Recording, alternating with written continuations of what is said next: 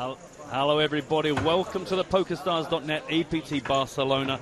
Day 3 of our coverage. We have wrapped the Super High Roll. I hope you enjoyed that.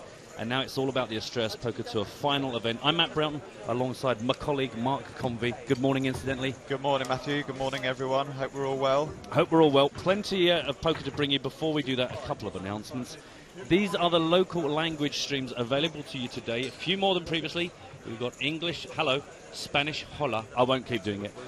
Russian, Belgian, Dutch, Lithuanian, Latin, Spanish, French, Portuguese, Brazilian, Portuguese, and Mandarin. Plenty of different languages for you there. Tune in where relevant. Also remember that all of the EPT Barcelona action is available live on the iOS and Android PokerStars.tv app right now. Did you see what I did there?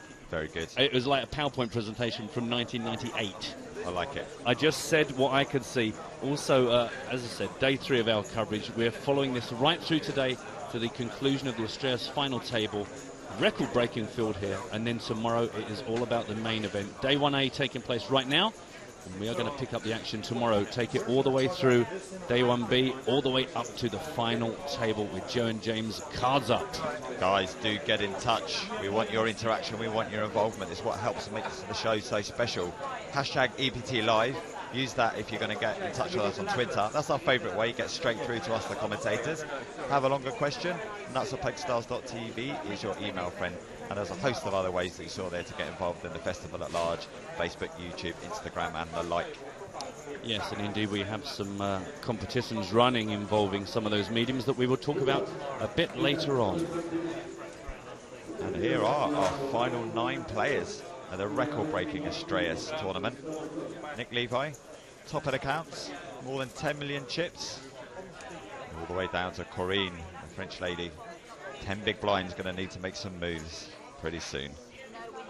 Yes, indeed, and as you can see, we're on our delightful, pretty neon set. But let's get down and let our tournament director take you through the players that we will be watching today.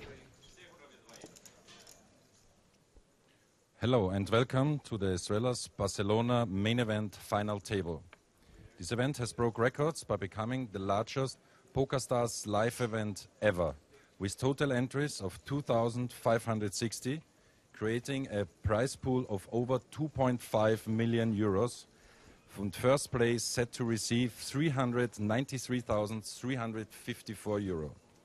After 3 day ones and 2 further days, we have arrived at our final table of 9. In seat 1 from England is Simon Hemsworth with 5.8 million in chips. In seat 2 is Matthias Ruzzi from Argentina with 2.8 million. In seat 3 from Bulgaria is Vladislav Donev with 4.8 million. In seat 5 from Hungary is Belatot with 4.3 million. In seat 6 with 3 million is Andrew Chen from Canada. I don't know. He's too good.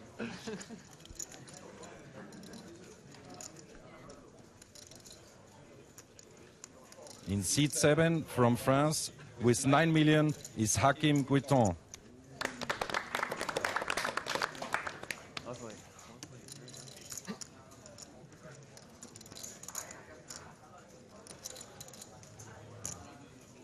In seat 8 is Corinne Boucher from France with 1.9 million.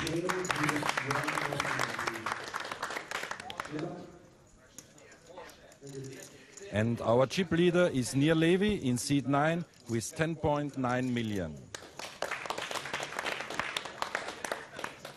Congratulations, ladies and gentlemen, for making the final table.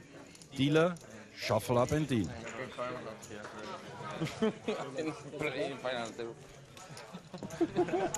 Well, there we go. I felt a little awkward there. The players are a little bit uncomfortable. But get the giggles out of the way, get the cards in the air, let's get them concentrating, back on the game. Yeah, Andrew Chen looks a lot different than I remember. How do you remember?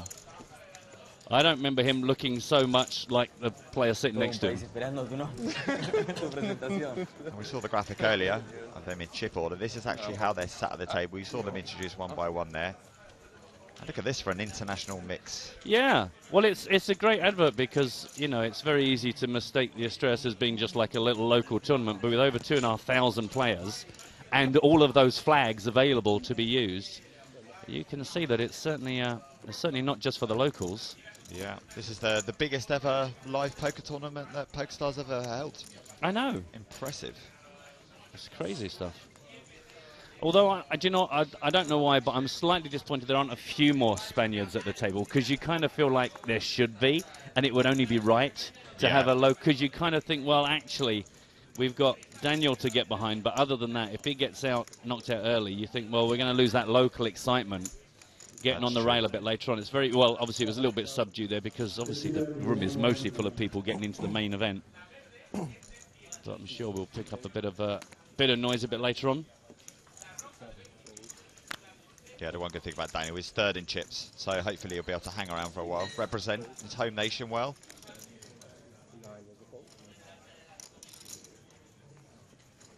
And Daniel's actually kicked off this action with an under the gun raise. Just the minimum, up to 400,000. Hey, look at the portraits. This is like we've literally gone round and grabbed a little photo. I like this. This is a bit more like, you know, on the fly, in the action, in the card room. Yeah. It's new, these little avatars. I like it. Yeah, me too. And actually, I've just realised it's good for us as well, because early doors, it does take a little while to work out who's who. I'll tell you what, when we got round to Vladislav, I believe it was. No, that's not Vlad. That's Daniel. That's Daniel. When we got round to Daniel, he done look a lot like our friend Doug Polk. He does. When we got to, I thought, oh, Doug's made the final table. No, he's a bit of a Doug Polk lookalike. Actually, you did mention Vladislav. He's in Seek 3. I think he looks a little bit like Dario San Martino, the Italian player. And I'll tell you who. No, actually, there's no one else that makes me think of anyone. But we'll be later on playing who is it that I think he looks like, but he doesn't. Oh, trademark.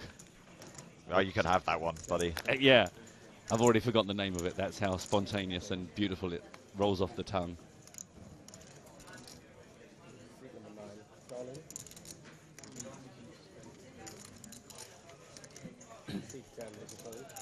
And there is our non-professional player middle of your screen, Corinne. An opportunity to become the first female winner of the Estrellas main event. How much is it? She's going to need to survive this hand after moving all in to be able to do so. But the good news is Toth has only got one card, so obviously his chances of winning the hand are reduced somewhat. Bella Toth, the Hungarian. Hodge Magyar. That was a bit of Hungarian for you there. 800. Hope you enjoyed it. 16, 17, 1.7. 1.7. Yeah, and 55. And it's 1755. Already good to see a lot of our regulars sitting on the Twitter feed. Don't forget hashtag EBT Live if you'd like to join us. You can still email us, nuts@pokerstars.tv, as my colleague Mark Convey mentioned. There is the Doug lookalike in the middle of your screen. I think the man behind him hasn't got enough lenses on his camera. We'll be running a competition to pledge more lenses for that cameraman later on. It's just laziness. Just get a bit closer. I mean, the thing is, he's standing next to the table. Exactly how long a telephoto zoom do you need? Other sportswear brands are available as well. Yes. Not an official sponsor.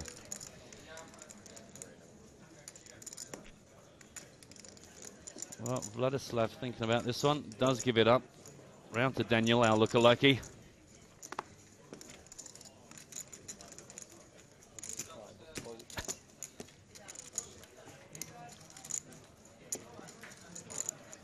I watched Vladislav come second to Andres Villalobos in a UK IPT Edinburgh last year.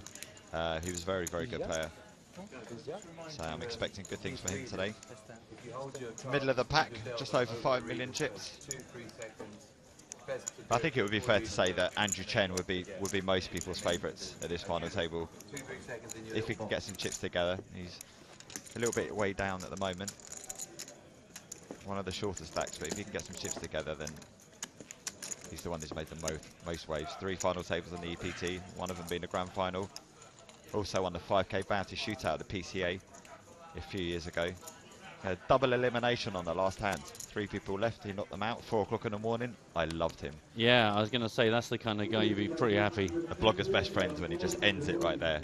You're sitting there thinking, how much longer can this go for? Exactly, in your 16th hour of the day blogging, and you're like, come on, if only we can have a double elimination to end it. And I'm guessing Andrew Chen is probably the most recognisable player here on our final table for those of you that tune in regularly. Yeah. Made plenty and plenty EPT appearances. 2.5 million euros career live earnings. Yeah. Not bad. Came a runner-up to Davide Katai at EPT Berlin a couple of seasons ago. That was the closest he got. But yeah. Very nice chap as well. Very He polite. is, yes, a nice table demeanour. Yep. We would say.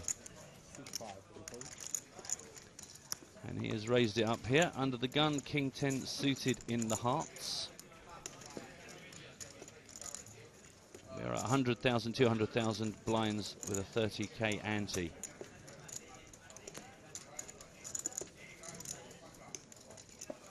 Do you like the raise under the gun of the 15 big blind stack? I don't know is the honest answer to your question. I mean, are you going to get away from that? What are you hoping to pick? I guess the blinds and antes are quite considerable. Yeah. So maybe you just think, well, early in the day, people being a little bit passive, perhaps just pick up some blinds and antes every all bet. Yeah. But it looks strong. It looks strong because you tough folded king queen suited. Yeah, I mean that's the thing, isn't it? Sometimes it looks like you're inviting a bit more action and you're short stacked, and everyone's thinking, really, what's going on here? But I think probably just gives himself the opportunity to get out of it. We've got a really good tweet in from Johnny Bradley. He's saying that he loves watching the Estrellas and the old UK IPT coverage, as it gives a lot of players something to aim at, a lot less daunting than an EPT. That's just a really good point. This is the main reason why these tours were set up. They were seen as grassroots tours and almost a stepping stone if you eventually your pipe dream might be to play in an EPT, but by playing on one of these tours, it's not going to break the bank. There's lots of satellite opportunities you can get for really cheap, and you can really learn the game, and you can play with a lot of chips and a great structure, and it's like a mini EPT. So it's good, and it's great that we can bring you some of this bonus coverage as well from these events to hopefully inspire you to get involved and come and join us. Yeah, absolutely. Yeah, really good point. I think that's things as well as, as the televised EPT shows got popular, people thought, I really want to have that experience. Yeah. And that's, again, what things like the UK IPT and stuff like that, the tournament directors, the dealers, the atmosphere, the chips, the tables, the whole thing, it's such a professional setup. And you would think, God, I'm never going to be able to afford to get to an EPT. And you go, but things like UK IPT and that, it gives you that same experience. It will feel just like the telly. Yeah. Go Bulgaria, says Alexander on Twitter. Indeed. And don't forget, if you've been listening the last couple of days, we're running the EPT Live League with our free rolls every day. And the end of season price for that is a package to next year's Estrellas. So Exactly. You can get involved just by playing a free roll. Exactly. And also, satellite training now for UK IPT Isle of Man. That's the next national tour, and we're going to be streaming. Myself and Nick Welthall will be there streaming the last few days, UK IPT Live. So get involved, win a package, and you could be getting your family and friends watching you on a live stream in a few weeks' time. There you are. Our friend Daniel Schimel is on Twitter saying today's my last day of watching the live stream. He's got 12 days in Antigua. Well, Wow. don't rub it in, will you, mate? And I'm sure they have Wi-Fi in Antigua, so if you're sat by the pool, get your tablet out, get us on. Take us on the move. Take us on the nice move. plug. Did we mention we have a mobile app? We're just getting all the publicity messages out of the way early, and then we can go back to being our stupid best. Exactly. No, let's get the legit stuff out there. It's all good. So here we go, folded round. Levy, I hate that seat. That's my least favourite seat on the table like this, where you're kind of sitting right under the shadow of the dealer. Got to 8 be or 9. really protect your hand, craning around to see what the chip counts are. And Vladislav is going to take a little pop at this.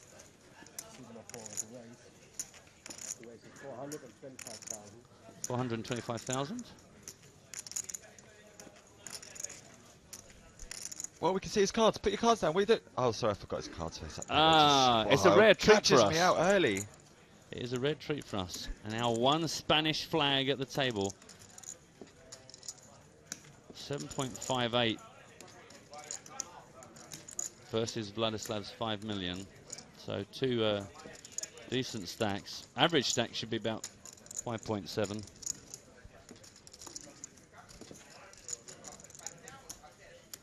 It's a good size stack to pick on. Around about 25 big blinds. He doesn't really want to get too far below the 20 big blind mark. He knows that there's 4 stacks shorter than him, so he's going to be interested in. Obviously, you've got to look at the laddering. So yeah, I understand a 3-betting position here. Yeah, absolutely. As it turns out, it'll be interesting to see how far Vladislav Jonchev wants to get with this. Ace Queen off. Take a flop with this, be more aggressive. Of course, what we don't know is how much experience these players have each other from previous stages of the tournament. This is, you know, you don't get through 2,500 players and not occasionally bump into some of these guys. All in. He moves all in. Yeah. Strong move. And it's also a great move because he's not going to get called here, I'm quite sure. It's also a good move because we can see he's got a decent hand. You know, ordinarily, cards down, we'd be going, well, is this just a bit of aggression? Is this a bit of levelling? But in this case, it's just a hand he's prepared to get behind. But yeah, of course, I think it was a fold or shove move there. Exactly. But of course, for the rest of the table, they go, now watch out, because this guy is quite happy to get his 5 million in there. Yeah, really good point, that. Is it so different? We talked about this with some of our viewers on Twitter, you know, when we were doing cards down, saying it's a very different game. But here it's the other side of the coin, is that we can imagine what we would be thinking if we couldn't see the cards, but we also can appreciate the impact that has on the players, because, well, they didn't get to see the ace-queen.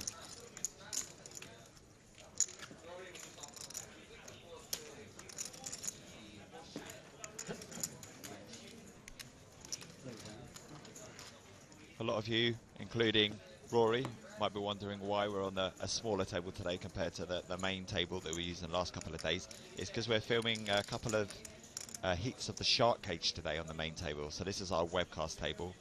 We'll be here today and for the Day 1B coverage tomorrow, and then we'll be back on the main table after that. Yeah, don't forget, Shark Cage starts airing in October, certainly for the UK. Check local listings for your own region. Disclaimer. May contain nuts. Yeah, Levy, 10 queen suited, more than good enough under the gun to try and get something going for himself here. Yeah, chip leader. Stefan played with Levy a couple of times during the Eureka Bulgaria last year. Really cool guy. Nice to see him at the final table.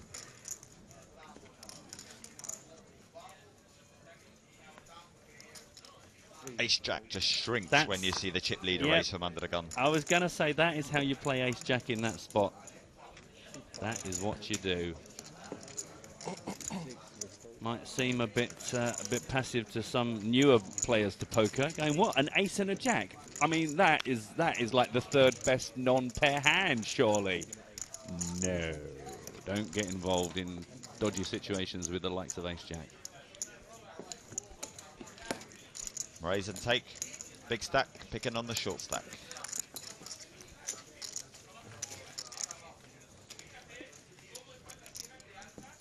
Get your telephoto zoom out, sunshine. That's where all the chips are. Nicely done. Do you see how he snuck in there just as our player just moved his head out of the way, just quickly get in, get a little shot. A reminder of what they're actually playing for here. I'm sorry, but how can a 1K buy-in tournament net you nearly 400,000 euros? This is just unbelievable. Well, again, the potential value of our league. If you found yourself here next year, just for playing in a couple of little free rolls and doing quite well for yourself. It's a no-brainer.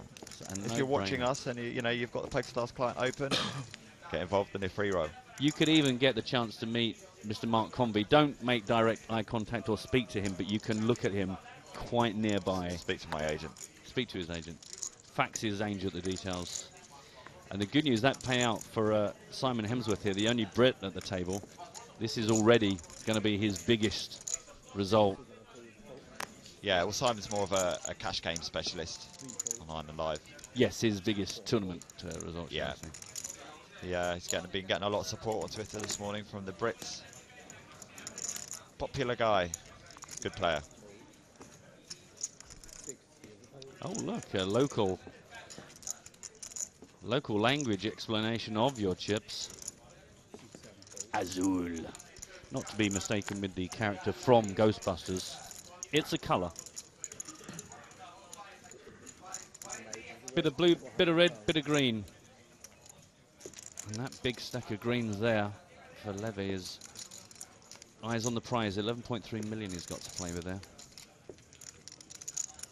Would be surprised if we see a shove here. Wow, that's quite tight. Especially considering the raises from the button, so you kind of, well, yeah. again, Forget that we can see the 8-4. Forget we exactly. can see the cards, but you think, well, the range has got to be wider when it's been folded all the way around to the button. For Hakim Guiton, you think, well, you wouldn't necessarily give him a huge amount of credit here.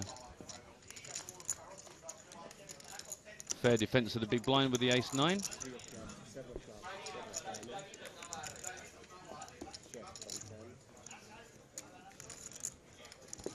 Likely we'll see a continuation bet here with 8 high. It's about the only way he's going to be able to win this pot. The power of position.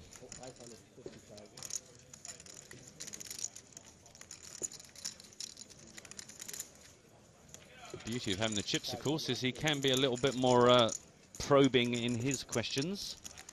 Over the line, over the line. I don't actually, is the line count here anymore? Is it just forward motion? Yeah, it's forward motion. I'm always confused whenever there's like some sort of pattern on the table. Does it matter? We're all adults. Queen of Hearts on the turn, doesn't change anything. Ace high still in the lead. Yeah, it'd be interesting to see if the post-flop call from Levy puts Hakim off. Further continuation. Does not. Nice. Don't forget, he also started his hand with 8.5 million, so he's not a player to be taken lightly here by the chip leader. No. Good point. And a queen, not a bad card to represent. Exactly, it's one of those things where you can go, the story now is, I just made a continuation bet, I reckon you just floated me, like the kids do. It's a brand new move, Google it. But now the queen comes down, you go, well actually now it was a sort of a semi-bluff that could have so easily connected.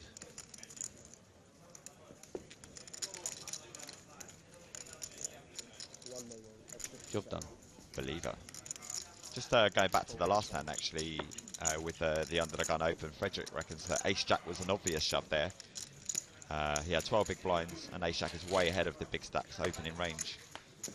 Big stack was under the gun. He's still got a lot of players behind him. There's one person with a much shorter stack that might go out, so you've got to think about the 9k jump. I think there's more to consider. Yeah, I don't think it's an obvious shove myself. I mean, obviously the beauty of poker is you can disagree with me, and both of us are right, and both of us are wrong.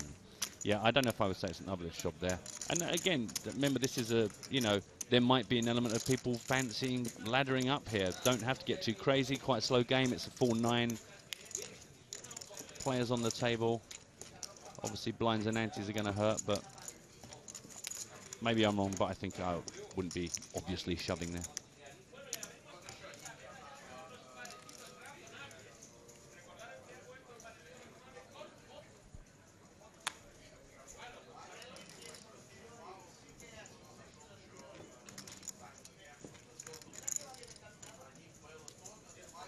Look at this from Rutzi under the gun. Getting freaky, freaky. With getting freaky with the short stack. So he folds ace-jack before, and now he's raising under the gun. Of 15 bigs. Mixing it up, mate. Mixing it up. Haven't you heard? It's what all the young pros are doing. Sorry, not even 15 bigs. 12.5 bigs. I'm not sure about this. Argentina. Yeah, it's a bit fruity for my tastes. 7 y pico.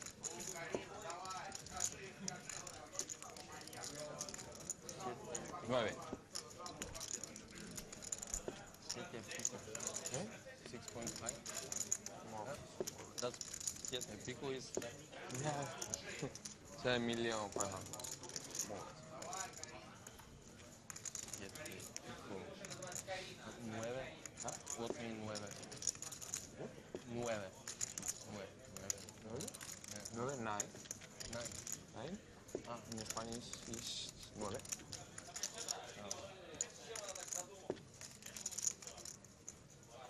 Has a think about it, but Crone does give it up.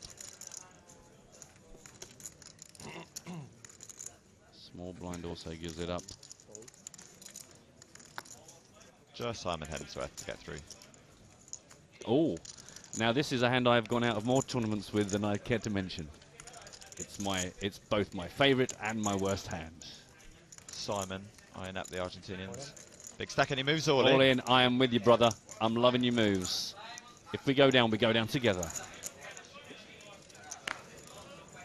So this is the problem with King 4 opening under the gun. It's all very well that it looks really strong because you're raising off such a short stack. But what if someone actually does wake up with a hand to take you on with? What are you going to do then?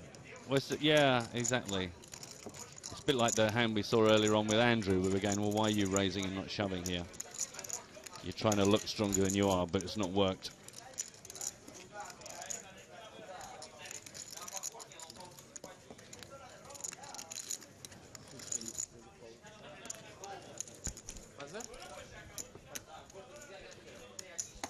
Unsurprisingly, does not continue that ruse. Nearly 7 million for Simon now.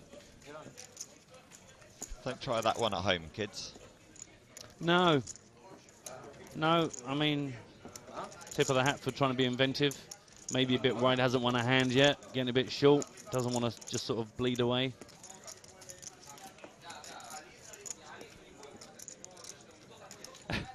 Andre has mentioned the Keymaster from Ghostbusters named Zul, not Azul. I know, that's why I said don't get it confused with the character.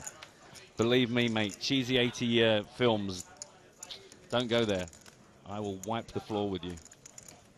I might not, actually. And probably video games based on those movies as well, I reckon you'd be pretty strong. I was all over that. They brought out a new Ghostbusters game, actually, a couple of years ago. I didn't really bother looking at. I'm pretty sure it would have been disappointing. Could be wrong. Other video games are available for legal reasons, I should point out. Aggressive player is our Russian counterpart's appraisal of Matas Rutz's play.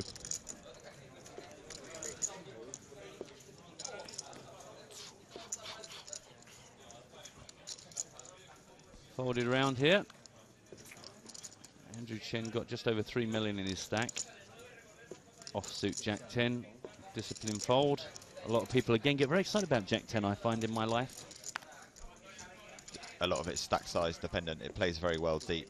Yeah, but maybe exactly. people overvalue sort of connectors and super connectors when you're on a sub 25, 30 big blind stack. I hear a lot of people making excuses about why they, you know, as they get knocked out of a tournament with Jack 10, I hear people explain. And you think that's the thing, isn't it? Don't play it short stacked. It might be great deep stacked. Well, it could have gone up, it could have gone down, quite good cards, blip, blap, blap. And you're like, okay, but think about your chip stack with a hand like that. Yeah, there's a lot of ways to Jack 10 to improve, but sometimes you might have to get to the turn to the river to actually get a made hand, and therefore you need enough chips to be able to play a hand and also be deep enough to get paid off if you make your hand. So if you've got less than 25 big blinds, generally you do not have that room to manoeuvre. Wise words. See, look, we're a completely different monster now. We can see the cards. When we don't have to spin the Guessatron quite as much, we have a little bit more to say that's poker related. Not much movement so far. Yeah. Simon Hemsworth moved up into third place. Still got the same two guys at the top. 10, 12 and 15 bigs at the bottom of the 9 seats here. And with 35 minutes left, the only good news is the antes don't go up in the next level. They stay at 30k. And with a full table, I guess at least you get a, in inverted commas, relatively cheap orbit of the table. But that'll be no comfort if you don't get some action going now. Good morning, Matty. Good morning. I'm not talking to you. Oh, sorry, I thought you'd just woken up. I'm talking to the commander. Good name. Such a good job we haven't got webcam. Trying one-handedly to open a bottle of water here. Oh. Be back in 1 second. Be back in 1 second. I got this. Put the mic to that. I got this. Not got a lot of strength. There we go. So that's how you do it with one hand, in case you're wondering about the opening of bottles. Thank you.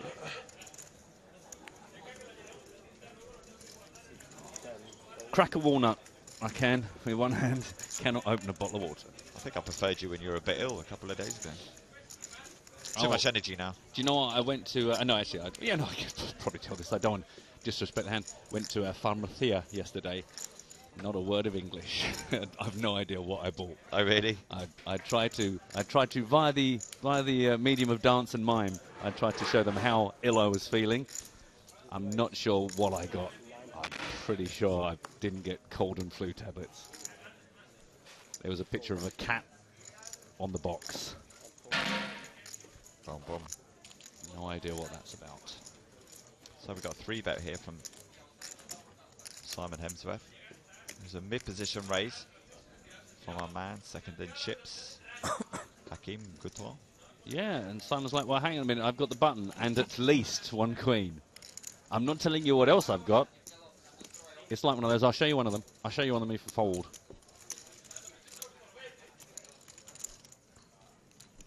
We're getting a 4-bet here with 8 high. Well, he was pretty aggressive when he got involved with Levy a few hands back. And we saw, because we have the magic of the cam, we know that he didn't have the goods then. A player not to be trifled with. Again, I like the move. With 3 players, less than 15 big blinds, you've really got to think about the ICM implications. Yeah. We only saw one of Simon's cards. I think it was a queen, wasn't it? It was the queen of spades. I mean, how do you feel about even ace-queen? And ace-queen suited, you might easily 3-bet the button, but now someone 4-bets you, and you're in a pretty good position. You just got yourself into third in chips. There's 3 short stacks. Do you really want to go put your whole tournament on a life with ace-queen? Well, I kind of like that we can't see his cards, because the other problem is you're on the button. So, do you think your opponent is maybe not giving you credit for having a good hand? What level are they thinking on? Yeah, so I think that's... If I had an ace-queen there, I might actually have given my ace-queen a bit more value, because I think, well, I am on the button. You think maybe I'm just mucking around. I like Hakim Gouton's play so far. He appears to, whenever he gets involved in the hand, he gets right behind it. Well, he's been running really hot, you know. He's had 8 high twice, and he's won 2 big pots of it. It's good enough for me. That's all the sample group I need. He is the best player here. He's playing poker. He is from Paris, France, a non-professional. Started playing on PokerStars 2008. This is his best result also. Nice. 10 seasons of history.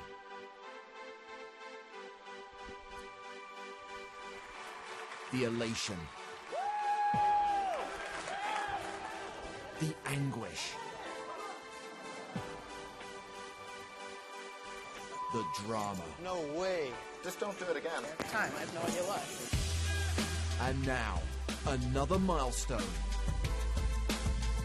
To celebrate the 100th European Poker Tour Festival, we're asking you to vote for your favourite EPT moment.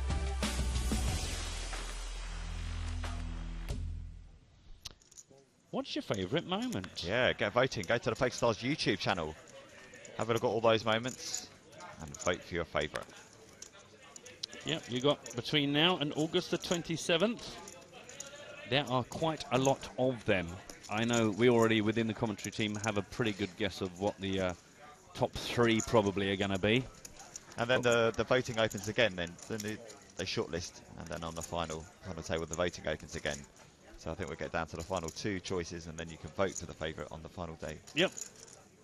That's in anticipation of a good 27 hours of heads-up play. We're just trying to get some features going. Oh, I just got a shudder down my spine thinking of Monaco.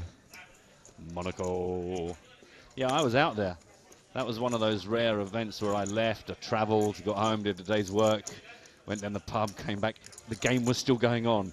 I was in Monaco 2 days ago. How on earth could this game still be going on? This is probably how good you run. You're hanging out for this final table, and I'm going home, and it'll probably be 4 hours, and you'll have the most epic party on the final night. We are going to have a wrapped party like you will never have seen. Pocket jacks for Donchev. He's folded around him in a small blind. He's put in a raise. That's a 450. 450.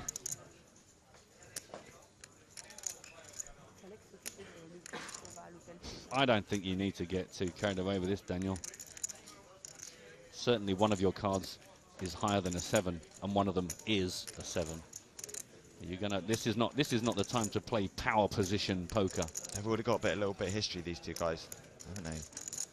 You know, if they're thinking about, well, he's 4-bet me all in before, now he's raising me. Does he really think I'm going to just let him walk over me all day? Oh, I've got a king. King might be above his raising range from the small blind. Oh, and suddenly you just, you know, you level yourself and... Yeah.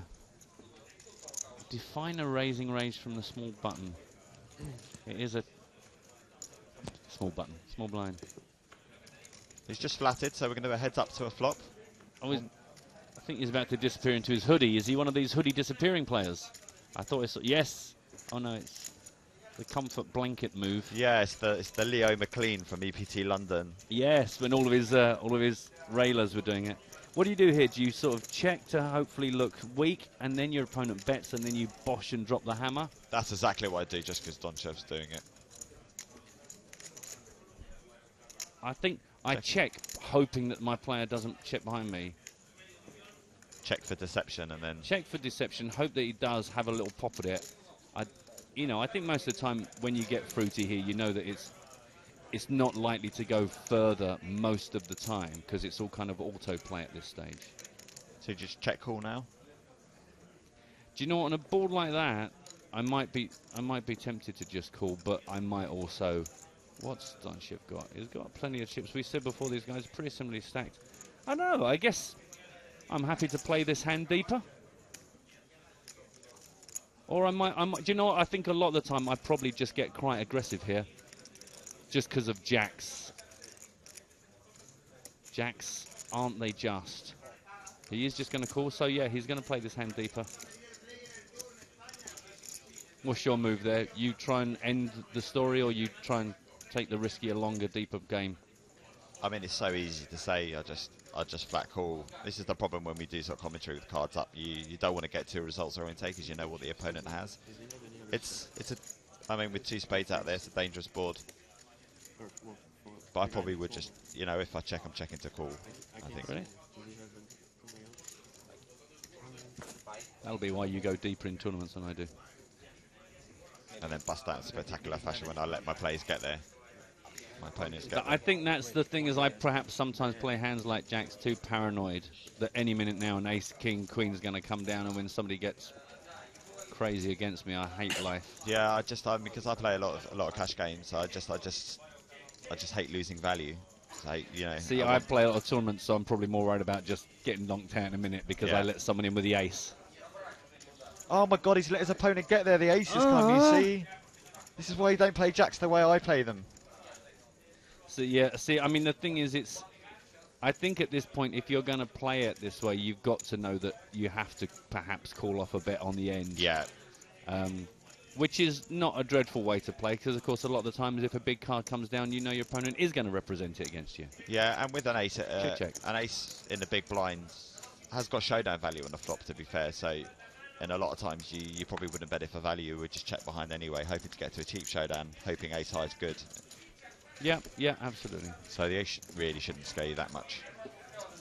That was a kind of a slow roll fold there. I thought if you're the opponent having turned over your jacks with the ace on the end, you're kind of a bit on...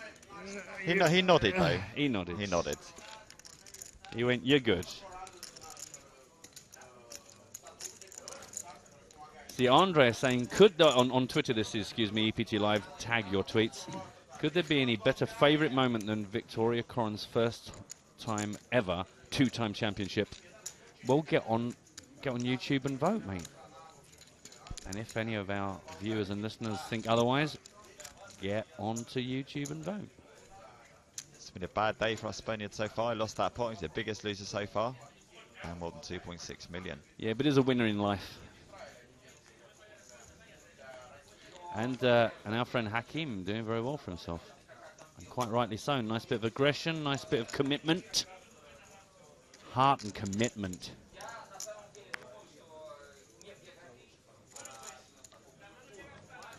Down to our only female finalist, Corinne Bouchot.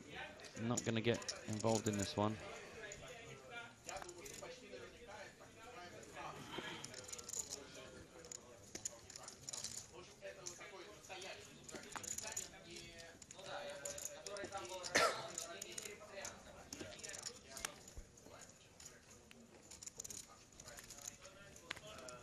Folding with style there, Matthias, I think. Yeah. A man familiar with cards.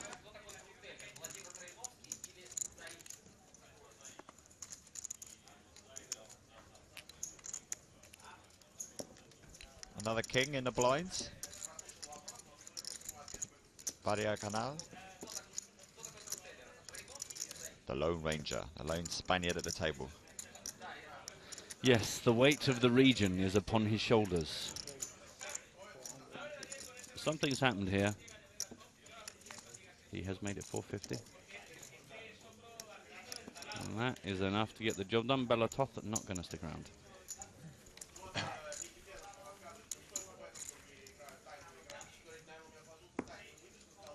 "25 minutes left-ish here on our Estrellas Poker Tour main event final table. We will crown a local champion, although they might not necessarily be from around the area, if you know what I mean. I gotcha. What's your personal favourite moment from your EPT journey, Matt? Putting you on the spot here. Can I take a moment to think about it? You can. Because I want to actually.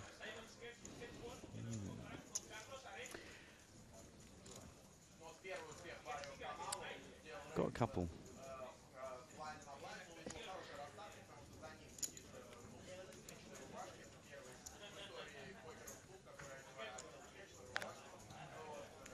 While you're thinking about that, producer John's come in and said his favourite moment from EPT. It was his first EPT was when Jason Mercer launched himself onto the scene, winning EPT San Remo in about 3 hours, I believe, dismantling a star-studded final table and became the star himself. I missed that EPT actually. It's one of the few I have missed. Bad timing. Once again, my bogey hand for Corinne. She's getting it all in. You'd like to think if she gets any action, she is at least racing. Well, hello. That was good timing. She is definitely going to get looked up, I would suggest. From I think we're going to have a classic race underway.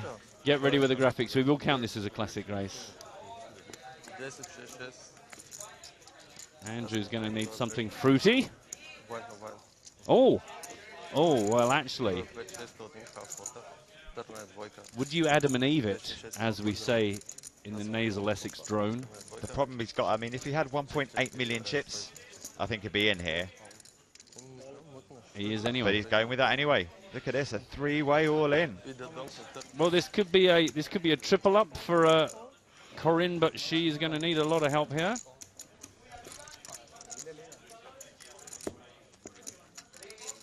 And of course, if any of the big cards come down, ace or a king would be fantastic news for Daniel, the Spanish representative here on our final table. Needless to say, the Spanish commentary team at the end of our room have exploded, the fireworks and piñatas all round. Everyone's up, everyone's getting their coats and hats on. It's a big moment, Matt. It's a big moment. It is a big moment. Especially for the non-pros like Corinne. You know, there's a lot of money at stake here. It's kind of like the old school WSOPs, you know, somebody bought him for 30 pence. Yeah, there's $1 million on the table. Just a reminder, 9th place gets just over 31,000 and 8th place gets almost 41,000. So there's nearly 10,000 euro difference between the two spots. So here we go.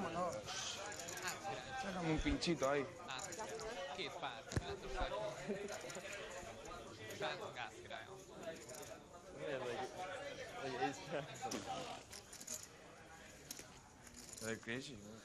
Nines versus ace. Eights versus ace king. It's not quite a classic race anymore. No, it isn't. Oh, hello. This becomes interesting. Wow. Suddenly flushes become relevant. Suddenly straights could come into two classic races underway. I'm not entirely sure that's factually correct, but I like where we're going. I like where we're going.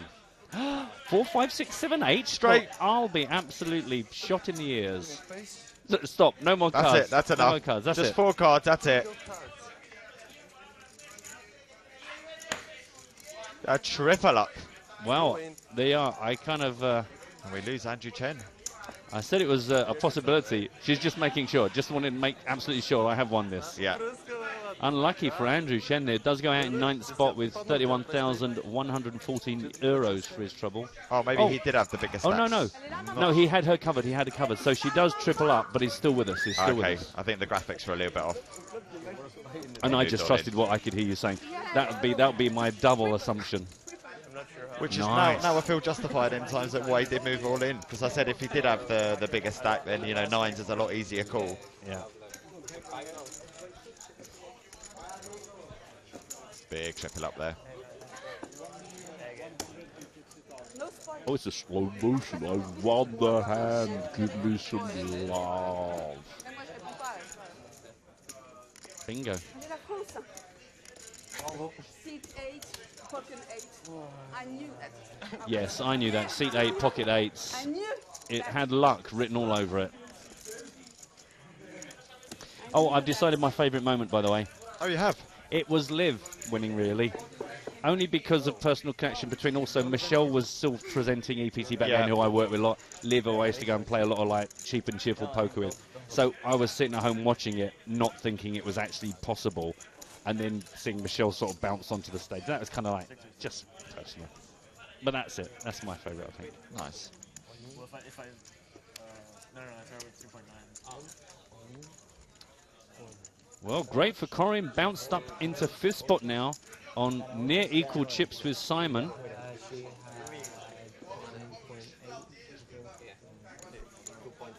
And that's the thing is, sorry, but you think when you see the ace-king come down and go, well, this is poker, but when you see the 9s, you think, oh, God, I'm going to need some help here, aren't I? Yeah. It all came her way.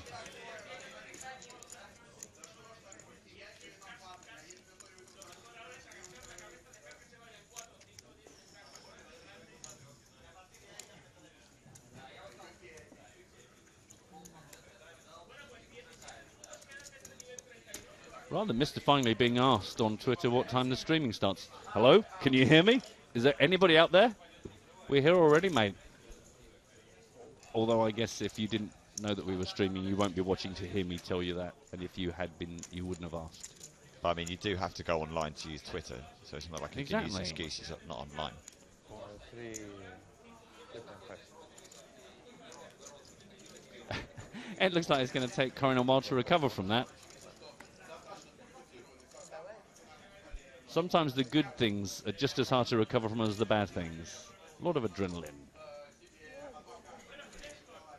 Discipline foul by Simon, pocket 5s. Yeah, not the time to go set mining, let's be honest.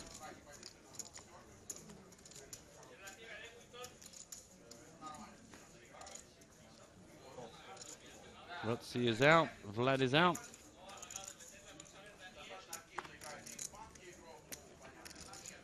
No. Flamboyant fold from Daniel.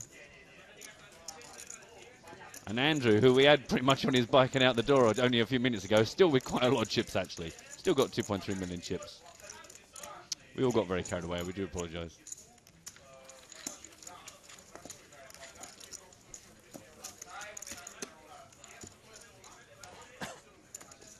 Some fans on the rail. I do love to watch a game of poker in Spain. It's fantastic. It is nice. It is nice. I think it's the greatest supported stop, I think, on the EPT tour. In terms of people actually, footfall, people coming into the venue and watching. Yeah. We like it. I know we've said it before, but there are very few sports in the world where you can just rock up to big events and just kind of plod in and stand right next to the people participating and throw empty bottles at them and cheer them on. Not that we're suggesting you should do the first of those.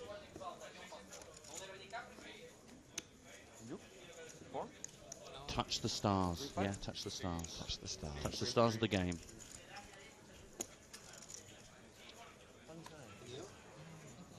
I think some players are a bit funny about being touched. Don't touch me. No, I love it. I love it when a stranger comes No, I up mean, and don't touch me. No, oh, really? Well, that's why Daniel Negreanu travels with his own rope barrier. Just a portable rope barrier on wheels that he just... I'll have a selfie with you, but don't put your arm around me. Don't get too comfortable. King Queen suited, hijack. That's good enough for me, Mark. I don't know about you, but I'm at least putting a good 425,000 out there. I think from what we've seen from Daniel so far, yeah, a raise should be coming.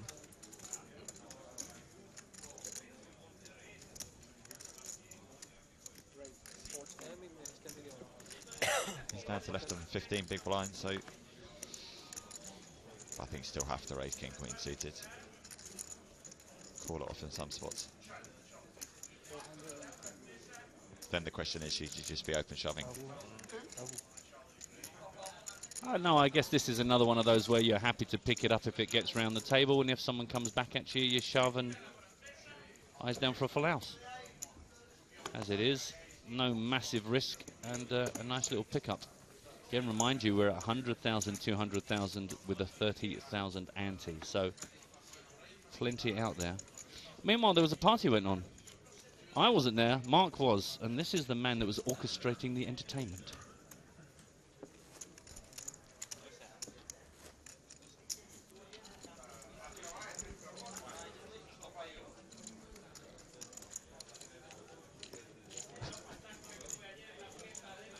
So I played some records. My playing is usually done in the DJ booth. I'll leave the cards to somebody else, but I'm good. Bring all the earnings to the DJ booth. That's what we'll do. Well, I apologise about that. We didn't bring you the very beginning of that. Maybe we'll play that again at some point and let you know what he had to say at the beginning of it. Silent specialist DJ, Roger Sanchez. Yeah, there. he basically said, I played some tunes and we all had a good time. He takes silent disco to a whole new level.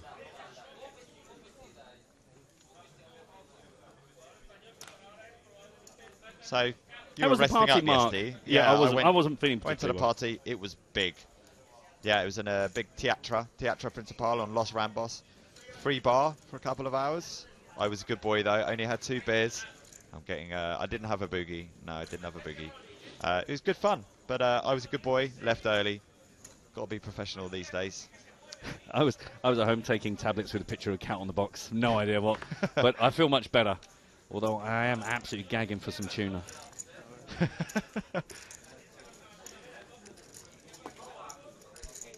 Meow. Do you want me to scratch the back of your neck? Would There you? you go. Would you? All in with the king. Just one king, though. That's all it took. Just one look is all it took. Got to say, though, the tablets are doing their job well. When you came through the cat flap this morning, I thought you look great. Yeah, I did ask them to. I don't know what it is. I'm just feeling. I'm feeling feline. I'm feeling much better. Shove gets through. Just one card. King something. King something. Also, let you know, Alex Dreyfus is going to join us in a short while. Talking about the fantasy poker. The fantasy pokers. Yeah, the GPI maestro himself. Tell us a bit more about that if you're not familiar with it. If you've got any questions for him, start thinking, hold on to them. We'll give you a shout out and you can get them to us on Twitter and email.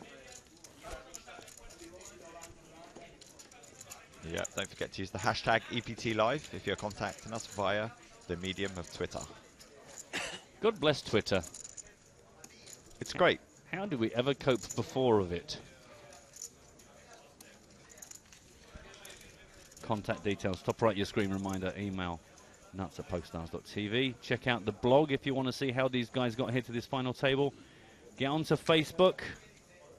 And of course, don't forget, we're also looking for you to vote for your favorite EPT moments on the PokerStars YouTube website. You've got between now and August 27th to pick your favorite moments. And then during that main event final table, at the end of next week, middle of next week, we will announce the winning moment. A week from now, in fact, isn't it, the final table main event? What day is it today? Thursday? Wednesday? Thursday today. Am I right? No, I'm wrong. Wednesday next week. Wednesday next week. Yeah, just under a week. Do somewhat lose track of time. In the bubble, that is... Oh, hello. Yeah, I heard the Spanish commentary team explode. Asses! He has asses! Really? Yeah. Okay, well, we'll see if we can accommodate that. Get an extra chair. I'm glad they're given a completely, you know, unbiased. Exactly. There's us. We're going, well, here's Simon Hemsworth, who's the only Brit of the table. Good luck to him and all the players around him. They're going, Viva España! Kill all other players. I mean, I hope they give the same... The same level of support and enthusiasm. Well, to Ruti, you know, if they're doing all Spanish languages, then I can understand, but... See, we have to get excited about Australians, Canadians, Americans, English, Scottish, Welsh, Irish. I don't get excited for anyone, Mark. You should know that by now. I'm very level-headed. We have a call, I think. It's the English game! Come on, England! Sorry, England versus Spain. Oh, pocket jacks. It's a cooler of a situation. Come on, the jacks. Totally impartial. Good luck. May the best hand hold throughout the next 5 cards. Come on, you jacks. Oh. So run a runner for the straight. Run a runner for the straight. Simon is not at risk here. Obviously, Daniel is the player. It's good. They're putting their rotten tomatoes back in the box, and they're back in the box. They're not going to throw them at us. Exactly. Boo. Right, let's go and fight. Let's go. I'm going to go and smack them Spanish commentators. Nice. The hand holds up. Daniel going to feel pretty good about that. Gets himself back up to nearly 7 million. Simon down to 2.3. Not the smallest stack at the table, but pretty close. Bit of fun there. Bit of local fun. The irony is, meanwhile, our poor Russian friends doing the Russian stream, stuck between England and Spain in the layout of the commentary booth. I think they're enjoying the precarious position they're in. They like a bit of danger. We don't tend to do much of this to be a... God save the Queen, they're God saying save now. the Queen. See, they know whose side to get on.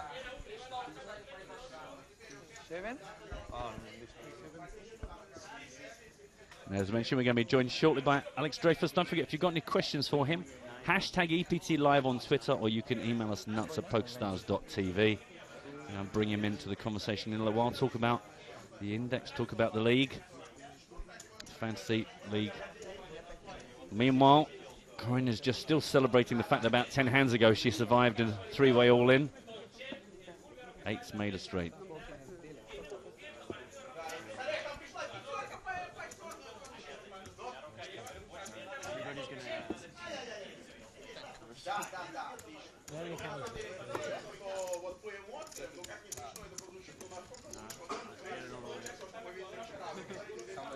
There's more action in the commentary booth right now than on the table. Do you know what? I hope that this goes heads up, Simon versus Daniel, because I think the Russian team can probably leave the room and we can just get into it. They can play referee.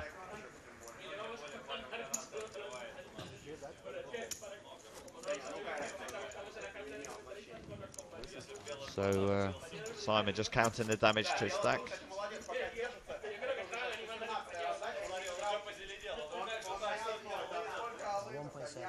Things are going to calm down a little bit in the commentary room. It's hard to tell what noise is coming from the room and what's coming from the table. I think it's mostly just us. I mean, that hand was so last hand. They need to move on, the Spaniards. Yeah. Being asked by Mitch, incidentally, on EPT Live, are there any questions being posted today? Yes. Don't forget, we will be continuing our EPT 100 quiz. And don't worry, we haven't missed any questions yet today. We're being told you can actually hear the Spanish commentators more clearly through our microphones than actually myself and Mark, which isn't easy. Good job. In fact, on your screen right now, just a little reminder that every single day we will be giving out the multiple choice questions. Stay tuned. You haven't missed any. If you've missed previous days, then you can go back, watch the previous days on PSTV Live, rewind us, go back, But don't send us your questions in. Just keep a note. And in the next hour or so, we will bring you the first question for today.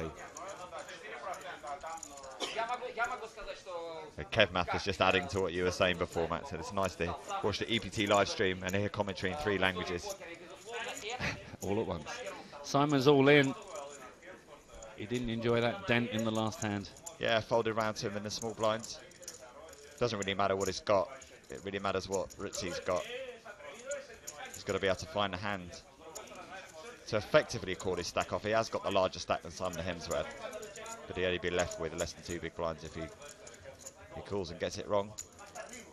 You'll see a lot of these sort of moves in sit and goes, and effectively once, you know, a tournament gets to the final table, it's a sit and go for the title.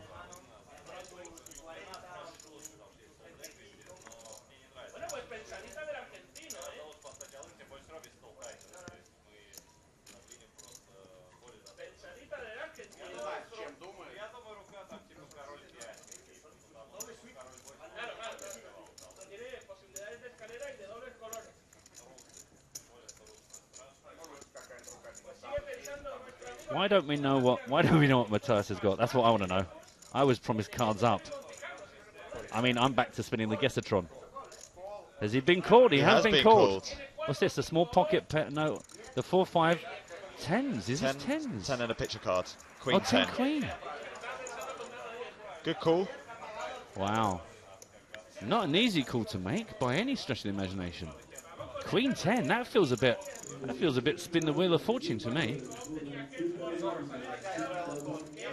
Ace King. Not looking good for Mr. Hemsworth. It's not drawing dead to the river though. 5 or a 4 will save him.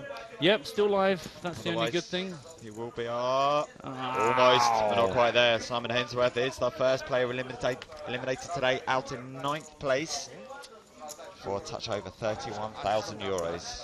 And Nick Vasquez has been on EPT Live saying, I'd like to see an Anchorman style fight between the commentary teams. That ain't going to happen now because the one and only Brit player, he is out of there. He gone. So we're back to neutral now. This is like watching Aston Villa versus Arsenal. I just don't mind.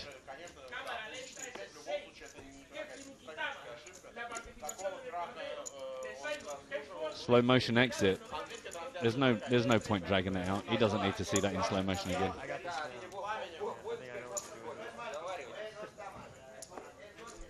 And then there were 8. Yep. It gives us the opportunity to welcome our first guest of the day. We promised you is here. GPI, CEO, head honcho, Alex Dreyfus. How are you? Hi, Mark. How are you? Very well, thank you. Welcome to EPT Live, or Estrellas Live as it is today. Yeah. A mix of cultures for you to enjoy today. You were in the room when it all kicked off between Spain and England there. That was quite exciting times, wasn't it? Something special. How are you enjoying the festival so far? Big numbers, hey? Yes, actually came yesterday. Numbers are crazy. It's actually a very good news, I think, for the poker players and the poker industry in general. But no, it's crazy. But it's my first EPT Live, so welcome. We're happy to have you. No, it's fine. And don't forget, if you have any questions, get in touch on Twitter, #EPT Live. Come direct through to us, and we'll put any questions that we're allowed to across to Alex. You're just busy making partnerships everywhere you go. Yeah, in business and life. And you know, partnership. What you should define what is a partnership. But yeah, I mean, it has been 2 years now that GPI kind of startup. It was in August of 2012. And now we try to become the ATP of poker or the PGA of poker, meaning we try to create the official poker ranking everywhere in the world, and we are very happy that EPT just announced the new EPT Player of the Year, and they are using the GPI formula with a new complete format with the 3 gold, silver, and bronze. And so no, it's a very long journey, but we are getting there, and it's good for poker at the end. So that's what's matter. Yeah, I think most people in the industry agree that while there is no 100% fair way to rank the players and their performance and stuff, because we don't know their full return on investments and stuff, but generally, and it must be really pleasing for you that all the top pros who have studied this and look at the formula agree that this is the fairest, ranking system out there. Yeah, there is. It's an endless discussion actually that we had with so many poker experts. Is the formula perfect? The answer is no. There is no perfect formula. It depends for which needs. But is there a need to have one formula everywhere in the world? The answer is yes, because in every other sports, and if we want to make poker a sport, we need to have a unified formula. And we believe today that it's GPI, and that's why all the main tour and main companies are using it. Good stuff. Trying to. You're doing stellar work. I think the thing is, when you've got it right when everyone gets behind it. There's been so many attempts to kind of do this, and some have been adopted, but no one's ever really been that kind of, excited about it, whereas now everyone's kind of getting behind it. Yeah. So you're kind of as good as anyone could ask for.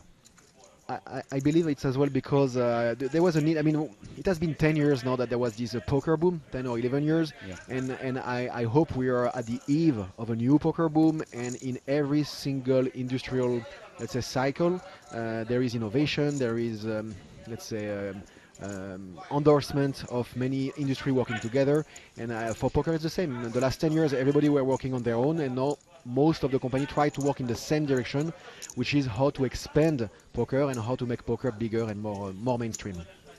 Yeah, and it's a point that we were bringing up earlier. We had one viewer write in and say how he was really happy that we can stream an Estrellas final table, because sometimes an EPT it's too big, it's too much to aspire to be able to play one of these tournaments. And it's important that PokerStars have got these national tours with their main tours, because poker's for everybody. It's not for people just really deep pockets. It's for people with a lot of money and for people with not much money. So it's good that I see that the Player of the Year awards, we're going to have, is that right, a gold, silver and a bronze level? Yeah, Can you explain a bit more about that for us? Yeah, there is 3 tiers.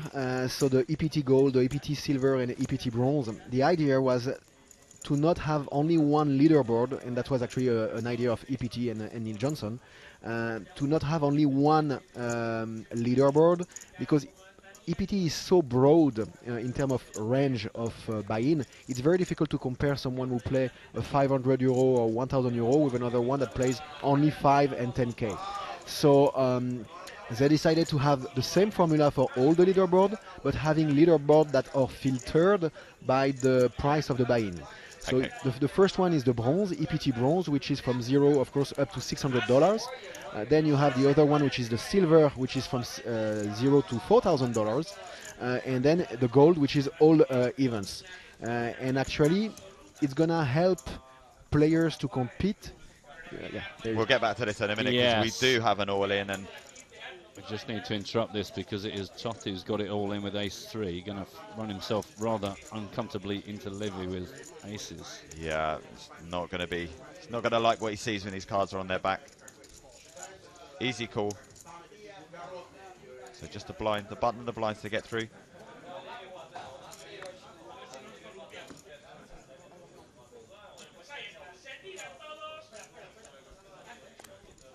And they fold, so it's going to be a heads-up showdown. Todd's going to see the bad news. He's going to need a lot of help to get out of this one. Otherwise, we're going to see Livy back into the chip lead. Well, let's not forget Corin. Corin has shown that you can have a mountain to climb and still come out of it smelling of roses. So let us see what the flop does for Todd's chances here. Right now, sitting at 7%. Boom. There you are. Now that's an almost ideal flop. I told you. Exactly, more than doubled his percentage there, 7% to 16. No help on the turn. Looking for that magical jack. And that's not it. So we lose Mr. Toth in 8th place, sorry. He takes home almost 41,000 euros, which is fantastic for a 1k buy-in. It's just, I still can't get over the payouts at this final table. Yeah. And then there was 7. Yep, and that is Hungary out the international field here on our final table, the Estrellas Poker Tour final. Yeah, and as I said, Neil Levy back into the chip lead with a smidgen under 13.2 million. Anyway, Alex, yes, I'm back back. to you. Yeah.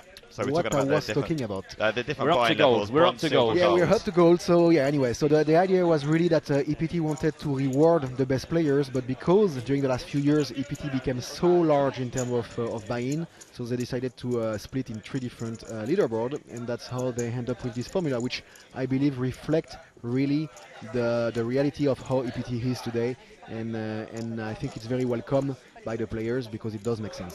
Yep. It's good, and it's a nice way to reward those guys, or give them a bit of motivation to look at their own leaderboard, because sometimes there's not a lot of difference between the quality of players playing the 500, 300 euro events and the guys playing the 2k, 5k events. It's just you need that big win to be able to get your bankroll up to that level to be able to play it. But there's a lot of skills down at the lower levels. That's a big debate actually. Are players that play let's say 5 and 10k plus, or better players than players that play only 1k?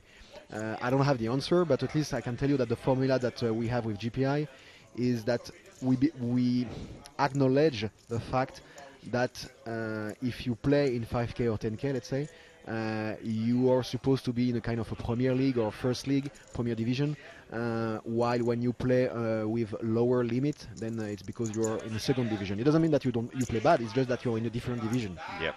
So, but it's, again, there is no perfect formula, it's just that there is one need and we try to fit this need. Yeah, I think it's the best of an imperfect situation. Mark, did you do your fantasy team? You're looking at me like you didn't do it. No. Well, I was thinking, am I allowed to do a fantasy team and then be rooting too hard for players, and then maybe I thought it might affect my commentary. Yeah, we're neutral. We're neutral. I know that having seen us shouting at the Spanish commentary team during the England versus Spain hand might not seem like we're neutral, but we can't. Fair enough. Get well, you will not have win anyway. But no, the good thing anyway, is, it's been great having you in the booth today, Alex. You're more than welcome any time that I'm not here. no, the thing is, because I'm saying that because EPT just doing a little bit of promotion for EPT, but if you follow the EPT main event, you can create your team on ept.com/fantasypoker. And you can win €2,000, meaning... Oh, okay, I didn't know there was money involved now. Okay, okay, I'm doing my team tonight. No, it's, you have till the shuffle up and deal of day 2. So today, all the people, today and tomorrow, every single player that will go on the ept.com website, they can go on the fantasy game, it's free, and if they do a team, so they have a budget of $1 million, they can buy Daniel Negreanu, Phil Ivey, or whoever they want, based on their budget. They can create a team of 10 players, and based on the result of these 10 players, they will compete with all the other few thousand of players going to play into this game, and the best manager, as we call him, is going to win a €2,000 package for a national tour, and the top 5 other players going to win €100 on PokerStars.fr.it.com or whatever. Again, it seems like a no-brainer to get involved. It's free. Yeah, it is 100% free, and it's very good because if you like to follow EPT Live, if you like to follow the live stream, what's the best way? It's to be engaged and committed, and if you have a team, a fantasy team, it's perfect. Yeah. I like it. I will have to get involved and then pretend that I'm impartial. Yeah. I was going to say, we've done this the wrong way around. We've actually legitimately tried to stay impartial. We should just do it and not tell anyone about it. Yeah. $2 I saw that Stapes yesterday was cheering for Scott Seaver, captain of his fantasy team. Yeah, that cat was out the bag then, wasn't it? Yeah. We should have realised that there must have been money involved. And what sort of pool of players can we select our teams from? Is it from the GPI top 300? It's actually, no, there is the top 3,000, meaning that there is, I think statistically the top 2,000 players right now, plus all the team pro, plus all the celebrities. For example, if you have, I don't know actually any celebrities, but if you have any sports celebrity that plays, is going to be available. And what's very important for the players that play the event, meaning that the hopefully 1,000 plus even more players that's going to play the main event, if they have a mobile phone, they can download the app and they can add themselves in their own team, meaning that I'm going to draft my team with myself, Alex Dreyfus or you or Mark or whatever, and then I'm going to add Daniel Negreanu and Phil Ivey, and so I can really be cheered, I think they say, or something like that, by everybody to... cheered. Yeah. So we have that. I forgot one important thing about the game. If you want to win the €2,000, you need to have one team pro in your team. Okay. Makes sense. Nice. Looks like we've got a raise here from Argentinian, Mr. Rizzi. That's a 500,000 from early position. Side around to Daniel in the cutoff. He's got ace deuce. It's not the king 4 again, is it? No. This is much better than the king 4. He's got more chips to play with now after he knocked out Simon Hemsworth. Not good enough. Just a reminder, we're into the next level now. So blinds are 120,000, 240,000. As Matt said earlier, the ante stays 30,000 for this level. I'm very disappointed that you don't ask my advice about poker game. Yes, yes. We were wondering. You must be sitting there just full of ideas and thoughts. Yeah. As a fellow Frenchman, Alex, what would you do in this situation? A small blind with king queen offsuit to an early position raise. As a Frenchman, you mean? That's important to precise that as a Frenchman, right? Cool. Yeah, for sure. As a good limper. Yeah, power limper. Nice. Well, we've seen Hakim play 8 high a couple of times very aggressively, so king high must look huge to him, and he has come in with a 3-bet to 1.32 million. Yeah, I doubt Matthias is feeling very comfortable about this. I don't imagine he'll stick around for much longer than just long enough to convince anyone he had a tricky decision, but suddenly Queen Jack shrinking into the distance. Well, Hakim has been very aggressive, as we said, so there comes a point where somebody might want to make a stand against him. Queen Jack isn't the time to do it, though, I would say.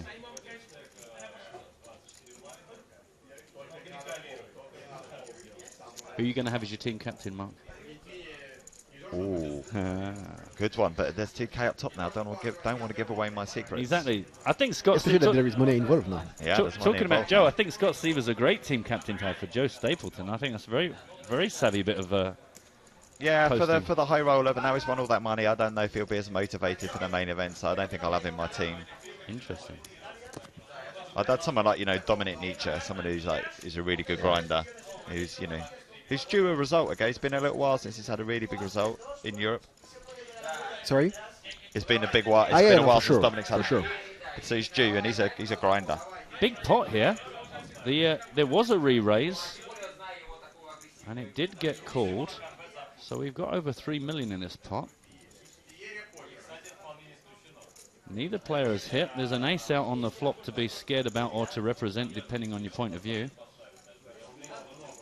I think I prefer Hakim's chances of getting this story through than Matthias.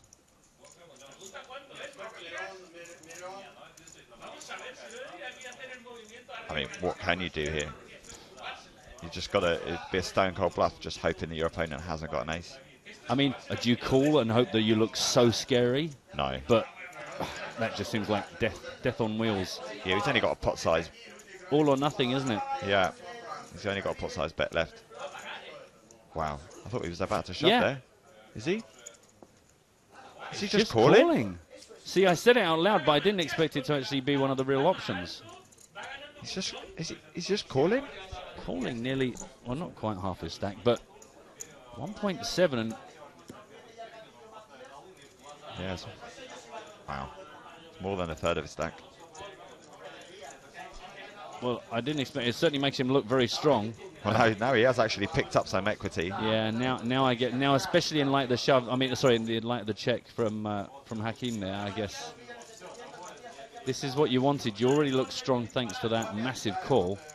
Huh? Checks it. Checked it over. Oh wow, King High still good here. Only checked behind, which is even stranger. What is he hoping to finally get there? Or does he think Queen High's good in this spot? I would have thought the 10 was the perfect card to give him the impetus to shove.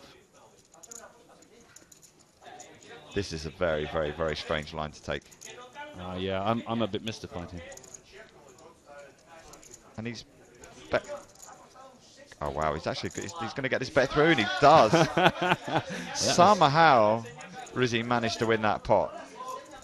Wow. I'm going to try and stop following his play because he did everything I wasn't expecting. Yeah, he bet $1 million into more than 6 million, and obviously it's easy. We can see the cards. We know that his opponent's going to fold. And having made what looked like just a kahuna's move, then he actually got the 10 that gave him perhaps the reason to semi-bluff it in light of Hakim's check. Well, I don't know, but he won. He's clearly much better than we are. And that is massive for him. Gets him up to 9.1 million on the tail of Nir Levy. Doesn't hurt Hakim too much though. Still 7.85 million. Still well ahead of the danger zone. Amazing rise up through the counter Rutzi. One of the real short stacks before. Now up into second. 46 big blinds. Now, Alex, you've got your team semi-trained well. I can see that they're tweeting that you're on EPT Live from the Global Poker Index. I'm more concerned about the fact that they're not working and they're watching the stream. But they didn't tag it #EPT Live, so that's true. But they did put the link in, so there's half. So only if there's 2 people responsible, only one head has to roll. You know, you can keep one person. Keep one? Yeah, keep one. Okay, fair enough. I'm gonna fire the other one. I'm gonna retweet it anyway. Fired on air. Who's he fired? Not little Sam. You can't fire Sam.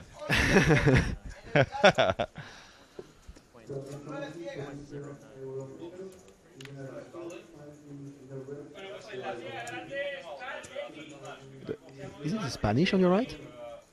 The far side of the room? Yeah? Yeah. And just here is Russian? The Russian team, yeah. Man, they're crazy. Yeah.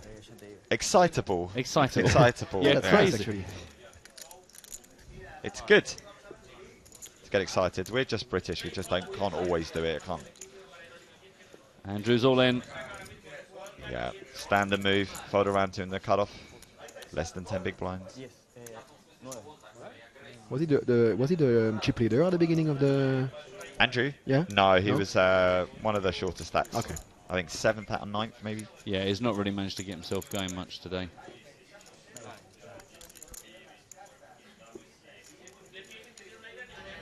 Is there any woman who won a national event? Well, not an Estrellas tour. An I don't FPS? think. I know you're really asking me. I don't think we've had a UK IPT. We've had a couple of runner-ups. We had a runner-up in Galway, and Liv was runner-up in Edinburgh at the beginning of this year. Yeah, and we haven't had an Estrellas. Okay. I don't think we've had it. Yeah, I don't think we have had a female national champion. I can't think of one on the Eureka. No. Or the FPS, maybe you'll know more. I'm not sure. I don't think so. I don't think so as well. So this could be an historic moment today.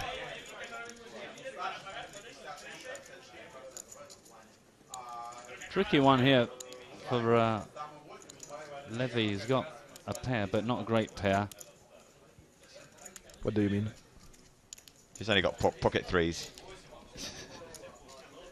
1.8 million to call it. Hasn't gone for it. No. Maybe thinks he's just racing at best and can wait for a better spot. Pocket sixes upwards, I think it's an easy call. Yeah. Spanish having a wicked time. I don't know what game they're watching. They are like 20 meters away from you and they speak louder than you. Let's have a quick look at this little punt.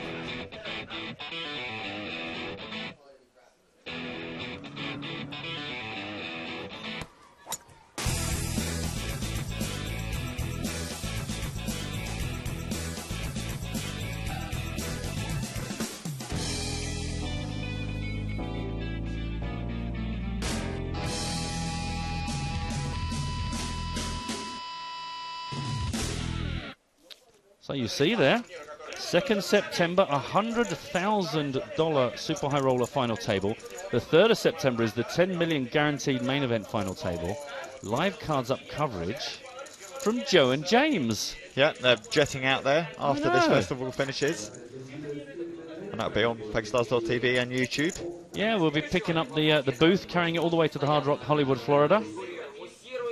I don't remember them asking us if we were available. We're the backup, you know. Are we? Yeah. We're the emergency team. Yeah. I mean, it would just be terrible if on the last day here that they happen to get food poisoning or come down ill mysteriously and then when they have to call us. Have you got that ring on where you tip open the top and some little white powder comes out into the drink? I was just hoping you might, you've got contacts now, pharmaceutical, chemists and stuff. I thought you might be able to go back and talk to your people.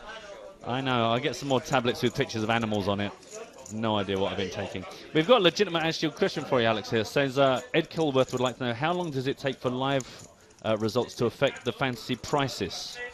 So when do the prices actually get affected by how people are doing in the real world?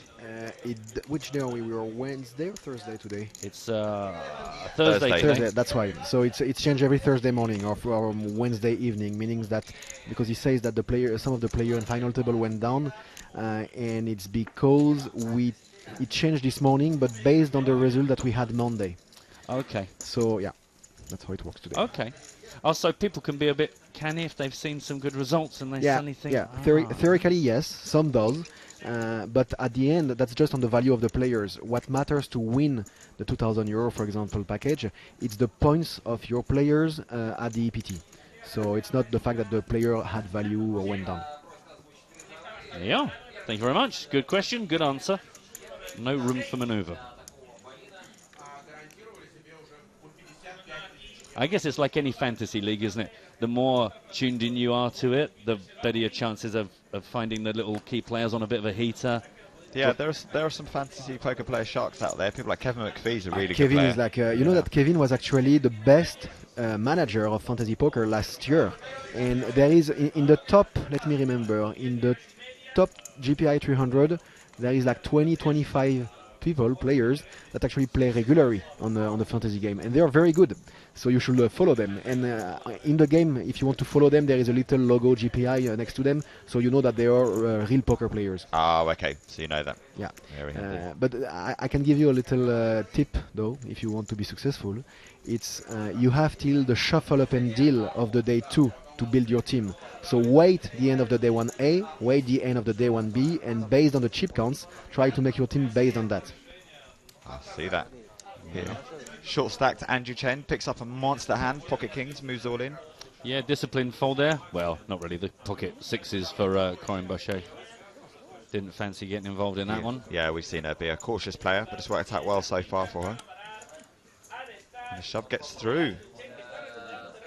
We've never had so many comments about how noisy it is here. No, it's atmosphere. We call it atmosphere. Okay? Soak it up. Soak up the regional flair.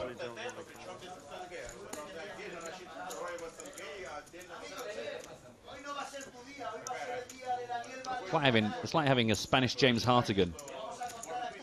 Just getting excited for no apparent reason. It's a pack of Hartigans. Is that the collective noun? Yeah. A pack of Spanish Hartigans. El Hartigan.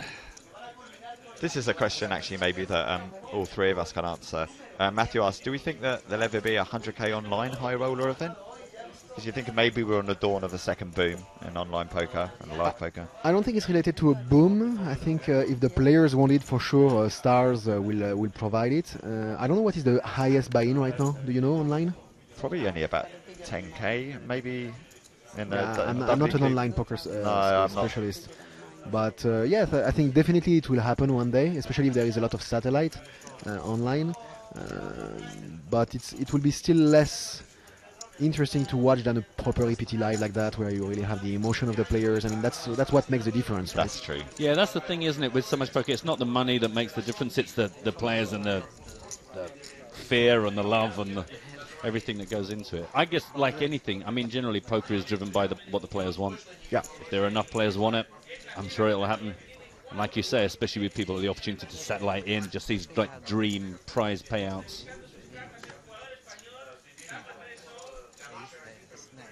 Pocket fours, open the cutoff up to $500,000. Raise and take, Mr. Levi. People are wondering what a Spanish Joe Stapleton would sound like, because Joe kind of looks pretty Spanish. He's got that thing. He'd be like, "Hola, mi niños," or whatever. "Hello, my babies," is in Spanish. But I think a Spanish Joe and James would be quite a formidable team. I think there's a little, there's probably a skit in there somewhere that they can do there for the TV shows. I think we should get them dressed up and speak in Spanish. I think we need to get a nice big moustache for James. I think James Hartigan with a moustache on, I think that's a good look for James. I think we should start a charity page immediately. Let's start taking pledges to get Hartigan a tash. Hashtag. Crowdfund a moustache. Let's see if we can raise €2 to go and buy one. €2 to go and buy him a fake tash.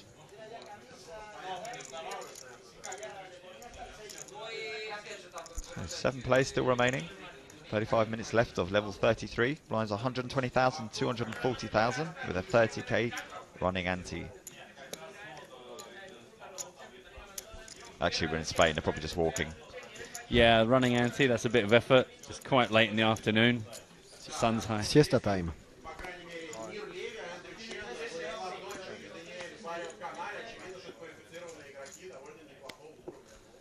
Daniel, the local player, pocket threes, is all in. Oh, a quick 9 deuce folded somewhere in the room. He takes it down. Don't forget, we had a question about it earlier on. We have got our EPT 100 quiz going on right now, where you could win a pair of rather impressive Skull Candy Crusher headphones. We've all had them on. We all felt the bass. Don't forget, we're giving you a couple of questions every single day. You've got to keep a note of your answers. Don't share them on Twitter. Don't email them into us. Just keep a note of your answers. And right now we're going to give you question 5, which is, which EPT4 London finalist told eventual champion Joseph, say it for me, Mark. Muad. Muad, thank you. He played like a donkey. Was it A, Anthony Lelouch, B, Marcel Baron, C, Ian Cox, or D, Florian Langman? So right now you should have the number 5 and A, B, C, or D written down on your pads with your pencils. Remember, don't get those questions and answers into us now. Keep a note of it, because at the end of our broadcast here from EPT Barcelona, we will be taking all of your questions and answers. We'll tell you how to make that entry later on in the week. So right now you should have question 5 and A, B, C, or D to go with it. A tough one. Tough one. Keep it yourself. If you know the answer to these incidents, and don't forget, these are pretty tricky questions. So if any of you out there know the answers, Pretty tricky. Really tricky. really tricky. Yeah, okay, I'm being kind. Is don't broadcast them, because if you get these, you're probably in a relatively small group with that knowledge. There you go. I actually know why the Spanish are very loud. It's because they use the Skull Candy cask, and they don't hear anything else outside. It's so good quality. Yeah, too much. They're in a bubble of their own. They are seriously bassy, though. Have you tried the pair on, Alex? There's a pair you can try on. Yeah, it's actually very good. Yeah. As a bass player, anything that turns the bass up about 600 times more than any of the other elements is good for me. It doesn't buzz, though, which is quite impressive. Very good headphones, I can assure you, if you are considering whether to enter our competition. It's a tip-top prize. And let's not forget, Sunday Million ticket also. Or $T if you can't play $T if you can't. Million. But so the perceived potential value of that ticket, who knows? Oh, we got some good knowledge from Doc Ober. He said there's a 25k heads up during the W Coup. Full scoop. Oh, what, when we're talking about the expensive buy-ins? Yeah. Yeah, that's true. Well done. Lots of love for the idea of getting Hartigan in a moustache. I have a question for you guys. You see so many hands per day. Are you not frustrated sometimes to not play, or do you get a lot of knowledge out of it and then you want to play after that? But yeah, sometimes I do leave a stop and I'm itching to play. Years for blogging as well, I'd see, and you'd see some questionable plays and you're like, why am I stood here with a notepad and pen? I could sit down and do better than that. But it's so much easier when you're not in the heat of the moment and the emotion to be able to make an effective decision. If you add in all the emotions and everything and the stress of playing for your own money, it's a lot harder. So yeah, but I do think you do learn, because you're staying ahead of the curve. You're seeing what trends are current, bet sizes, raise sizes, what people are calling off with or raising with. It's for sure. It's like studying. It helps. It drives me wild as well, because we'll sit here for like a week plus, just like listening to the chips going and thinking, but especially if we've had some like really good pros in, like something like my favourite is David Williams, and we'll sit with him for an hour and he'll really talk to the hands, and after he's like, I've got to go now and play. I have all this new knowledge. And it's, you kind of, sometimes you have a really good guess and you just sit in silence going, yeah, I'd not thought of that. And you just want to go and try these things out. So are you trying to say that you're not learning anything about poker from having Alex in the booth? Do you know what? I'm very slowly soaking it up. Just slowly, though. Just very slowly. Business strategies, though, now, if you want to talk a bit about that. Yeah. No, it is pretty frustrating. See, and it's really my normal trick is that because we're normally out of here for the final table of the main event, I normally fly home and then I watch the stream and fire up and just play and just get it out of my system. But we're going to be here all the way through, so... Well, I am. You're going home this time, aren't you, Mike? I am going home this time, yeah. So yeah, that's ruined my little tradition. Yeah, I mean, a couple of days ago, there were a few people who were on our Twitter feed saying that there is no better way of watching poker is sitting there and playing alongside as well, like a live stream. Yeah. And some people saying it actually helps their results. It almost keeps them focused. They're in, poker zone, poker mind the whole time. Yeah. Yeah, I think if you're going to be distracted by something else while you're playing poker is a good distraction. Do you know what I mean? It's not like some conversation in the room or something on the TV. Or it's like to have it going. It's just the sound and the sounds and sights of poker. Imagine if you're watching something like Game of Thrones. You're gonna be out or chip leader, aren't you? It's gonna be I'm gonna kill or be killed. Exactly, all or nothing. Blood on the monitor. Half an hour left to go. Level 33 of this. Remind you, if you just tuned in, this is the final table of the Estrellas Poker Tour main event. Over 2,500 entries, record-breaking.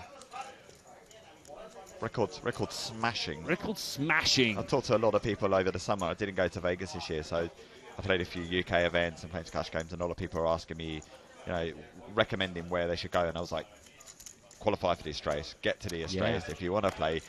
They could even get 2,000 people, I was saying, and I was like, they absolutely smashed 2,000 as well. Yeah, incredible value.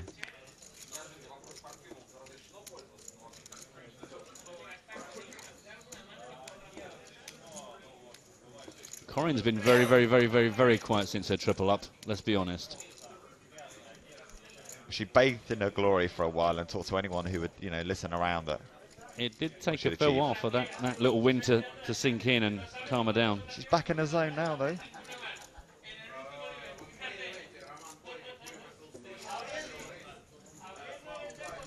Yeah, it's been folded round to her. Yeah, behind that man's head, she's put a raise in. 510,000.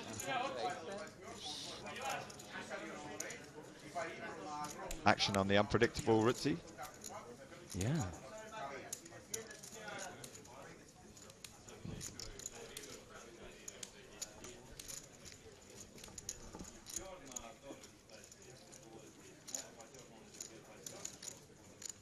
King 9's a big hand for him. Do you know what? I'm just not going to bother attempting to call this guy's play.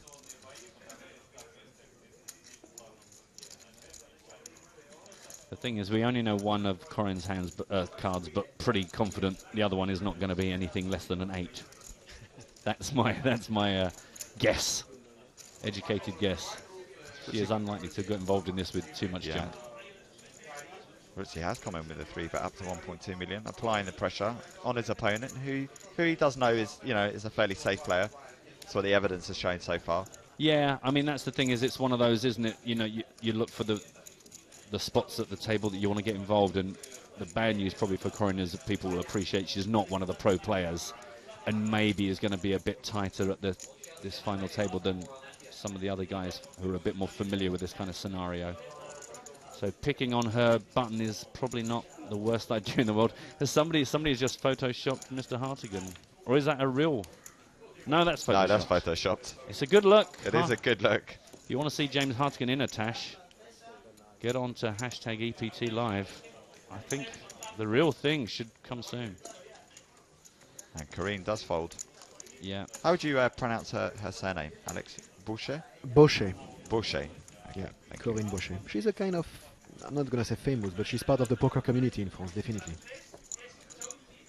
Oh, so do you think I'm perhaps wrong to suggest that other players might see her as maybe a soft target? You think she'll be known here? I have absolutely no idea. Oh, okay. But she certainly is known. She's not just a complete... She's not a random player, yeah. Okay, cool. Good to know. I didn't check her history or Hendon Mob or whatever, but yeah, she does have history for sure. But the Spanish guy, they have a different feed. I mean, do they see the same video? Because how come they can talk about stuff that we don't see? Yeah, they're the same feed. That's incredible. They work a lot harder than us. Yeah, I see that. They are so committed. Yet again, it's been great having you, Alex. Don't worry, it's another 25 minutes and it's done for you. We're out of here. Maybe I should go there. You know, French, Spanish, we kind of... Exactly. Yes, you should get in on some of that action. They can shout at you at close quarters for a half hour. Yeah. You'd love it, honest. Well, nobody will understand my Spanish as my English anyway, so it will not change anything. Too harsh on yourself. That's okay. What did he say there, Matt? I didn't get Do you know what? I couldn't understand a word. Oh, okay, cool. I'm glad I'm glad we got away with that one. Let's just keep talking. I don't think I he'll just know. keep saying yes and nodding, and just hope that I'm right.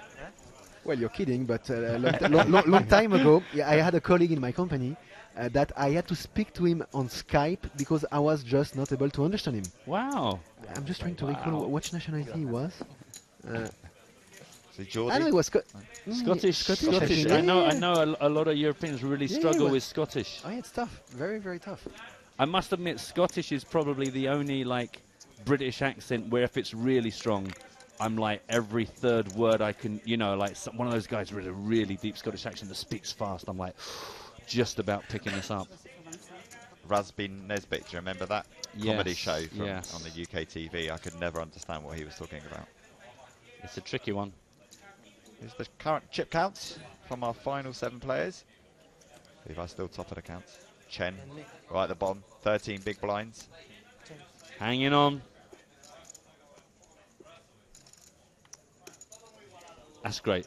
One of our viewers, Dan, saying, funny you should mention about watching the stream and playing. Me and my housemate playing heads up while watching the stream. That's a good way to live. That is a good way. If you've got a housemate who's into poker as much as you are, that is when you get nothing done mostly. I always wanted like one of those, you know, those automated poker tables. Just the heads-up ones. Just in the corner of the kitchen. Okay. Yeah, the little you know one, what I mean? yeah. So no cards to shuffle, no chips to look after or spill beer over, just one of those screens. And you just put your hand down, you see your cards with the old roller ball. That was like my... When I was a kid, I wanted my own Pac-Man arcade. As an adult, I want one of those little automated ones in the corner of the kitchen. I had one. Yes, I had the table. You know the table, like a glass table? Yeah. You play heads up? Yes. The Pac-Man guy? Oh, That was fun. Love it. I love those classic arcade Classic machines. ones. There's a couple of bars in London that are like retro arcade bars. They've got all the old Gallagher and Galaxians little glass tables. You have a beer and have a little quick game on there. Yeah, there's one open near me in Peckham in South East London called Four Quarters. Yes. And Yes. yeah, and it's fantastic. At 2 pinball tables, I love pinball, and then all the old sort of classic machines: Street Fighter 2, Pac-Man, Space Invaders. It's All great. the classics. And they're all work with quarters as well, so you have to go to the bar that sells craft beer, which is great. And yeah, you change up your pounds for 4 quarters and then go and play. It's brilliant. I love it. Good old games. Simple, like poker. Simple, but they will Very last simple. forever. I think it would be easier for me to comment on Street Fighter than on a poker game. So what character do you like to play as? Ken or... Ken, yeah, Ken. I thought you were a Ken man. I I'm could a see Ken that. guy. maybe. You Yeah, know. I was Barbie guy, Ryu. Barbie girl, Ken man, you know. Ryu or Guile. Ryu Guile, obviously. Yeah. Obviously, Sonic Boom. And, of course, the flash kick. Don't jump at me while I'm crouched, waiting for the flash Do you know how the Finish Irish him. pronounce Guile? No? Guile. Guile. Guile. Guile. Yeah. You're watching EPT Live. Final table of the Estrellas poker, just in case. Spinning bird pick. Spinning bird kick. Hadouken. Did you see the Street Fighter film with Kylie Minogue and Jean-Claude Van Damme? Yes. No, never seen it. Oh yes, of course I Oh, did. man. Oh. It was not good. Let's Come on, just Kylie say. Minogue, she was hot. Oh, she was beautiful and still is, but that doesn't mean I want to watch her in an awful film. And the last film for the guy, who was the actor that was in the Addams Family, Raoul. Oh, I can't think of the name. The fantastic actor, he played the big bad guy in Street Fighter movie. You know the actor I mean? No. But he's in the family Adams. He's the Yes. Adams family is the like The dad, the father, yeah, yes. I can't think of the actor's name, but people will know me. And sadly, that was his last film ever before he died. And you think, what a dreadful legacy to leave behind you. Street Fighter film. I'm so glad Oliver Reed was at least in Gladiator. Because you go, do you know what? If you're going to go out, that's a pretty decent film to be as your last film. But I don't want the last film I'm in to be Street Fighter. Fair.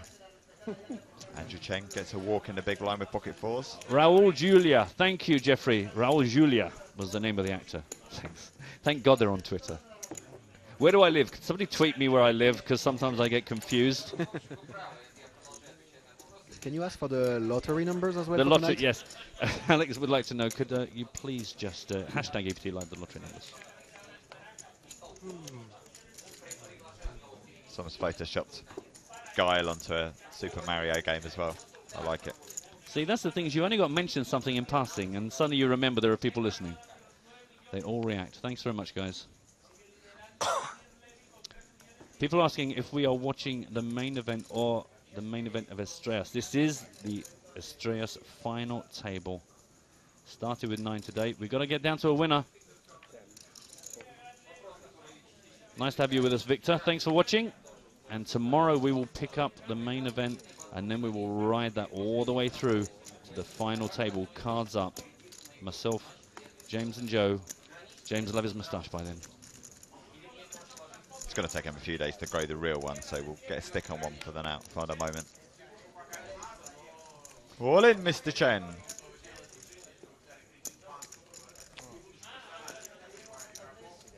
Two pots in a row, takes the blinds and antes. 10 deuce, not good enough. And on that bombshell, we are going to let you go. Thank you ever so much for spending some time with us. I hope you found most of it okay. Thank you very much for your time. Yeah, and even though what I said, you are welcome back when James and Joe are in here. No, anytime, Alex. Thank you, guys. Keep up the good work, and thank you for helping to grow our game. See you soon. Bye. Take care. Bye-bye.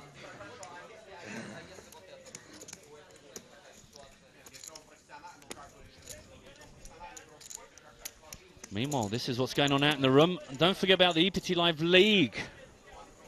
Automatic entry to the league by playing an EPT Live free roll. You know we do these every day. And we are going to have a league at the end of each individual event. And, of course, then the leaderboard carries through across the whole of the season. Yeah, there is $1,500. But also, because of the league we are running, there are going to be lots of prizes to be won based on points over the course of the season. If you share the stream, then we'll add even more prizes for you to be able to win in that league. And already 30 places from the last 2 days of sharing have been added. So for every 2,000 shares we'll add 15 more prizes. Yeah, and of course that's going to all add up. The more prizes, the more winners. Get involved. Why not?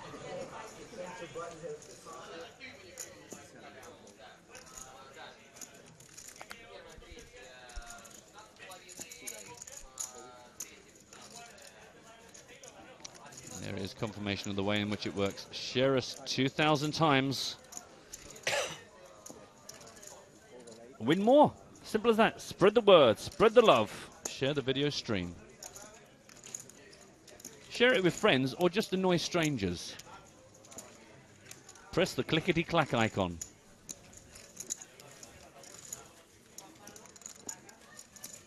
Good stuff from Alex there. I thought he coped very well with us. He did. He did. He got into the swing of it. It's only when there's someone else in the room I realise how much rubbish we talk. I'm sure our viewers are well aware of it at all points. It's a long day of poker. There's plenty of time to fit rubbish in alongside the poker. Those are the bits I look forward to. Quick reminder of how things are here. 100k, 200k on the blinds. 30,000 ante. Bit over 15 minutes left here. Level 33 of our final table. We briefly saw a wide shot there, and you could see that the room is back to the rafters, as it has been every day. And that's because the EPT main event, Day 1A, started today. We'll be covering it from tomorrow, Day 1B. But I can tell you that already 420 players have made it. Early movers and shakers. Mario Adolfi, the larger-than-life Italian player. Yep. Lawrence Grondin from Canada. She's playing. Jonathan Little. Frederick Jensen, former winner in Campione a few seasons ago. Stephen Chidwick, all in the field. And then some well-known players, November 9 and Martin Jakobsen. Tom Middleton, reigning champion, he's back. Randall Flowers, Ruben Visser, Anton Wigg, who won a side event already here. And then from Team PokerStars Pro, we've got Mickey Peterson, Johnny Lodden, Jan Heitman, Leo Marget, and Eugene Kachloff, all playing today. Hopefully they'll still be around on day 2. Yeah. Mickey Peterson, funny enough, he was going to be in one of my favourite moments. Was the heads up with him and Pierre Neuville. That was I think the first season I might have done the EPT Live with Mr. Hartigan. Oh yeah, I really love that 5.5 hour heads-up battle. It was just, yeah, it's one for the ages. I'm joking. It was great. It was good. And the thing I always remember, there's more pictures of Hartigan. That's a great moustache. Great moustache on Hartigan. And this is the perfect picture to Photoshop on. So it is the best one. In fact, you know what? Let's start a competition. Yeah. Best Hartigan moustache gets the card protector. We've already had 2 entries to a competition that wasn't born. Right now, I'm afraid to say it is Andre that is ahead. I do like Bram's entry. But do you not think Bram deserves a little prize just for helping create this game and providing the picture for us? That is fair. Yeah, should give him a deck of cards. Bram will give you a deck of cards for starting things off. Thank you very much. So what you need to do, Bram, is follow at EPT Live. We'll give you a follow back.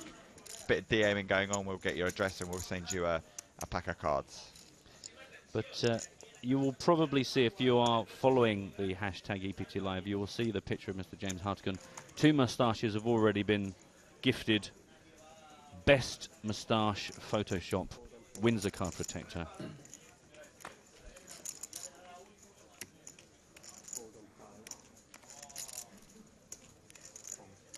It's kind of got a bit of a Hulk Hogan thing going on.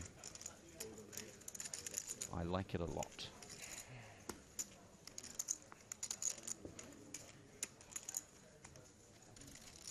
Quiet in the Spanish commentary, do you notice that? I know, enjoy it while it's last. Siesta time, look, what's the time? Yeah, coming up to siesta. It'll all be curling up. Ace-10 in a small blind for our chip leader. Little bowl of patatas bravas for them there. Oh, I had some of that last night. Very nice.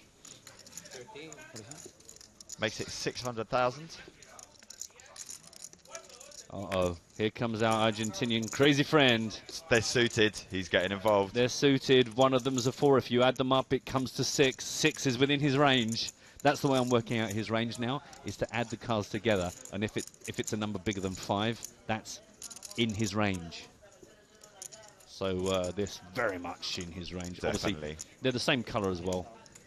Even if it was a 4-colour deck, they would be the same colour. So this is a premium starting hand. Obviously going to defend the big blind with that. Bang! Backdoor flush draw for Rizzy. Backdoor flush draw. Hello, Sailor. Backdoor wheel. 3 of spades on the turn. Hello, Sailor. I mean, the sweet irony is, if the ace hadn't hit here, you do get the funny feeling that Matthias Rizzy was going to win this one. Because he doesn't tend to give up once he's started. The bad news here. I don't know. Can he still convince Nir Levy that he's got a better kicker?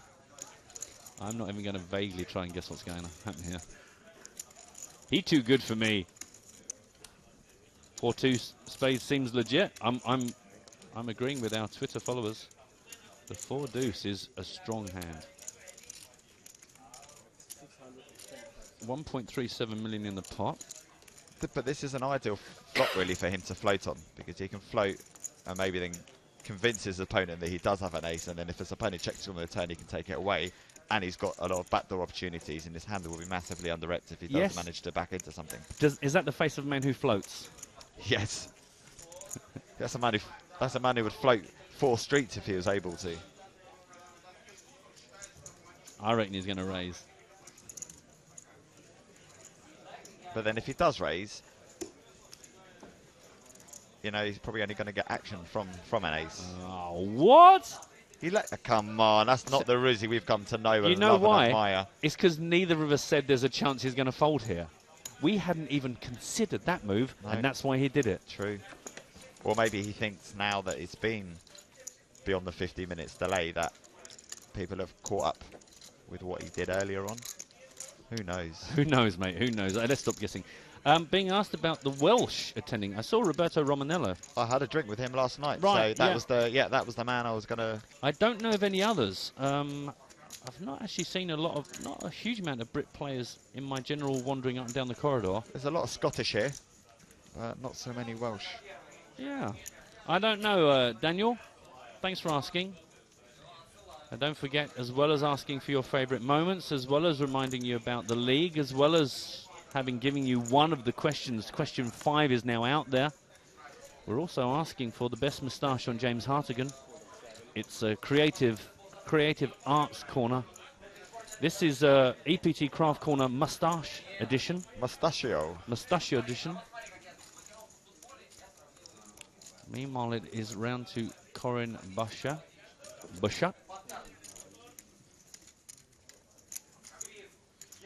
Once again, quietly folding.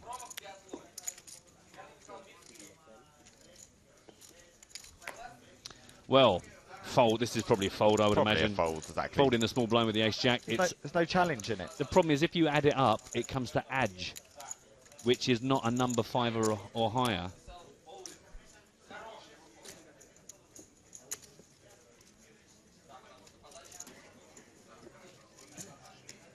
I guess this is where your previous actions work in your favour, because probably no one believes anything about your actions.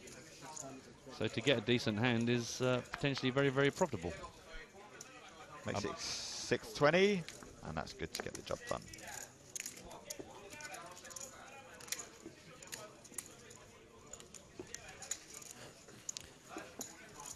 We've got some pictures of you at the party last night, by the way. Yeah, you probably don't know we had a video, but here it is now. No.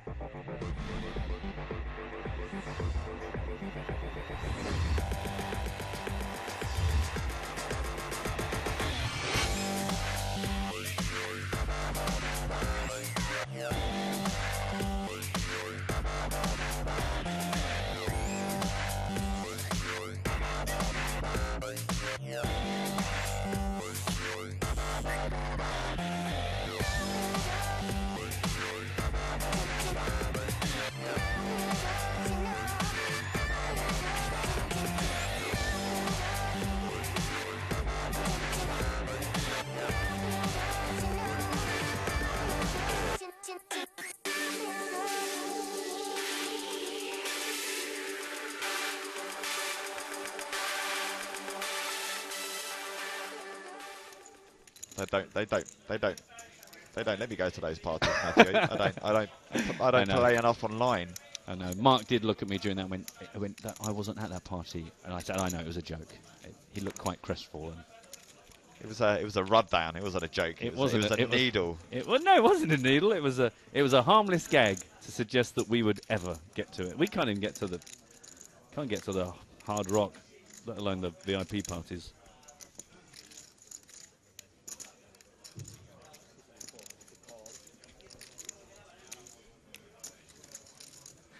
I think it's raining in Spain today, out there. I know, it's supposed to be sunny in Spain. I'm really? not seeing it. I've been told contractually that it's meant to be sunny, but I'm pretty sure I was a little bit worried about being rained on in my stroll here today. We've just got a limp here from Donchev in the small blinds. I think he's completed. He's got himself a nice big pile of verde chips here. A dangerously tall stack of green. And don't forget Valores de la Fichas. Azul. 5-5-5. No, I'm not. I know. Rojo. 5-5-5-5. Verde. Mucho 5. Mucho 5. Mi nombre is Matthew. Mi no habla español. Hola. And that complete has been treated to a raise up to 720,000. But Barrio Canal, pocket sixes. Doesn't play very well post flop unless you flop a set, so looking to take it down here.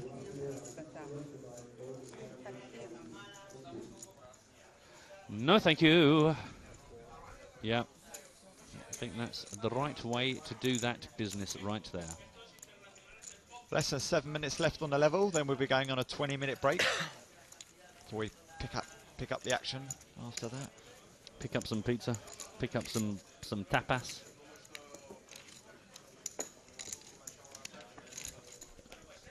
That's my. I've just picked my favourite EPT moment. It was watching Mark looking in one direction and trying to pick up a pen with his hand when the pen had rolled away, and he was just pouring at the desk. It just kept getting away from me. I could feel it, but couldn't get a grip on it. That was something to see.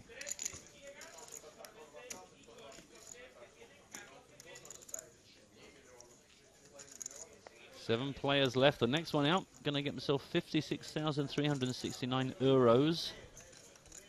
Another moustache has come in on hashtag EPT Live. It's not the best one, to be honest. It's nice, it's freestyle, and I appreciate that. But not the best tash so far. Andre has that.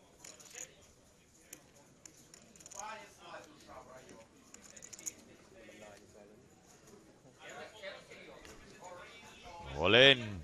Corinne's moved all in. Ace King suited. Yeah, tight is right. It's a good way to play. Very likely that she'll get a call from our chip leader. Yep, and it's the other way around. Previously, she had the 8s in a 3-way all-in and was fighting against an Ace-King, and as it was, a pocket 9s of Andrew Chen, who's no longer with us. He does call. He has called, no surprise, and it's a classic race. Still a few more players to get through, though. This is not heads up Oh, right true now. enough, yeah. I mean, you never know. The poker gods sometimes do drop a pair of queens at a moment like this, or even a pocket 9s. It has happened.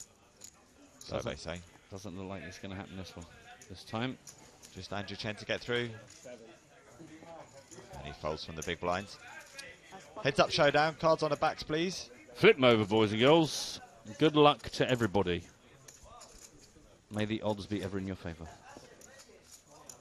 And as Joe would say, like white chocolate and dark chocolate, one of these hands is a mathematical favourite. Slight mathematical favourite. Slight mathematical favourite, sorry. The 8 stays safe. But some more equity is being picked up for the French lady. She can make a straight now with the queen. Yep, She also queen. has backdoor clubs. Oh, hello, Sailor. Yep, so plenty of outs now. 17. Whoa, crazy cam. Too many outs. Too many outs to count. 17. Outs. Wow, she's running hot today. She even managed to avoid the too many outs syndrome. And another double up. We'll triple up before and now double up. Well, it's a very it's a stressful way to play poker, but it can be a profitable way to play poker. If you keep putting your entire tournament on the line and then needing a bit of help, welcome to it. Oh, we've had some good entries, incidentally. Hashtag EPT Live. Great shot of Hartigan here with a bit of a Guy Fawkes moustache and small beard action. That might be my favourite so far. I like that. That's Christian. Good. Christian has jumped into the lead. It really fits the expression that James has on his face. It's good. And with that double up, it's really bunched up the pack. We've got Andrew Chen cut adrift at the bottom with just under 2.8 million, but then everyone else is between 6.4 and 10.3 million. So it's going to be very, very interesting dynamics when we come back from the break. Blinds and the antes going up. There are the chip counts for you on screen. Yeah, I think a little while ago I said Andrew Chen left us. He didn't. He nearly left us.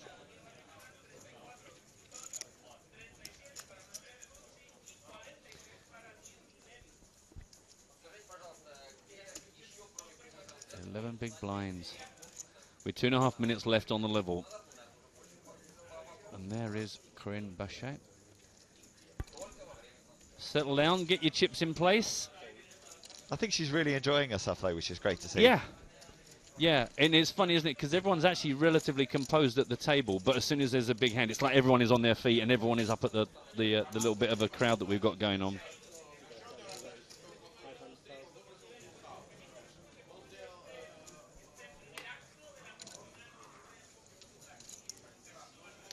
Classic race underway. I have no idea why that has appeared at this point of the game. There is, let me just, disclaimer, no classic races, maybe. Well, I mind you, is it just because Rutzi is in the maybe, yeah. You think it's bound to go in. It's bound to go in with a 6-7. See, his hand selection is baffling me.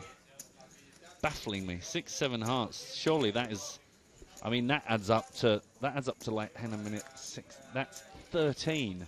That's so above his range. Raise and take from near Levy. Being asked about the free roll password, we haven't given out yet today. Stay tuned.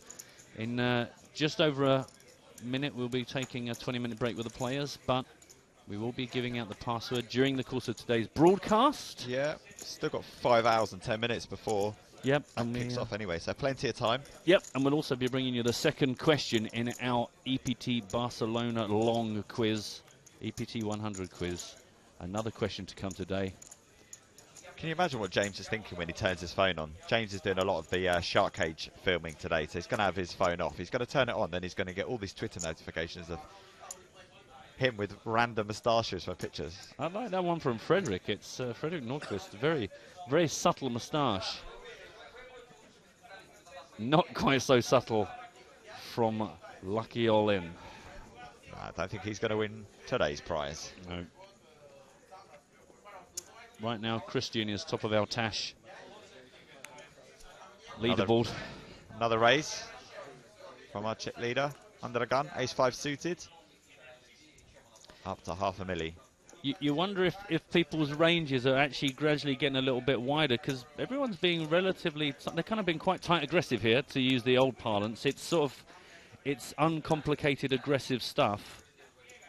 Why wouldn't you keep raising? There's an awful lot of blinds and antes being stolen with just simple raises pre-flop. Absolutely. And that is the last hand of this level. The players are off on a 20-minute break, as will we be. Yeah. Don't forget, keep your moustaches coming. Tag your tweets EPT Live. And we will announce a winner after the break. Right now, though, it is all about Mr. Levy with 11.4 million. Andrew Chin hanging on. And our hero, Corin, middle of the pack. And don't forget, they're playing for a top prize of nearly 400,000 euros. So join us in 90 minutes for more here from the PokerStars.net EPT Barcelona.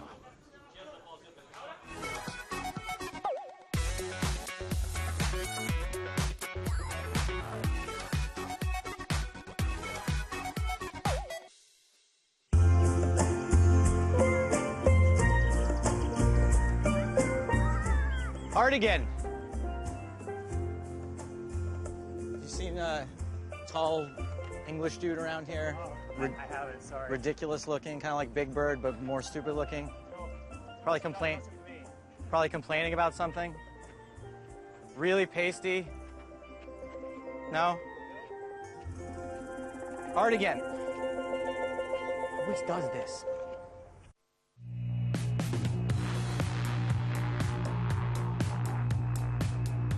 Zoom from PokerStars is fast fold poker. No waiting, just straight to a new hand with new opponents. More poker in less time. We are Zoom.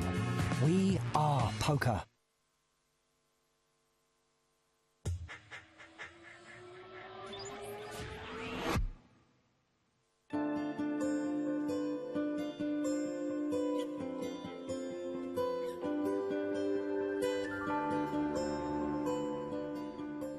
Have I mellowed? I think I feel very privileged, and I think I understand it more now. Whereas in the past, it's always just a grind, and I always feel slighted. You know, there's always been a big chip on my shoulder. I don't win a tournament for 2 years. Everybody says I suck at poker. And I hear those voices. And so it's like it just drives me and drives me. And so I haven't really always been as happy as I should be in the poker arena. Afterwards, my life is like amazing. You know, I'm doing all these amazing things. Married, 23 years, and so it's just been an amazing ride for me. But sometimes in the poker arena, it's just too intense. I think sometimes you just have to say, hey, I've been blessed, I've been given a lot in life, and I feel like, yeah, I think I've changed. You have to be able to play your best poker, recognize all your blessings without being cocky. It's a natural thing to have your ego flare a little bit. I mean, a great 2011, great 2012. Everybody's talking about how great I am, blah, blah, blah, blah, blah, blah. And it gets to your ego a little bit. As much as you fight it, and as much as you're aware of it, and as much as you have all these tricks that you use against it, and then the wisdom of age. Like, my ego doesn't get set off, when I was 24, it would get set off quickly. 34, quickly. I'm 49 now. But it still ramps up. You still see all these articles. You still see all these people talking about, you're great, you know what I mean? And if you buy into that, then you might as well just go home. It's important to digest all those wins and just kind of stay on track. but I don't think many people do that well. I still have all the moves. I have a little more patience now too. So I think I have a much better kind of combination and feel for the game. So we'll see where that leads.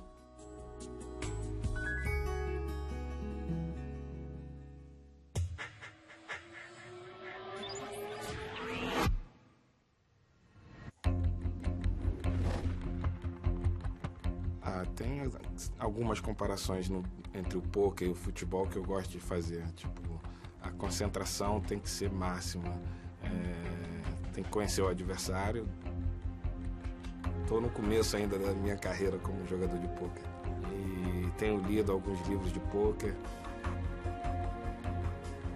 O André dá alguns conselhos, algumas dicas sobre o poker. Tentar ser o mais agressivo e quando tiver carta tem que ser agressivo sempre. Mas...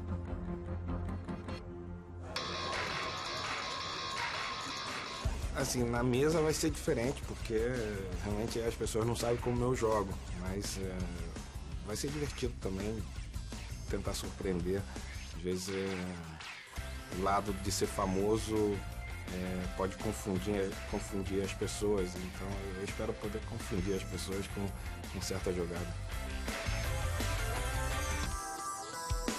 E de poder participar. Eu acho que o poker continua crescendo muito no mundo inteiro, quebrando barreiras em alguns países, quebrando preconceito em vários países. Então é bom fazer parte dessa família do poker.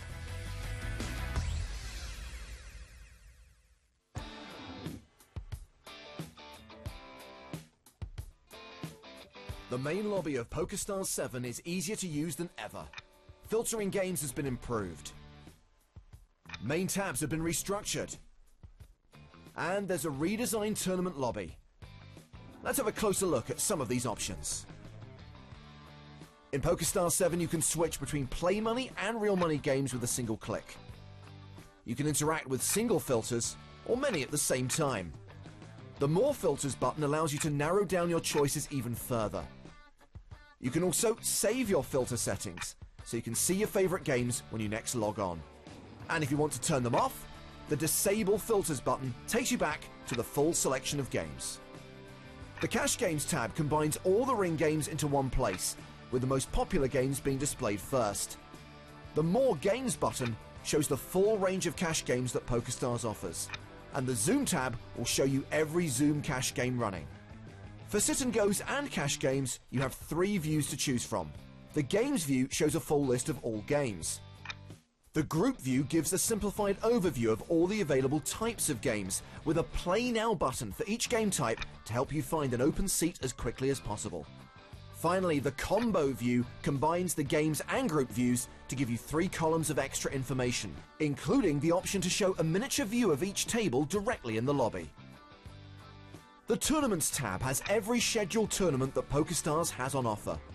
Simply click to open a tournament lobby, and you'll see that the lobby in PokerStars 7 has 4 tabs. In Home, you'll find general information about the tournament, including the start time, the number of players registered, the buy-in, the total prize pool, player stacks, and the payout details.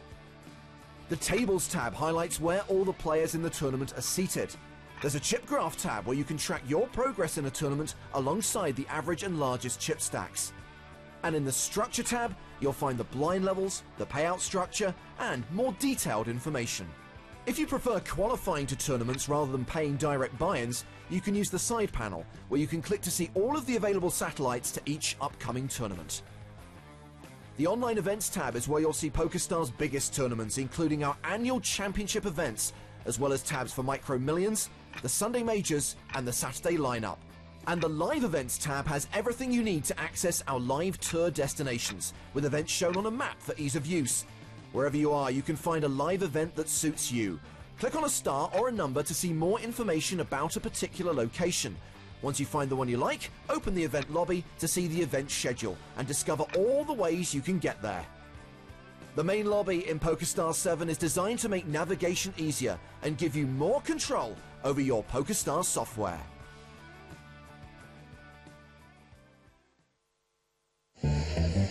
James, I tell you what you need. A good island mix. What, an island playlist? Yeah. What you got on there? Oh, you got Kokomo by the Beach Boys. And you got Kokomo and... This entire playlist is Kokomo by the Beach Boys. Yes, but it's on shuffle.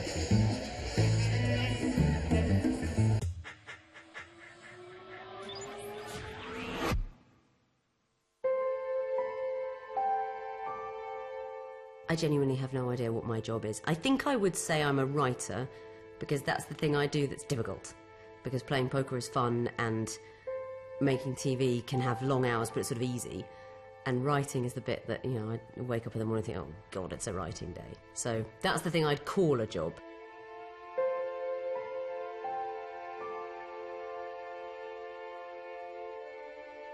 My father was a writer, and my mother was a doctor, so a fairly straightforward and middle-class childhood, except my dad was sometimes on TV, which I suppose is weird, although it didn't seem weird to me at the time. I just thought that's what people did. Professionally, I'm sure I was influenced by my father. I mean, I think a lot of people want to be writers or dream of being writers. I think the problem is they don't think it's possible. People wonder sometimes, they say, oh, is it easy for you if you have a famous parent or a parent who does the same job? The advantage is really that you think it's possible. As soon as I was writing, it was sort of professionally. I wrote a newspaper that I sold at school for 10p. It was a newspaper with sort of fake news about girls at school, and I think it cost me 6p to make each copy, and I sold it for 10, so I was making 4p a copy. Very entrepreneurial. When I was about 12, 13, I used to send off short stories to magazines under a fake name and had some of them published.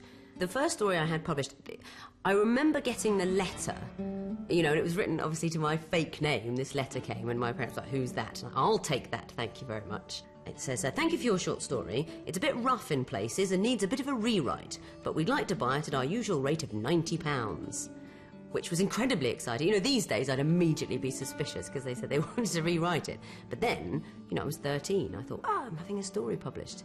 And I'm going to get £90, which is more money than there was in the world at that time. And then I decided to put my real name on. I thought, right, if it's actually going to be in there, I want it to have my name. And there was a short story with my name on, and it felt very sort of old-fashioned and romantic and like an old film, you know, where someone gets a story published.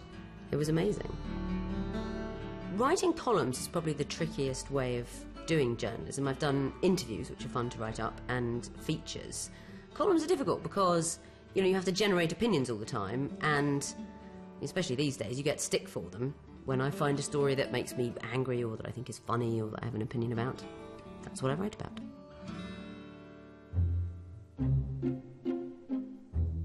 I do a big project, you know, every maybe 3 or 4 years. I'd write a book, you know, I've done a couple of books. I did a play one time, and I took it to the Edinburgh Festival and then put it on in London. And then it got bought for TV, so I wrote it as a TV play. And then I had a sort of adventure with my friend Charlie. We had a sort of comedy job as porn film reviewers on a magazine. What we did was they'd send us these X-rated videos, and we would review them as though they were proper films. So we would talk about plot and character and say, you know, I found the character of the plumber, you know, wasn't as convincing as he might have been, and, you know, his trousers came off a little early in the scene. So we came to feel we could make a better film than these ones we were reviewing. So we thought, well, let's put that to the test. Let's go and make an adult film, which we did. And, you know, I think I'm fairly safe in saying it's the worst porn film of all time. Script-wise, it's strong. It doesn't really have any sex in it. That's where we fell down. We were so embarrassed.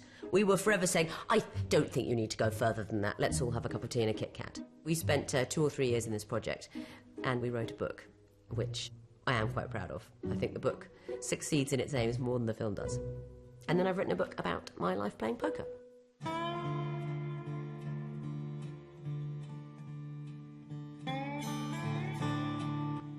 The place of poker in my weird life sort of changes all the time. I mean, it was always a hobby, and I think it still is one. I just no longer really go and play small tournaments to unwind, because I play big tournaments and they can come with their own sort of pressure. I still have a home game every Tuesday in my house, small stakes, old friends. It's still a hobby, but it takes up more of the time and accounts for more of my income, I guess. It was interesting, I won the EPT London in 2006. Vicky shows 6-7, she flopped the last straight. And that felt like a story arc. I thought, okay, I can see the shape of it, because I started playing poker, you know, as a teenager around the kitchen table for, you know, a few quid with my brother's friends, and 20 years later I've won $1 million in this sort of record-breaking tournament, and there's all this press about it, and I could see that's a journey.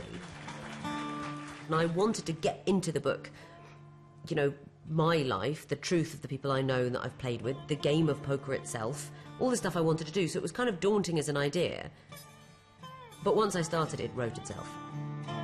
I had 20 years of funny stories and weird stories and sinister moments and amazing highs of winning lots of money, and sort of terrible nights of being stuck in Vegas, kind of broke, trying to figure out how to get my hands on a few quid to pay the hotel bill. And as is true of any story that you're really meant to write, it was just easy. It just, you hold the pen, or, you know, put your fingers on the keyboard, and there it is. I think it must be a sign that my TV career is the thing I care about least, because I don't remember it very well. I remembered the writing stuff and the poker, but, you know, I presented a few series of late night poker, I did commentary on TV, and I do this quiz, Only Connect. I think it's a brilliant quiz. I think it requires detective work like poker does. It's quite like that. It's that part of the brain, the sort of working out, but only you have to do it really against the clock. And it's like a poker game where you always have a minute and a half to make every decision, which is a great idea for a poker tournament, by the way. The presenting of it is quite fun. I mean, obviously, I get sent the questions in advance, you know, they're not a surprise to me, and I always play it as a quiz. You know, I get the scripts, and, you know, I play them. I normally score pretty well, but the show, it gets harder as the series progresses, so by the time I'm looking at the questions for the final, I'm usually just giggling, you know what they mean. I'm making a documentary this winter. I haven't done a documentary for a while, actually, so I'm looking forward to it. It's about P.L. Travers, the author of Mary Poppins. It's coming up to 50 years since the film of Mary Poppins was made, and I'm hoping that the film we make will be partly about her amazing life and telling people about her, because she was a very, very interesting woman, but also looking at the difference between books and film, because P.L. Travers hated the film of Mary Poppins. She thought it was a travesty of the books that she'd written. I was a huge fan of the books as a kid, and I'm very sympathetic to everything she did to try to really stop that film getting made. The thing with documentaries is, I get asked, I would say, between 2 and 5 times a fortnight if I want to make a documentary about poker or gambling. That's top of the list. Do you want to make a documentary about gambling is top, and the second one is always gaining and losing weight. It's amazing. That's probably twice a month. Either will you gain a lot of weight to see what it's like to be very fat, or will you lose a lot of weight to see what it's like to be very thin? It's amazing how many times I get off with that. Not interested. I want to keep eating exactly the same number of donuts as I always have.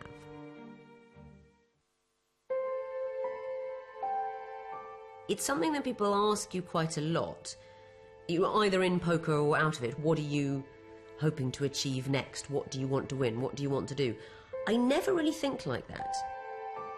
I don't have a sort of game plan. I don't think, I want to be the world champion, I want to win the Booker Prize, I want to host a variety show. It's probably very much jack of all trades and mistress of none. But I don't want to stop doing any of them. So, you know, I think I want to have another year doing the things I like doing, trying to be a bit useful and, you know, pay the mortgage. Maybe I should have bigger goals, but I think small, little goals.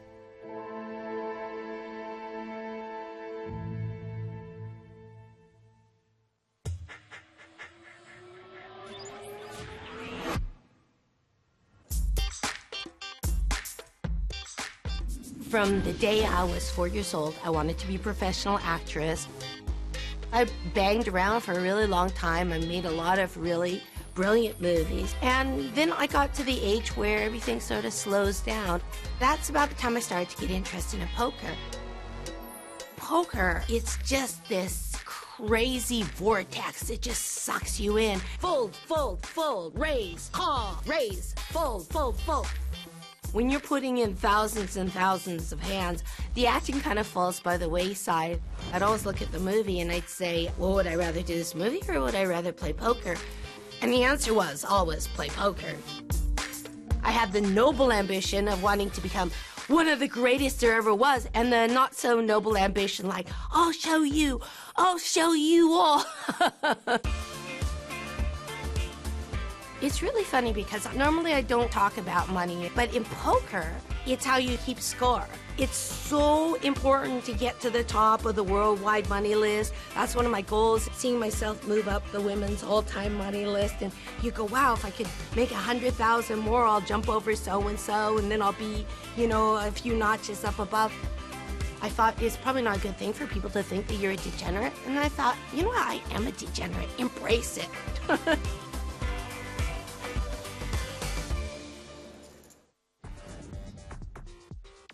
The EPT Guide app is a great way to keep up to date with the European Poker Tour.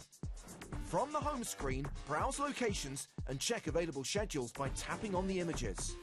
Inside any particular event, you can check a range of information from day-to-day schedules to the entire festival lineup. If you want to stay in the know, hit News and scroll through the latest headlines from EPT events. For bite-size info, you can read the latest EPT-related tweets. The app is completely free to download and available for Android and iOS devices.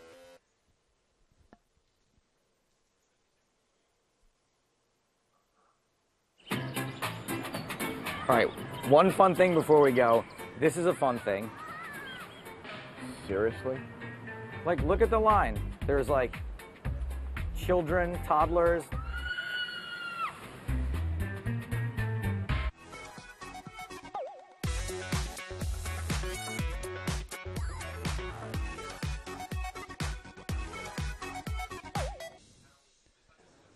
Hello, everybody. Welcome back to the PokerStars.net EPT Barcelona, where we are bringing you coverage of the final table of the Estrellas main event. Matt Broughton. And because the cards are up and it's easier, Joe Stapleton. Oh, my God. Thank God the cards are up. I thought I might actually have to think about something. No. They said... Hello, my babies. They said... No, you have to say, hola, mi niños. We've been talking about the idea of a Spanish... Hola, mis niños. That's the one. Jose Stapleton. Buenos dias. Y tardes. How's life out on the floor? Out on the floor. I was not out on the floor today. You know what I did today? I left my laptop out in the open and I hid under my bed for a few hours just to see if anyone would come in and mess with it, and they didn't. So I think we're all good. Good on that front. Good. Yeah. This is how things are standing on our final table. 7 players remain, and it is still near Levy with 11.6 million. Top of the pile, Andrew Chen hanging on at 2.74. Now into level 34. The blinds 150,000, 300,000 with a 40k ante. Also, we're going to wrap up the Hartigan Moustache competition, which obviously confused a lot of people, particularly Joe and James, who didn't know what was going on. Some very good entries. Hashtag EPT Live if you want to see any of those. Sadly, probably the best one was from Graphical Nick, but for legal reasons he can't win competitions. And that has nothing to do with the laws here. It's a past felony. Yeah, exactly. You can't let a man with that much talent get involved in anything because it's not fair. The winner was Christian Pressel. Congratulations, Christian. We're going to get you a card protector. Thanks for playing, everyone. It was a lovely composition. There was a moustache, but there was also a bowler hat and some glasses, and it made the whole composition come alive, really. Well done. I agree. It was a transformation. It was. It was like looking at someone far better dressed than Hartigan generally is. So, action's kicked off here. Yeah, and you're going to enjoy this guy, our Argentinian Matas Rizzi. He has been playing the King 4 off like it's the best hand in the rankings Specifically chart. King 4 or hands of the same ilk as King 4? King 4, 4-5. Okay, so it's not just a lucky hand thing. No, 8 blank. They're all lucky. They are all winning combinations as far as he is concerned. And we've had to put them in a soundproof box now, but Daniel is our one and only Spanish player here at the final table. The Spanish commentary team very excited in him, just his general existence. Yeah, I saw them. They're wearing Barrio Canal sweatshirts, which is weird. Yeah. He's not going to play the pocket fives. So Rootsy, so this is like sort of a strong hand for him, I'm guessing, because at 9-10 under the gun, offsuit, you know, what is this, 7-handed? Not. No, and the general rule is you add up his 2 cards, and if it comes to more than 7, it's in his range. Aha! So this is 19. So this is really top. That's like more than double. It's almost the best starting hand for him. Just let you know, Matty DeMoldra is going to be joining us in the booth. If you've got any questions for him. I actually have a whole bunch of questions for him that I prepared myself. Well, I was talking to the audience rather than you, actually. But I was gonna ask the audience to include similar questions later on. Once we get to that. So Joe is going to give you the questions he wants you to ask. Yes. Hashtag EPT Live or nuts at PokerStars.tv. As we see how this rolls out, because it is chip leader Nir Levy has taken a look at this flop with our crazy Argentinian friend. Jack 9 suited for Levy, 10-9. 10 has hit, wouldn't you know it? And our Argentinian friend has decided to go for the dark glasses. I like to call those the "Have you seen this boy" glasses.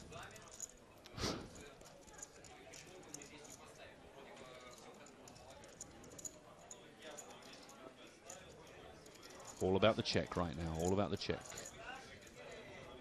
Bit early to be showing exactly his outs. I don't know why we've decided with only the flop down that is really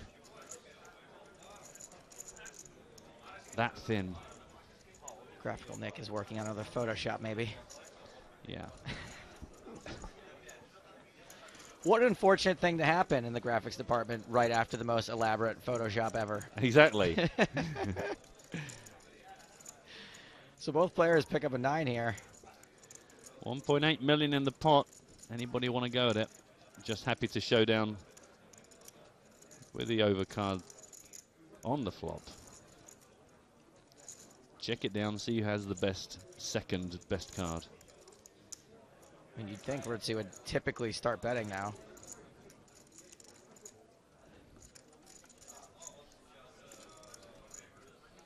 Nothing typical about this player, but you might be right. I'll just say hi in the meanwhile. Hello, everybody.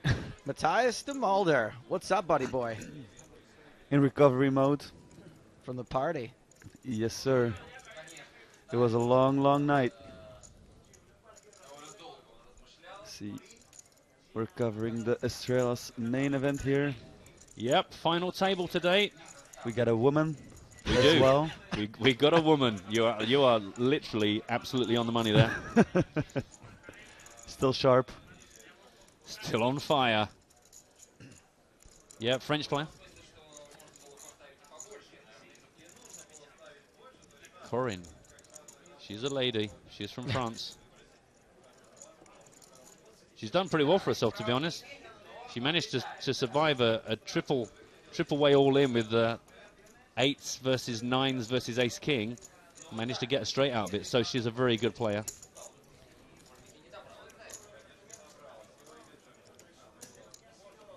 Word on the street is that we've got something very exciting happening right now. It's the story of the day so far. Today's final table, breaking records, was the short stack Corinne Boucher, who got a triple up to kick things off today. Somehow I know all this despite not being here. Thanks, producers. And it was Simon Hemsworth, first man out.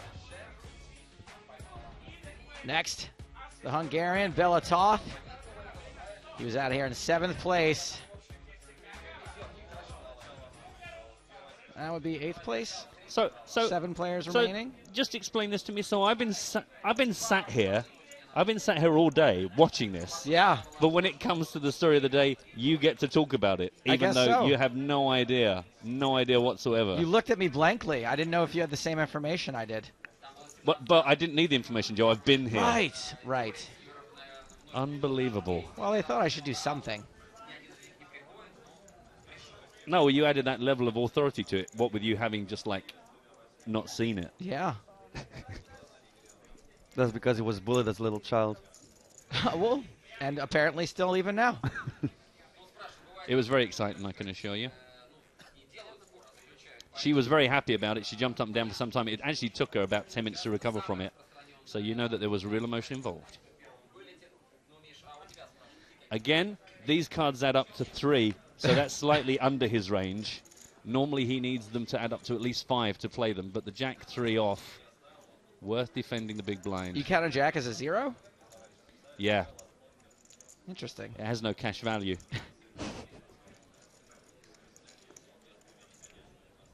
And has it been a Rutzi Levy a bunch here? Since it's blind on blind? Well, it seems to have been working out well for him. He's second in chips, I see, so whatever he's doing. I think it helps when you raise 9-10 under the gun and then turn 2 pair. Yeah, that usually helps. No accounting for that. This pot goes to Levy, however. Look at that. We got a relatively shallow table here, Matthias. Exactly, yeah. Actually, the guy I know best is Andrew Chen, and he's at the bottom of the leaderboard right now, so it's pretty crazy, actually, because he's most likely the most experienced player. If he can catch a double, that might get interesting. Yeah, he's not really in a position right now for his experience and or skill level to do him a whole lot of good at the moment, except for maybe knowing push-fold ranges. And also, what sometimes happens with lesser experienced players is that they will now blow up, play a very huge pot against another, let's say, 2 chip leaders strangling, how do you say that, battling each other, and then he might still catch some pay jumps, even though being very, very shallow stacked. That's probably what he's hoping for now. Yeah, I guess he would also have some skill in the old ICM department, just knowing when to not get involved so he can ladder up. Exactly. And that's a very, very, very big mistake you sometimes see lesser experienced players make. And from the hands I've been seeing just now, it seems like they are playing quite aggressively, quite loose, so who knows? Maybe some terror is in the making.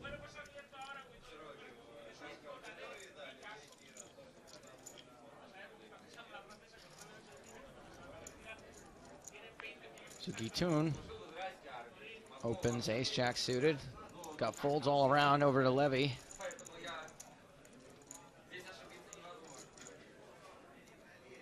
On the button, king 3. Out of here. On over to Argentine and the small blind.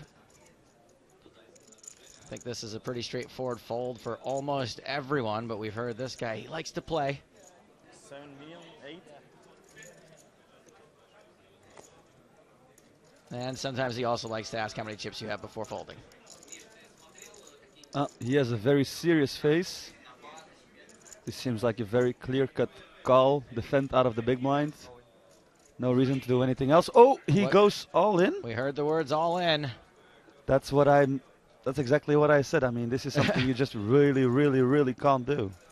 Might actually make him fold the best hand, and he does. So he got a better hand to fold, which is an unexpected outcome there. Now, why can't you shove there? Didn't he have fewer than 20 big blinds? Are you gonna get?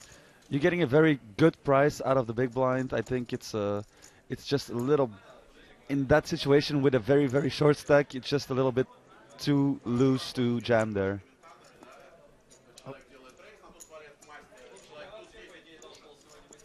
Well, the jam works out in the second best possible way, other than getting called and somehow winning the hand. There's the VPIP of the players at the table. That stands for voluntarily put in plot, basically a percentage of how often they're playing hands when they're not forced to. We see a quite low percentage with Andrew Chen. His stack size has a lot to do with that, of course. And then a very low percentage for a woman, which doesn't surprise us if she's not Vanessa Selbst. Yeah, well, Vanessa has a higher VPIP than pretty much anyone.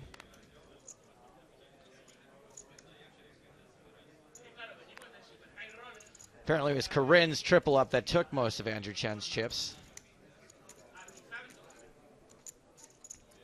And if you're short stacked and card dead, That would explain why your VPIP would be around 13%.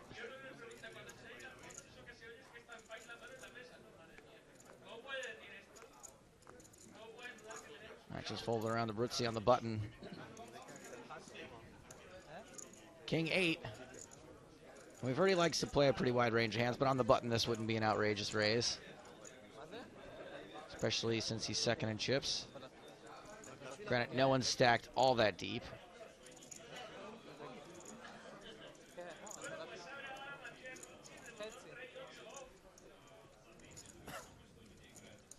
Matty, is this a situation where if you're going to raise, you would just make it the min raise so that you can just fold when someone shoves on you? Yeah, to be honest, when the stacks get this shallow, get this shallow, not shallow, shallow. Probably min raising is fine. When it's a little deeper, I prefer going a little bigger to give the blinds a little. It's not an auto call for them. Yeah, so they have a worse price. Oh, we see Donchev moved all in again with ace king, and Ruzi is gonna do some Hollywooding. He's obviously not calling it. Maybe he looked at the same card twice. That could be it. Well, he's asked for a count. Yeah, he's obviously just making a little bit of show here. I don't even know if it's a show. I think a lot of players just ask for a count without even really thinking about it first. They don't, they don't really, or they just. And in a way, it's actually probably not a bad thing to do. That makes you aware of people's stack sizes and such. But this obviously is unnecessary. I mean, maybe he's seriously thinking about it. He could be. Andrew Chin thinks, do it, call, make the call. For a lot of players, they'll open loose and they'll play loose, but then when it comes time to call all in, they don't always call off. I mean, this is a pretty thin call. 20 actually, big blinds. I think that's being... More than 20 big blinds. Yeah, I think that's being generous, actually, if you call this a thin call. If he would make the call here, that would literally mean that he's some sort of charity and he likes to donate. Yeah.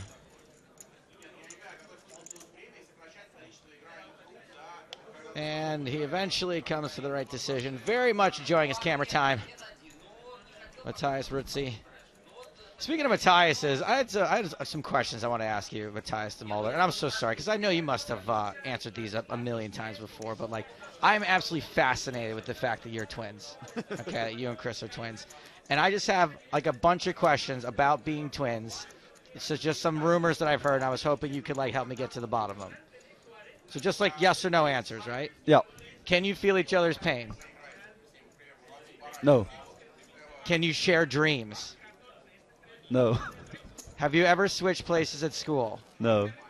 Have you ever pretended to be one person and shared a job, home, and or wife or girlfriend?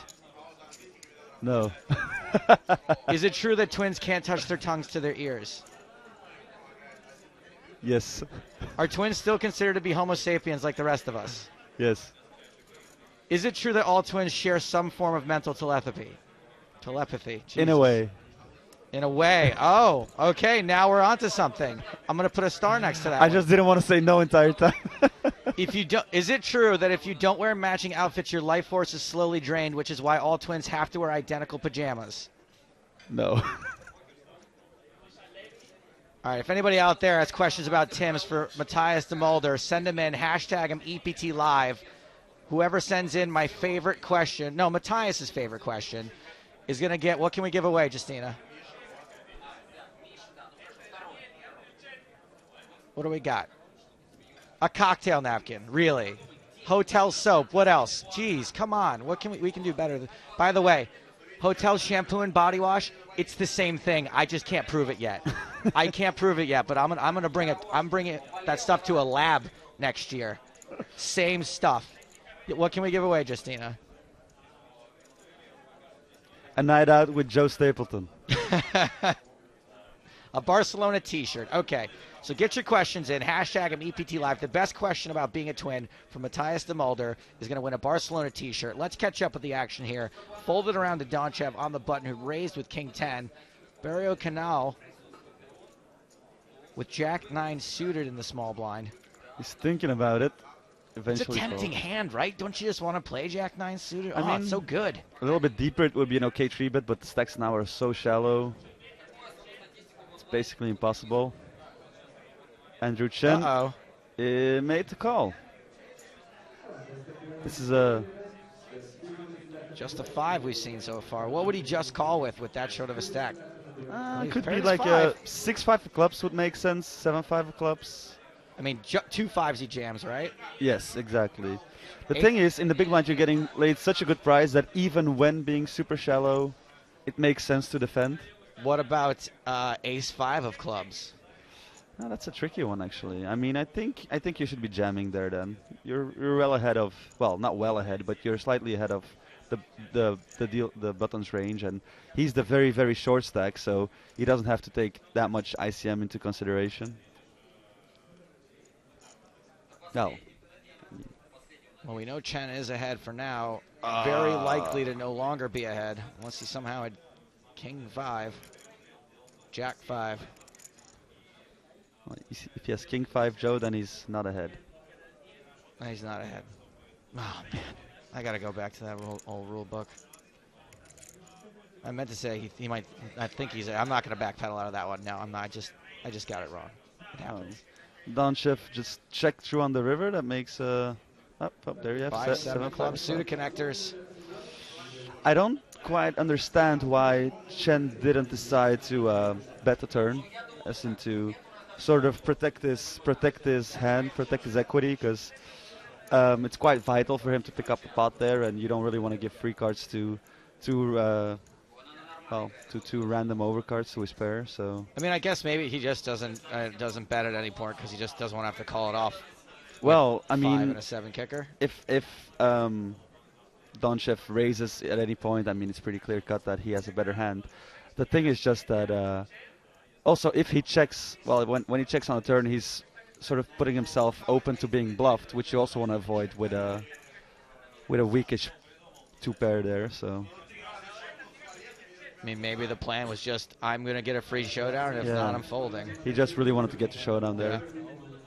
All right, we got some twins questions here. Jan wants to know, do twins date twins? In the big one? As in other twins? Yes.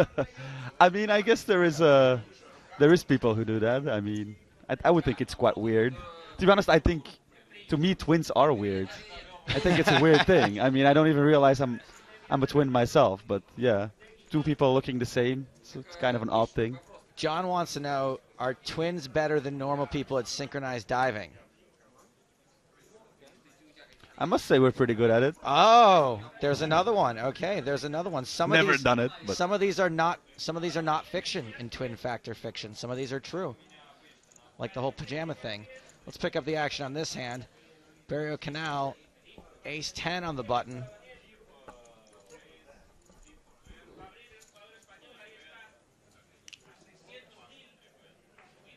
Good enough for a poke. Then raises 600,000. Andrew Chen, oot. Hakeem Witun, 2 4s. Pretty standard so far, eh? Yeah, I mean, he could have rejammed, but given the fact that he's in the big blind and that there's a very short stack, defend also is viable.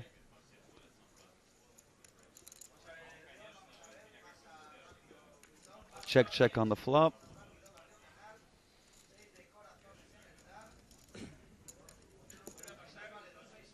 Looks like this is gonna get the showdown.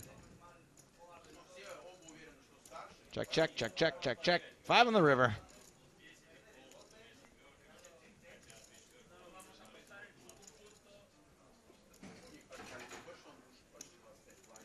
Four has managed to dodge all the overs and the counterfeit outs.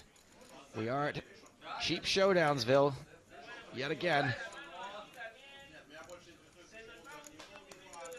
Matthias, do you think that if Andrew Chen were at this table with more chips, that we'd be seeing the same sort of passive play on these hands that we've been seeing? No, I mean, and that's also very normal actually. That for a lot of these players, this is a huge. Well, it's for everybody. It's a huge final table. But if you are like Andrew Chen, used to playing bigger events, used to playing for big money, obviously his level of comfort, he's gonna be way more comfortable playing these kind of final tables, and if he would have a lot of chips, he would probably put a whole lot of pressure on each and every one of them, just because of, people are just gonna fold probably a little bit too much and play slightly more passive than they normally would.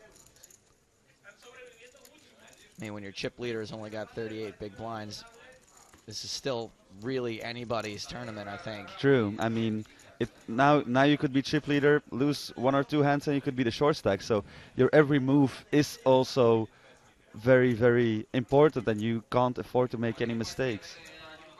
The one drawback to playing this passively, though, is that you got to rely on the cards. The poker gods have got to be with you a little bit more, and things got to run out in your favor. And actually, in this phase of a final table, being the last 7 players, it is quite alright to play a little bit tighter. Definitely, well, that makes sense. If there would be aggressive players, then I would play a little bit more tight. But if everybody's playing tight, then I would go slightly more aggressive. But still, you wanna survive these pay jumps. You wanna at least get to top 5, top 4, and then really open up your game, get some pay jumps. Because obviously every pay jump is big money, and it's quite vital, quite important to make it further. Our chip leader has raised under the gun, but he has got a monster. He's gotten no action so far. Just the big blind left in. She folds. Boy, like me on my prime night. No action whatsoever. Well, that's annoying, but the chip leader adds to his chip lead. Nearly 12 million now. Let's get to some more twin questions. Mitch wants to know, if one twin defeats the other in battle, is he or she granted eternal life? True or false? True. True. Whoa. Chris Turner wants to know, which one of you is the evil twin?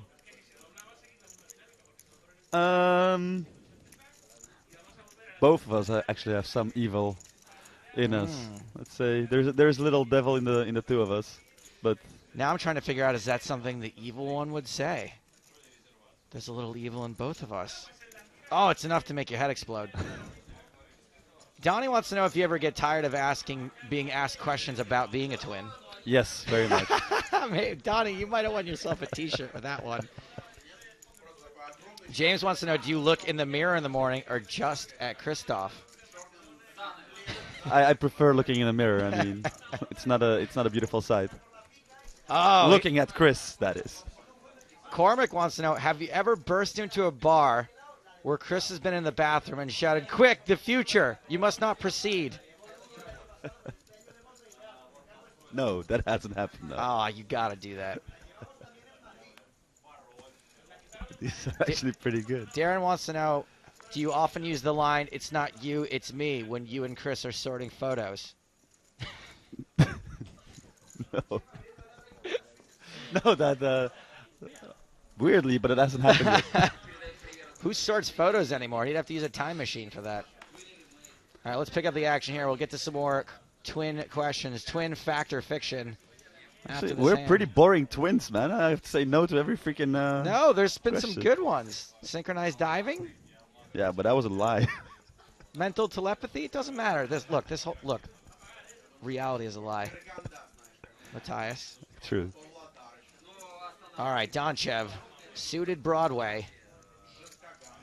Guiton on the button with trees makes a call. It's quite a... Yeah, you're not going to make money making that call with pocket trees. There's just not enough money to be won. So what's the move there? It's a fold or 3-bet? I mean, in this stage of a tournament, you really just want to be folding there. You don't want to get it in. Like, rejamming would make sense in some cases if let's say, the original razor is very, very loose. And you can obviously pick up a lot of chips by rejamming. Now, even though Guiton and Donchev are two of the bigger stacks, they're not the 2 biggest, but 2 of the bigger stacks, because there's just so few big blinds in play, it's just not worth it. Exactly, yeah. There's just not enough blinds that can be won to make well, actually, it's basically set mining to make a set mine profitable. Right, because a lot of people think to themselves, like, okay, I have 3s. If I flop a set, like, I'll double up. And sometimes that's still not good enough if doubling up is not a lot of big blinds. And you're also not always going to double up. Right. There's a lot of times when you jam with your set of 3s and they just fold. And then you don't make any money then either. I'm thinking of a cool twin story. Well, there was once when we were like 10 years old or so that I was very much into a girl. Okay. And I made that clear. At 10, you dog you. Or maybe 11. Oof. And I made that very clear that I was into her. And then my brother, also known as Cockblocker, Okay, wait, we apologize for that one, all right. I thought it would be a great idea to go up to her and say, I like you as well, and I really want to be with you too. Did he want to be with her, or did he just not want her to be with you? Yeah, that's still the question. Chip leader, near Levy, 3-betting. He's got to have a hand to 3-bet, huh? Let's see, we'll figure this out eventually. Where's Matt Broughton? He'll spin the old Gesachon. He's got a 10. Does he have a hand? Is he fluxing that chip leader muscle? If Donchev would be slightly deeper, it would be an okay hand to make the call with. King Jack plays pretty well post-flop, but now I think it's just a fold. There's not much he can do. And not only is it a 3-bet, it's a big 3-bet. It is a more than 3x 3-bet.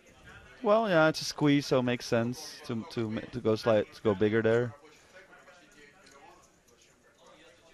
You don't want to lay too good of a price to your opponents. And yep, King Jack of clubs, beautiful, beautiful hand goes into the muck. And this situation Guiton's in right now is another reason I think that Matty would advocate folding there, because sometimes you're not even going to get to see a flop. You're juicing the pot. Yeah, you make it more interesting yep. for others to go after it. He is reaching for chips, though. He is really holding on to his trees. Don't do it, Guiton. What are you doing? Look, you can't just knit it up and fold monsters like threes all day, Matthias. Oh, if you would look at Levi, it actually doesn't come off very strong there. I mean, he looks a bit nervous. Or he's a very good actor and just has pocket tens in the hole. I mean, he can have tens in the hole and still be nervous. I know I would be. True. Maybe just a very nervous person. I could have 2 aces and be like, please don't call, please don't call. Just let me win this pot right now. Yeah. Trees go into the muck. That's good. Does not call, and it will remain a mystery. To finish up my very interesting story. Yeah, so he told her, let's see what this other card was first here. Oh, it was 2 tens.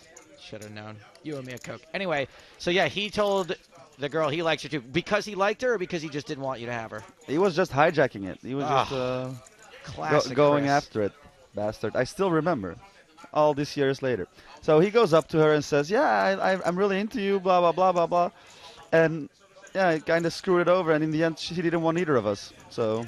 Oh, so he ruined it for both of you? Or do you think you maybe would have had a shot if he didn't get I would involved? have had. She liked me very much, but then she figured, oh, I don't want to get involved in this entire twin thing, and then, yeah, she was my future wife. I assume that at 10 years old, the girls were scared of the twin thing, but, you know, I bet at 45 and 50 years old, the ladies are kind of into it. Yeah, might be. I bet they are. You don't have to say anything. You got a better shot at saying, well, at commenting. You don't have to answer. It's okay. We know, though. You're nearly there, so you could tell. Let's see. Let's see if we got some more. You remember, you got to pick a winner of these. Some of them made me laugh, actually. So. Alan John Starkey wants to know, do one of you look like your mom and the other one looks like your dad? In which case, who got lucky? This is a GFY. Oh, sorry, Alan John Starkey. I don't think you're going to win the prize. Is it mandatory that twins are fans of the Minnesota Twins baseball team? That's from Ravon. No. Okay. Europe is not really into baseball. LP wants to know, what's it like acting with Danny DeVito? A lot of fun. Aaron wants to know, can your parents always recognize you? Like, have your parents ever screwed it up? I guess probably my dad has screwed up in the past. I mean, no, maybe not. I don't know. Could have happened. He feels bad. He doesn't want to throw his dad under the bus. Action at this final table. The record-breaking Estrellas Poker Tour. Donchev min raises under the gun. Ace-6 suited. Gets flat called by Gatun in the cutoff. It's a pretty conservative call. A 3-bet or a jam would have been very, fireable plays, but I mean, I guess he's getting tricky, or he just doesn't want to get it in there. Maybe he was a little reticent to 3-bet because the action came from under the gun, but I think that, we're just seeing this as his style. His style is to call, I think, before the flop. My guess is he likes to see flops. Most likely we're going to see Donchev c-bet here, which actually, if you think about it, is not really a great board to c-bet, because Guiton calling there is often going to be broadways, king queen, king jack, ace queen type hands, and they're obviously not folding to a c-bet here, so what might look as a very standard spot to c-bet might not really be... Not a mandatory c-bet. Not a mandatory c-bet. And maybe Donchev just gives up now. As you said, this kind of does connect with a lot of the cutoff calling range. 10 of diamonds on the turn, so it gets a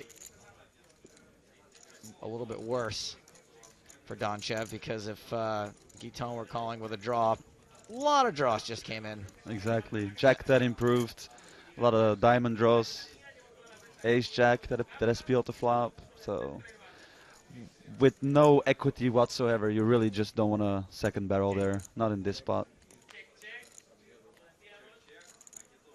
And it looks like he did give it up, and now he got away with murder. They're chopping it. This pot will end in a chop, assuming no one folds. No one does have the actual nuts for this board, but the nut straight is held by both players. Given it went check on the turn, it is close to the nuts, but could have been that one got tricky with his flush.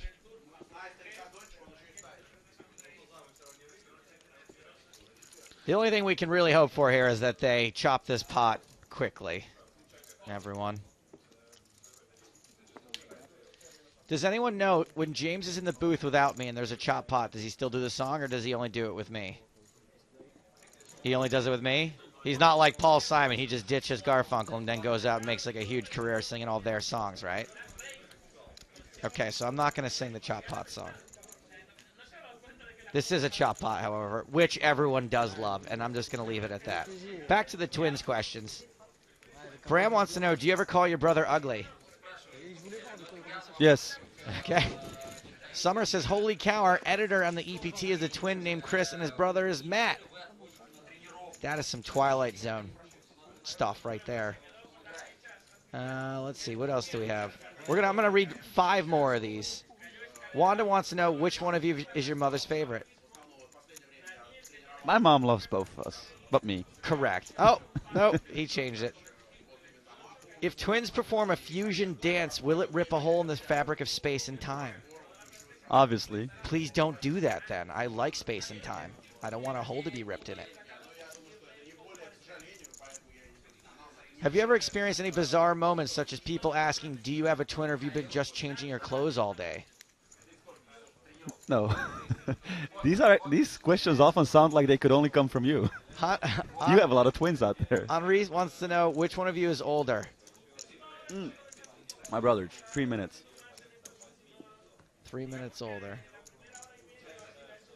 Cormac weighing back in. Evil twin from the hijack forces early relationship fold from the 10-year-old in the small blind. What? Twin stories, jeez. Oh, I see. He took your dating story and made it into a poker thing. Oh, okay, yeah. I didn't really get that either. I'm still learning some of the terminology. Richard wants to know, are you sure you're not actually your twin brother and your twin brother is actually you? Never thought about that one. It's pretty big mindfuck. Oh, Belgians. Jordan wants to know, who's player 1 when you play video games? My brother. He's selfish. Because he's 3 minutes older. He wants to be, if you're player 1, you get to play at home. So Andrew Chen is all in as I call time on the twin factor fiction. We'll get Maddie to pick a winner. He found an ace with a little over 5 big blinds. Gonna get a call from Boucher's pocket 7s, most likely. She's gonna jam over the top, I would guess. Although there's still 3 players left to act behind her. It is close, but she's gonna jam. I mean, well, you're talking about what the optimal move would be, and we don't know that she knows what the optimal move is. I think that when you're dealing with folks who are playing in a smaller buy-in final table, they may be a little bit more of feel players. They may not always make the optimal move. Let's hope that she does. It would take, I think, a lot of guys like you like a second and a half to make this decision. And this is a real serious business, I'm sure, for Madame Boucher or Mademoiselle. The thing is, she's also like 16 stack actually. So after Chen, she's the short stack. She covers him. So even if she jams and a guy overcalls, and wins against both of them, she still gets 6th place money. So taking that under account, I mean, the good it's a thing very about clear-cut jam. jamming with a pair too is that you're never in like ace king versus aces type bad shape. I mean, you can be in bad shape, but you generally have outs. Oh, Boucher makes the call. Is that to fold if someone behind her jams? That's the problem with situations like this. You might actually get jammed off your equity by hand like ace king or ace queen suited if you decide to call and fold to a jam, which is obviously disastrous. Well, just getting it in, you put others on the spot. Oh, and she. No one did jam, so it'll be just Andrew Chen and Corinne Boucher. This improve? For Andrew's tournament life, he's going to need to catch an ace, at least for immediate outs. King, Queen, 5. No help for Andrew Chen.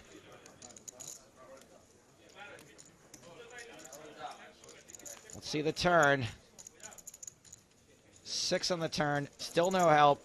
He's going to need to hit an ace, and he needs to hit it on the river.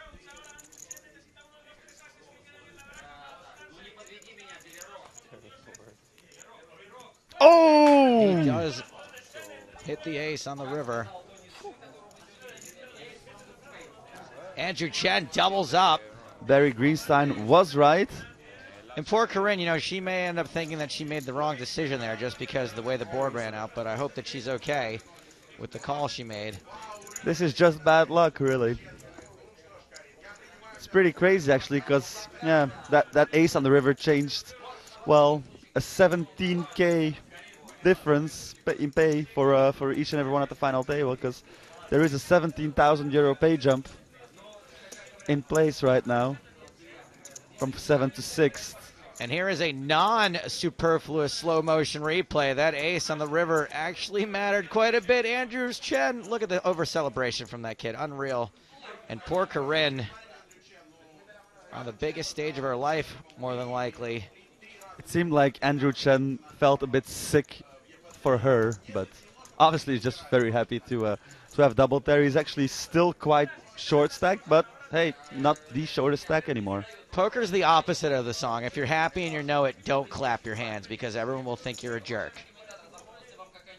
Although I think, you know, the way it is now, with the very, very little celebrating that's going on, it could be a slight bit more. It's fine, but you just don't want to, you know, get up and give yourself a round of applause in someone's face. All right, why don't you, in celebration of Andrew Chen doubling up, why don't you pick a winner in the Twins question? Do you remember anyone that you liked? We can go back a little bit. We had ones about who's your mom's favorite, Minnesota Twins, it's not you, it's not me, sorting through the photos. There's the guy from the future in the bar, who's the evil twin. Donnie was the one you laughed at when he said, do you ever get tired of being asked if you're an identical twin? That was actually pretty funny. You want to go with Donnie? We'll go with Donnie. All right, Donnie, at 65 Ponyboy, you've won yourself an PokerStars EPT Barcelona t-shirt. And make sure you follow at EPT Live on Twitter, and then we'll follow you back and get your info, ship you that t-shirt. Thanks, Donnie.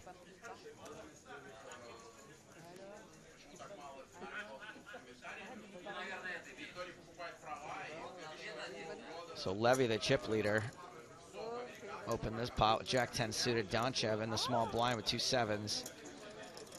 What do you have to just jam this here, Matthias? It's a lot of big blinds, though. I mean, to be honest, I think you're probably best off just folding there. You just like folding 2 7s in the small blind to a late Yeah, raise. you know, it's 30 big blinds. That's the whole thing with these dynamics when you have very, very shallow stacks. you can't really afford to 3-bet call it off there with 7s for 30 big blinds. Or, no, he got a little less than 30 big blinds, but still.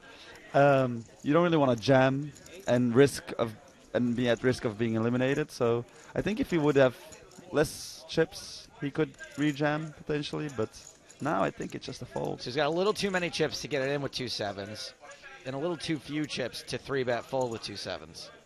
Yeah, something like that. And also, if you want to be 3-bet folding, you don't really want to use hand like 7s because they they don't have a blocker. They don't have blocker value either. They like if you have a king or an ace in your hand, at least there is lesser combinations of premium hands in another person's range. But it does work out as it is, and I think, to be honest, if he would have gotten shoved on, he probably didn't have a game plan yet. I mean, we're gonna check out some footage right now of the EPT 100, our 100th main event. This is day 1A. Leo Margetts, Dominic Nietzsche, next to a Theo Jorgensen lookalike. Across the table from Vitaly Lunkin, that old lunk box. Love that guy. Eugene Kachalov. Martin Jakobsen. He's a final table of WSOP, huh? The godfather of Norwegian poker, Thor Hansen. Take the gun, leave the sled. Jan Heitman, PokerStars Team Pro from Germany. Olivier Bousquet, our super high roller champion. First super high roller champion of EPT 11.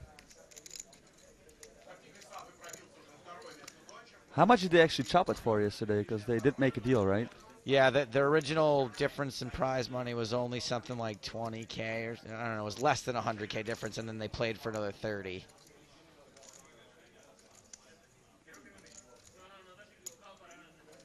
He didn't look like someone who just made a whole lot of money. I mean, quite calm, relaxed.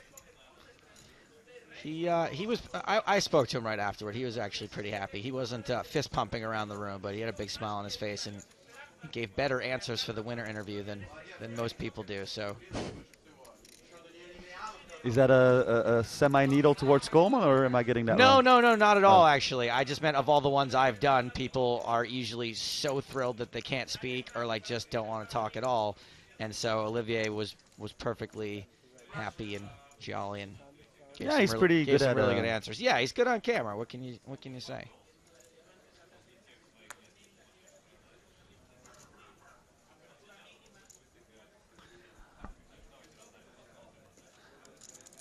Seems like a good guy, yeah. Online, he's notorious for sometimes being a little bit of a, I don't want to say D-bag, but no, I think like berating people and. Well, both he and Coleman do that, I think. I was hoping they would do it to each other. That would have been great. I wanted to go out there and just give them little keyboards so they could write nasty messages to each other.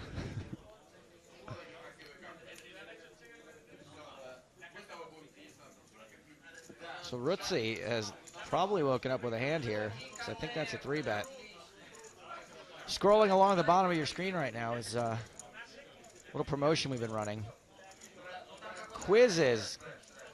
The EPT quiz. I've been firing questions out all week long. Write down all of your answers. At the end of the week, you get to submit them. Whoever has the most right answers is going to win a pair of Skull Candy Crusher headphones and a Sunday Million ticket. All those questions about the history of the EPT, but if you miss one, that's it. You got to go back and watch the replay. We will not be repeating the questions. So Rutzi's gotten a little frisky here with 4-something. He has been folding for a while, so we figured enough of that.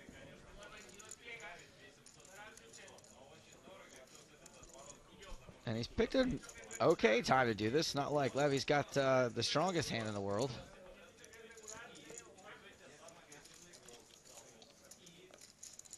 Action is back on Levy, the original raiser. And makes the fold.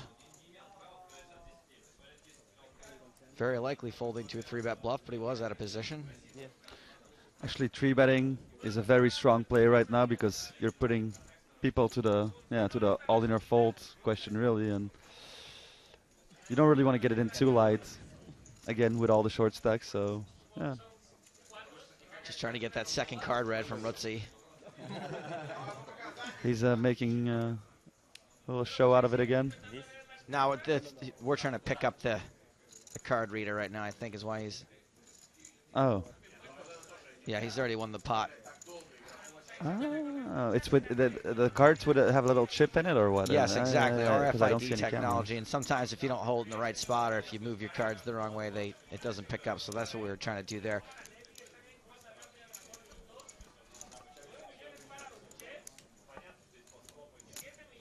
So Rutzi no longer second in chips. He's dropped down into third behind Vladislav Donchev and Nir Levy.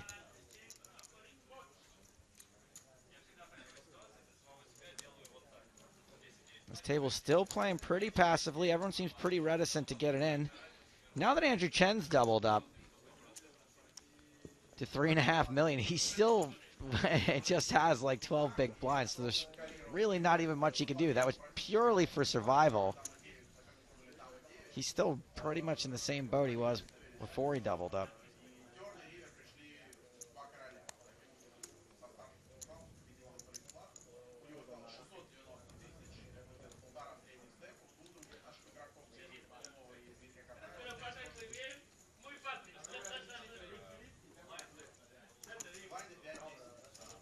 It's 11.5 minutes left in this level.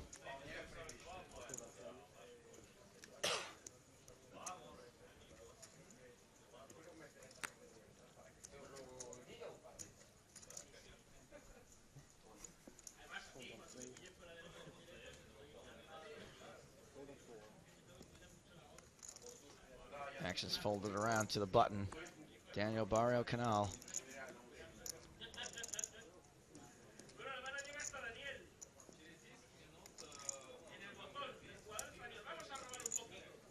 Seems like he's gonna come in with a raise. He sure is.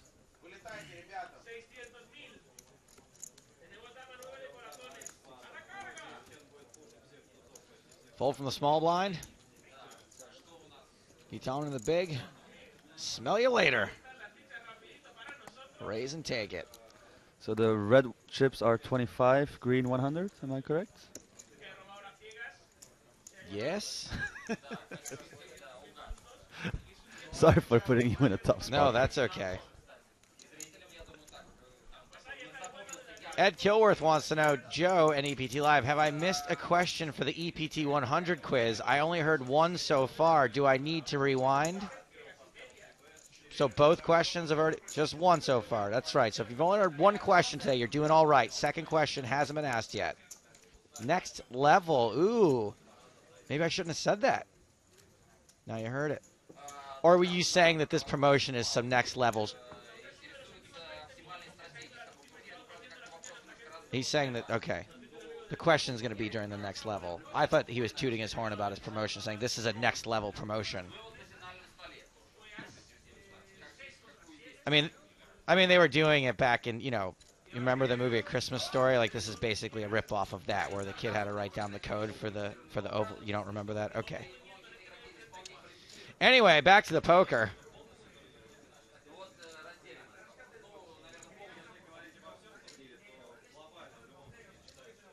Rutzi folds the 7-5 this time.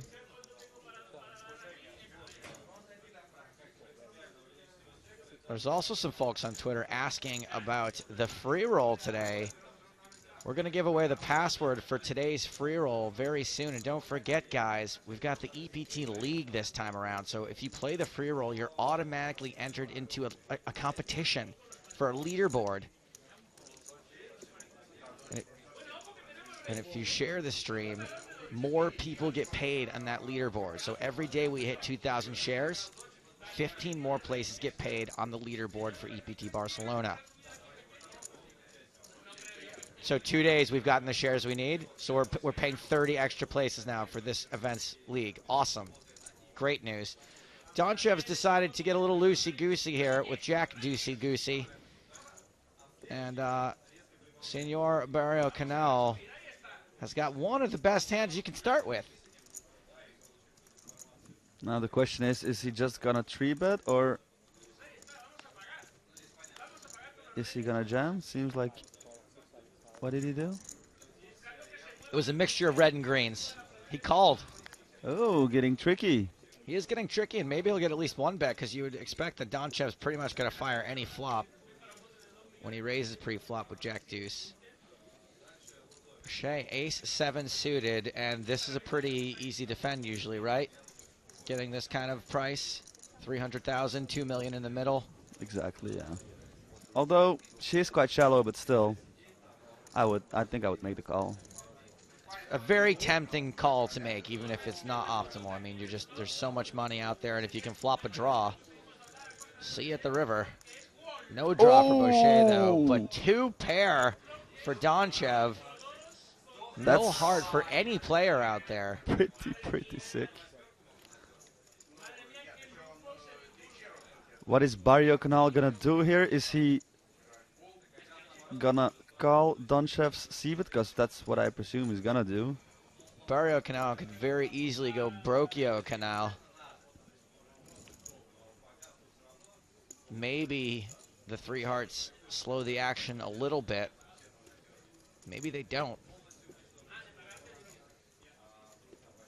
Action on Donchev. And when you're Donchev, this is just such a sweet flop for you because it's people don't usually believe you, and he raised with a piece of cheese and then flopped some stinkier cheese. This is awesome.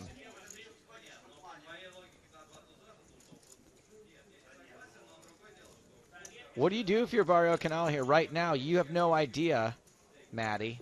Do you raise? Oh. Probably raise, right? With 3 hearts out there? I mean, he sort of has to, protect his hand there, but on the other hand, just calling and playing a turn is fine as well.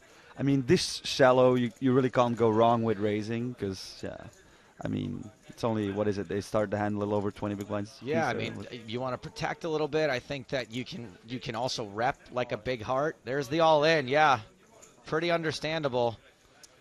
We assume Boucher is out of the way. Back over to Donchev. Snap call. Yeah.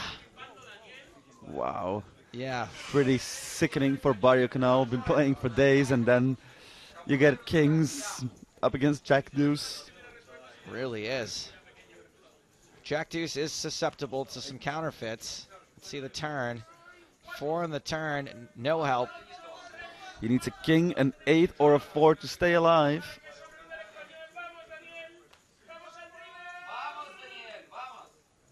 It's an ace.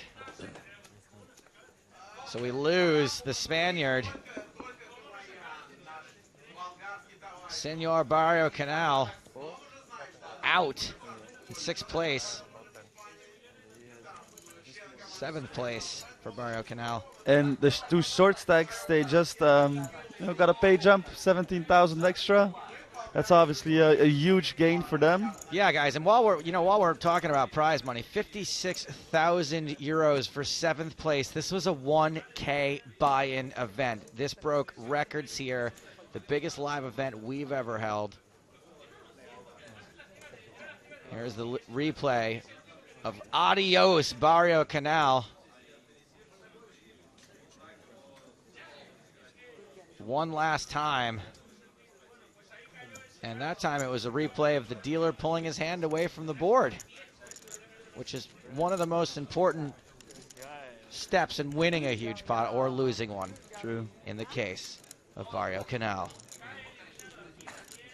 Just 4 minutes left on this level. We are down to 6. Yes, like I was saying, 56,000 euros. It's pretty crazy, for 7th place at a 1K buy-in event. Look at that. 393,000 euros for the winner in a 1K event.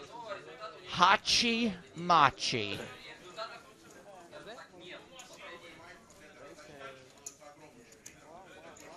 And Donchev now has a very, very significant chip lead. It's going to be interesting to see if he's going to use that chip lead to put a lot of pressure on others, or maybe he's going to wait it out. Well, yeah, we'll have to wait and see. It's actually pretty, in a way, Barrio Canal or I don't exactly remember his name. Got hit by variance there as well, because I assume Donchev is not always going to be raising Jack Deuce there. I mean, he's been actually playing pretty snug, pretty solid, and then decides all of a sudden to raise Jack Deuce under the gun.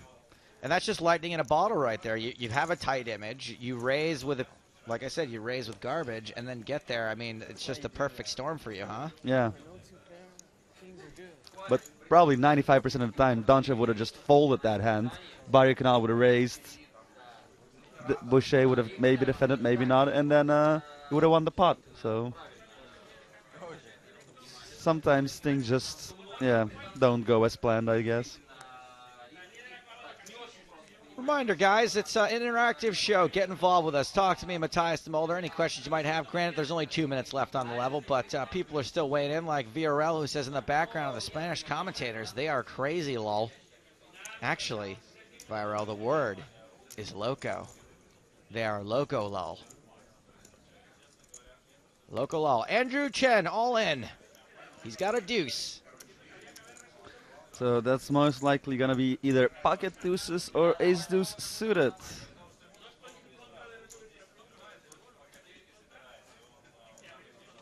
And the shove gets through. Levy shows his hand face up. Who knows what it was from this distance?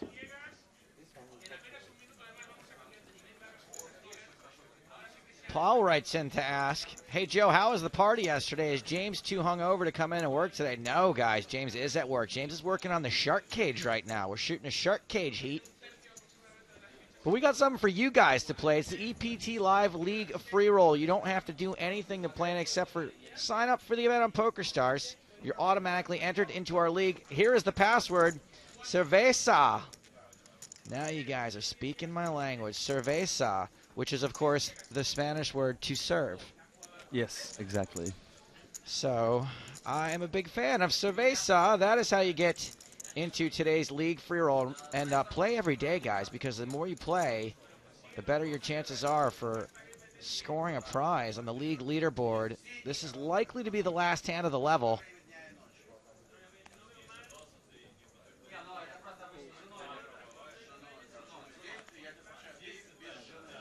Chen folds. He'll survive into the next level more than likely. Guiton out. Corinne Boucher. All in from the button. Ace-6 suited. She's probably really hoping this gets through. Jack-4 for Levy. He's out. Queen-5 for Rutzi. Now, he's probably going to fold, but he may think long enough about it. He didn't. We might be able to get one more hand in. 5, 4, 3, 2, 1. Oh, it went from 2 to 0. Did you guys see that? Well, the wash has started.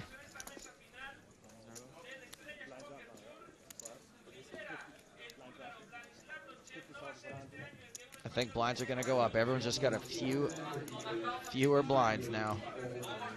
Blinds now 200,000, 400,000 with a 50K ante. Average stack 8.5 million, a little over 20 big blinds. We're gonna get to see a lot of action. We're gonna see a lot of boards. Flop, turn, and river for most of these hands, I think, coming up. Now it's basically just any man's game. I mean, being this shallow, winning one, losing one, of course, matters a whole lot. Two guys are sitting comfortably though. Donchev with 17 million and Nir Levi with 11.5 million. Others are pretty much at risk, to be honest. Matthias, what do you think of John Klein's tweet who says slow playing kings asking for disaster to strike? Can we call that a mistake? I mean, I wouldn't call it a mistake, but given the shallow stacks, I think you're better off 3-betting or jamming there than just calling. Also because you don't really want to get drawn out on, and also not risk the chance of, let's say if it would be kings up against jacks and and you slow play, and there could be overcards coming to the guy's jacks or something like that. You risk losing value in a way. Mm-hmm. Because of course it would have gone all in pre-flop. I think there's more than one way to play lots of hands, and given that he did call before the flop, which I think most players will say is fine as long as you don't do it all the time, as long as you're balanced. Everything that happened afterward is pretty standard. There's not much he can do after that. So Gatun raises ace-king suited, gets 3-bet by Rutzi in the small blind, then shoves. Rutzi, do not ask for a count. Don't do. Oh, he did it. He asked for a count. He's balancing his ask for a count. Excuse me, can I get a count, please? Yes, now can you also push all your chips in the middle? Can you stack them in 20s? How much is that again? Okay, I fold. Stay tuned, though, guys. Don't check out for this Rutzi tank for no reason, because question number 2 of the day is coming up. It's imminent, unlike Rutzi's action. Do you think he's ever genuinely thinking if he's got the right price to call here, Matthias? And if he is, would that be not smart?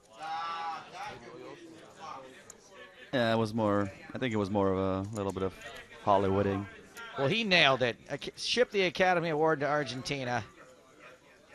So what do we say, guys? We gonna do this bad boy or what? We're gonna do one? Here's your second question of today. The EPT 100 quiz. Remember, the prize is a pair of Skull Candy Crusher headphones and a Sunday Million ticket. Which main event's Bubble Boy did not show up? We're talking EPT history. Who was blinded out on the bubble? Was it from PCA 2013, EPT 9 Deauville, EPT 10 Barcelona, or EPT 10 Prague? I actually know the answer to that question, I think. Matthias knows it. Keep it to yourself, Matthias, because what you guys want to do, don't tweet these. Do not send them in. I did not say that fast enough. We're going to get tweets. We are going to get tweets. Do not tweet them. You're going to write down these answers. You're going to save them. You're going to hold on to them. Do not share them, because those are your answers and your answers alone. At the end of this festival, we will give you the opportunity to submit all of your answers. If you're the only person that got all the answers, you will win those 2 prizes I described before. If there's a tie, there'll be a draw. Godspeed. Too late. It's all over Twitter. You guys, that was my fault. And you know what? I'm just going to go contact Twitter and see if I can get those taken down. Can we get Stapleton's car around the front? Is ruined the competition. We just need to get him off to the detention zone. Guys, I'm sorry.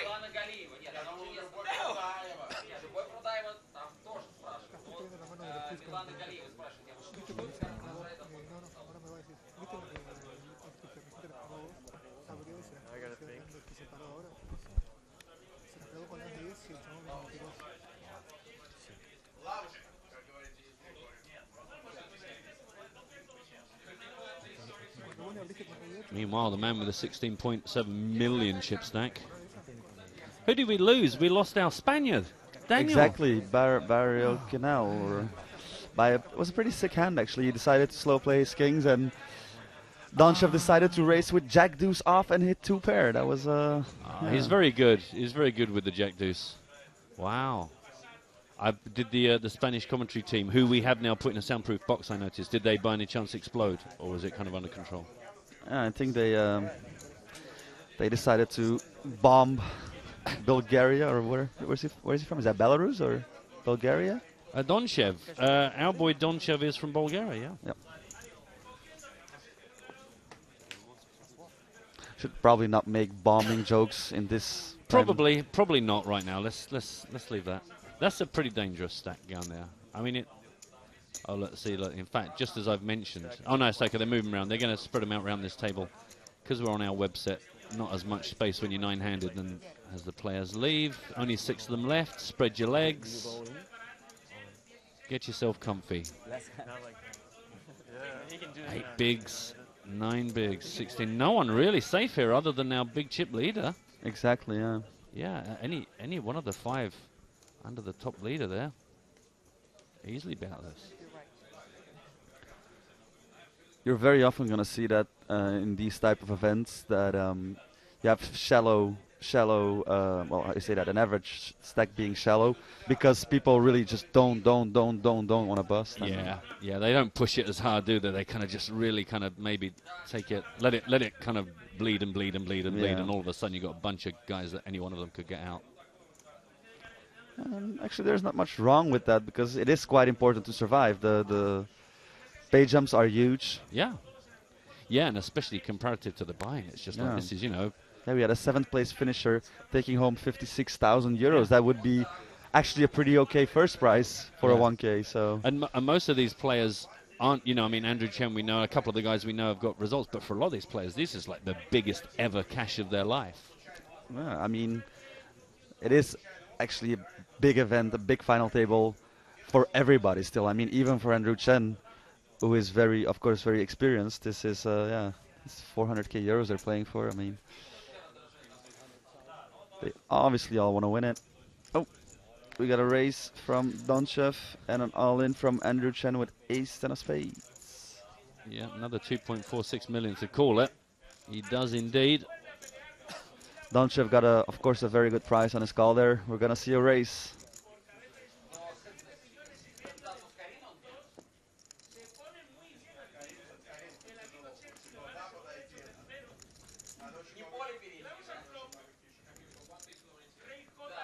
No help so far for Andrew Chen, although he picked up a gutter. Yeah, a little bit more equity into the gig. 2 cards still to come, 9 outs as it stands. Are we going to lose Andrew Chen? Could be our 6th place finisher. And indeed he is. We do lose Andrew Chen. He came in as a short stack, has been hanging on for a while. We lose him in 6th place. Gets himself 73,826 euros for his troubles. Not bad at all. And everybody just picked up an 18k pay jump. Yeah. 18,000 euros for each and every one of them. Well, there we were. We were just saying about, you know, the importance of people maybe letting themselves get a bit lower because of that big jump. And here we are, exact proof of how much impact that has on the remaining players. I only jumped back in the booth to watch Andrew Chen. I might just head off again. Oh, well, your timing's not great. No. I'm going to be honest. Well, they are. Oh, well. Well, look, we will take this line. We're going to let you go, Matty. Thank you ever so much for your time. Thank you for being with us and with Joe. All right. It was a pleasure, guys. Have a lot of fun covering this, and I'll see you guys later. Hi and bye. That was quick, short and sweet. Something I said. Andrew goes, now Maddie's going. See, it must be Mark's fault. It must be me. Yeah, I don't like him that much. Bye-bye, guys. I always preferred the other twin, anyway. Brilliant. Thanks a million. The good-looking one. So we are down to our last 5 here. The Estrellas Poker Tour's final table. Started with 9. And Andrew has done better than he might have been expected to, considering how short he came in. But right now, apart from Vladislav Danchev's 21.3 million, no one else going to feel very safe here. Near Levy, 11.3. Everyone else under 10 mil. Blinds are huge now that we've got into level 35. Not more than a 20 big blind average stack.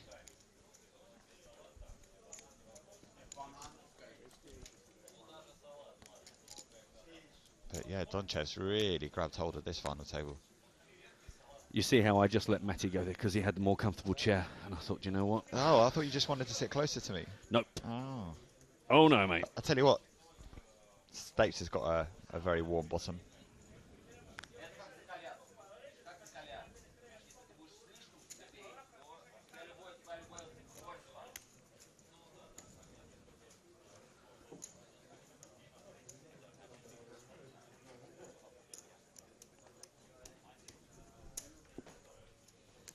An ace.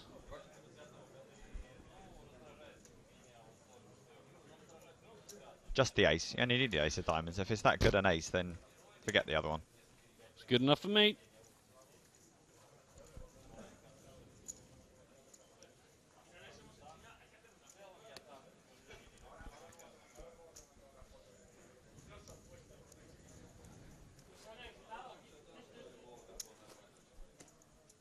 Look at a few players playing in day 1A in the main event, as Johnny Lodden had a summer off after having his second child, pretty short. Another player looks very short there, Vanessa Selbst. We saw her go deep. Former EPT champion and former runner-up from EPT Barcelona, Mark Telcher. The Telch. Who almost became a second. Bracelet winner for Victor O'Cohen.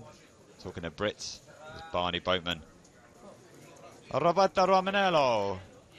We had a viewer asking about Welsh players earlier. Yep. Here's the man we mentioned. There's the one we know. Marc-Andre Ladesseur. One of Canada's finest. And the stayer, Eric Seidel. You got to tip your hat off to him. Who's that fella? Who's that fella? Hey, Who's good-looking he? lad. Is that Ole Simeon? Ole! Ole. There's a very good composition on Twitter feed. Don't forget, tag your tweets. EPT Live. I've no idea why, but there's a kind of a 40 Towers sort of strange Photoshop thing with Fatima, Victoria, that is brilliant. James and Stapes. I don't know why. I don't know if I missed something, but that is it's from Willie Elliott. Why does that mean something to you? Willie's a long-time fan of the show, so he's a regular, and he also final tabled UK IPT Nottingham when we were there. No, I mean, why is he sending in pictures like that? Oh, I thought he said, like, should I know about Willie? Oh, I see. No, the way you said it was if, oh, well, he's always sending in pictures of 40 Towers. No, but it's probably to do with your competition. It's just taking it to the next level, even though I you see. closed it off. Oh, you think this is back to the moustache? Yeah. It's a very good picture, Willie. We closed that competition about an hour ago, but if that's why it's there, I like it a lot. Good job.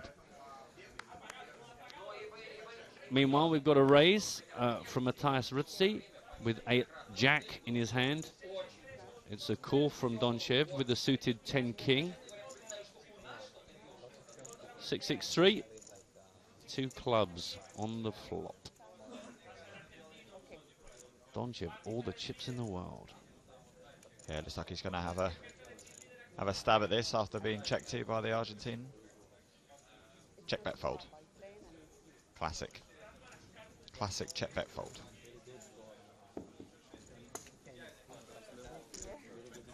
That's mine. That's mine.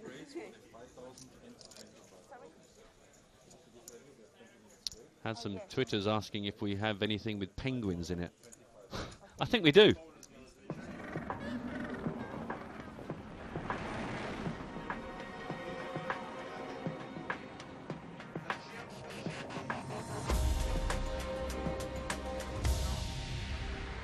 You know it. Satellites for the W Coupe start on the 6th of August. The actual series starts from the 7th of September till the 28th. 66 events, $40 million guaranteed prize pool, including that $10 million in the main event. Highest guarantee of the year in an online tournament. Satellites daily from $1 something. Of course, the thing is, it's just tiny, tiny amounts to satellite into some huge tournaments.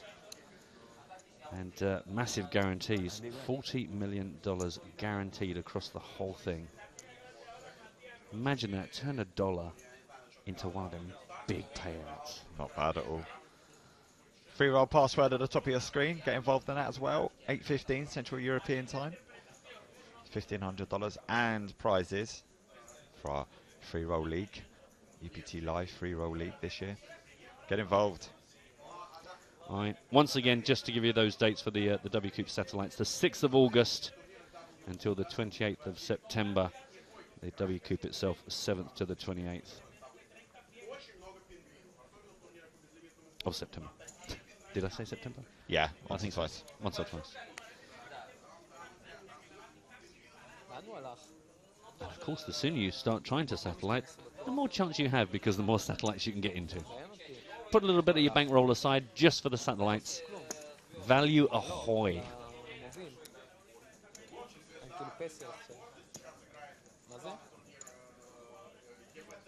59 bigs. 23, about 23.7 million. Huge amounts of chips. And great news for Corinne Boucher, because, you know, she's survived a couple of hairy moments and is now looking at 91,580 euros. As we heard from Alex Dreyfus, a known player on the French scene, certainly no amateur, Perhaps no big wins to particularly sing about, but certainly known in the poker community. Well, when you come in 9th out of 9th as well, and you guarantee yourself 5th place money, that's good laddering, and then whatever happens from there, then you just be happy with it. Exactly. It kind of feels like at this point, I know I've had that not that often, but sometimes when you're in the money and you've had a couple of near misses where you've just survived, it feels like actually everything from now on feels like just extra freebie. Yeah. Like you kind of you've got through by your skin of your teeth in a couple of key hands, and then you just think, you know what, I don't even feel like I really should be here, so this is all good. 4 or 5, I think.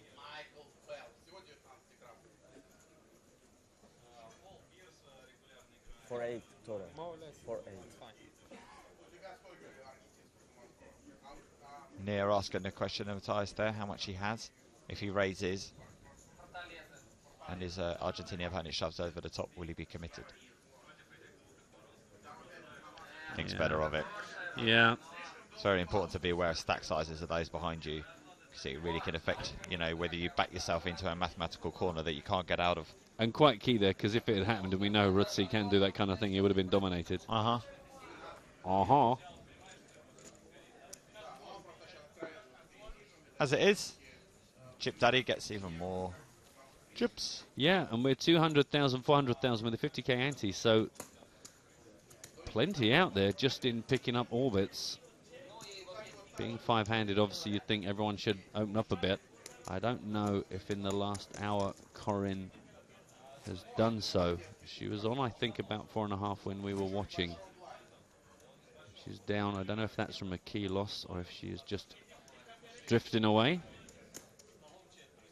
But she is our shortest stack right now, 2.4 million.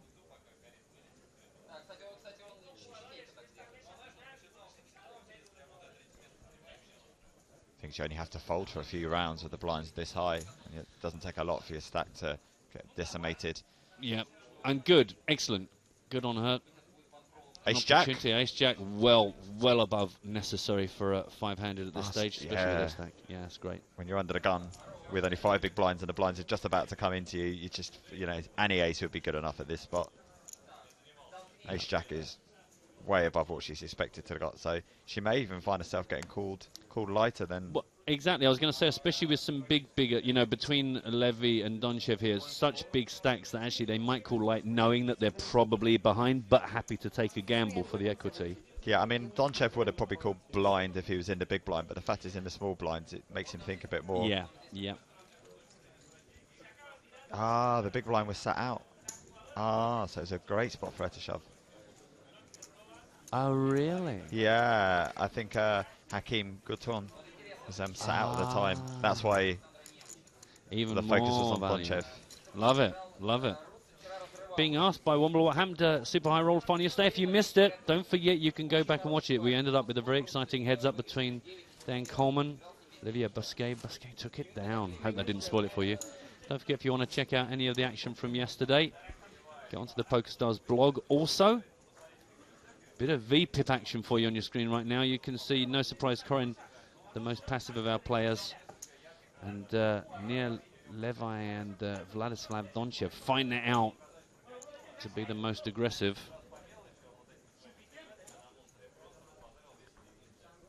See now Alex Dreyfus's minions back in Malta, they've tweeted again. This time they have used hashtag EBT Live. Aha! So maybe one of them got a written warning rather than the heads rolling as we demanded.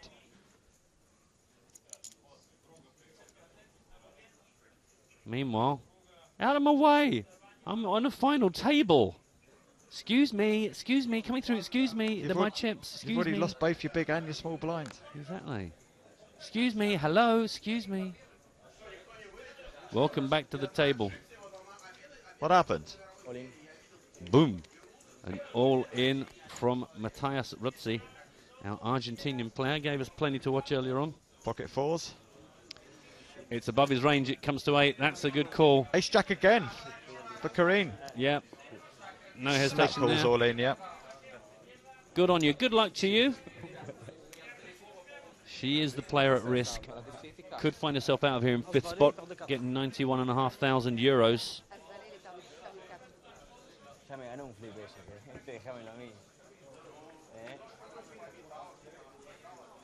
Ritzy will be left with just 3 big blinds if he loses this flip. He's good though on the flop. Pocket 4 still ahead. Yep. 30% chance of picking this up though with 2 cards to come, 6 outs.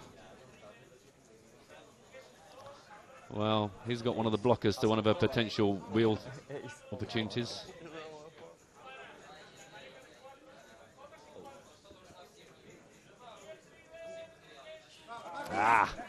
Unlucky. She did very well today, let's be honest. There's been a couple of times where she's sort of, her patience has played off. But it's a 5th spot finish for Corinne, gets 91,580 euros. Not going to see our first female winner. No, still waiting. The national tour, still waiting for the first female winner. Only going to be a matter of time though. So many are making the final table. Yep. It's just a numbers game. It was quite interesting, really. All the different styles on the table.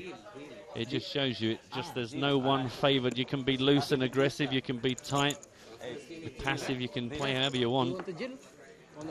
Every style gets a chance here. And now we are 4.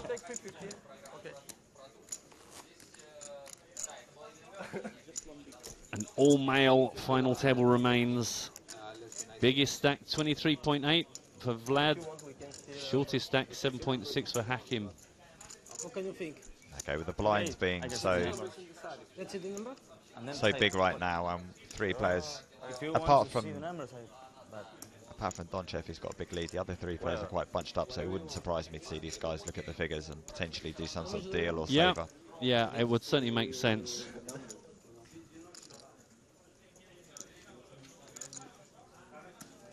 And again, especially looking at Hakim, not a professional player. This is already the best result of his poker career, so also for Levy. These guys both started playing 2008 for Hakim. Nia started in 2006. Both of them enjoying their best result ever. Yeah, when Donchev came second to UK IPT Edinburgh, what I was mentioning earlier, he won £61,000. It shows the difference in prize money just from one event to another.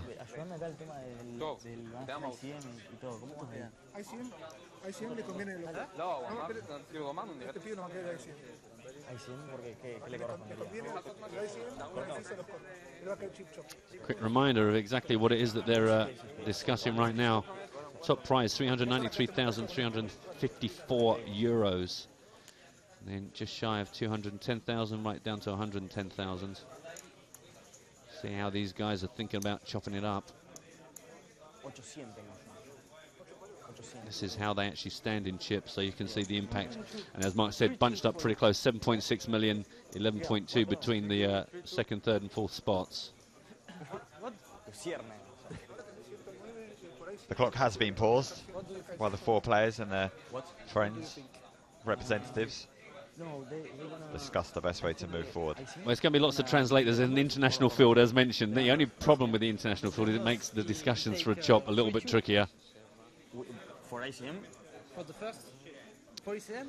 But while these guys are going about their business, we managed to catch up with Andrew Chen upon his sad exit. Let's see what he had to say. I mean, pretty well. Probably slightly better than average, so I really can't complain just because, I mean, I was short the whole time, and especially when the guy busted in 7th, like, that was pretty fortunate. The way he played the hand and how it turned out is obviously pretty good, so, can't complain. I guess I'm thinking about just playing the main right now. Yeah, I'll probably play the main event right now, just so I don't have to come back here tomorrow. I'm already here anyway, so, yeah. What a good guy. Yeah, one of the really nice guys on tour. Said that he's going to jump straight in the main event. Why not? Why not? He's in the swing of things. Exactly, that's the thing, isn't it? There's nothing worse than actually being in a real good poker groove but just not doing well. Well, he was very realistic with his expectations there, so there's no tilt factor for him to worry about. He's a professional, just get on with the job.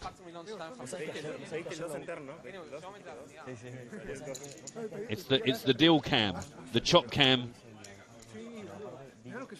Just working out exactly, make sure we've got exactly the right chip count, work out what that means to the players, work out what that means to the equity. Let's do a deal. And we said this earlier on, and you pointed out, Mark, nice that there's actually a little bit of a crowd here, bit of support, some friends for the remaining players. Up the back of the main room.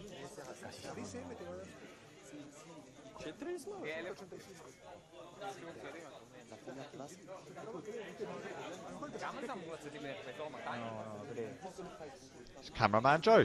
Hey! Hey, Joe. We made a hero of him. I think it was Monte Carlo. We brought him to the front. PCA, I think, was the first Oh, one. you're right. You're absolutely right. I remember the carpet. How can you forget? I don't know. I think he is supporting Matthias Rutzi. I'm just going to throw that out there. That particular... Argentina. Argentina. Could be right. Exciting times. This is a good time, isn't it? You're already knowing that, let's be honest, whatever happened here, you wouldn't be unhappy. Chances are the deal's going to at least guarantee you more than right now you could end up with. And as regular viewers will know, I have a horror story about once declining a deal and going out one hand later with nothing. Never decline a deal until you're actually in the money. Oh, so that wasn't even in. Oh, that was just on the bubble. Wow. I was second in chips.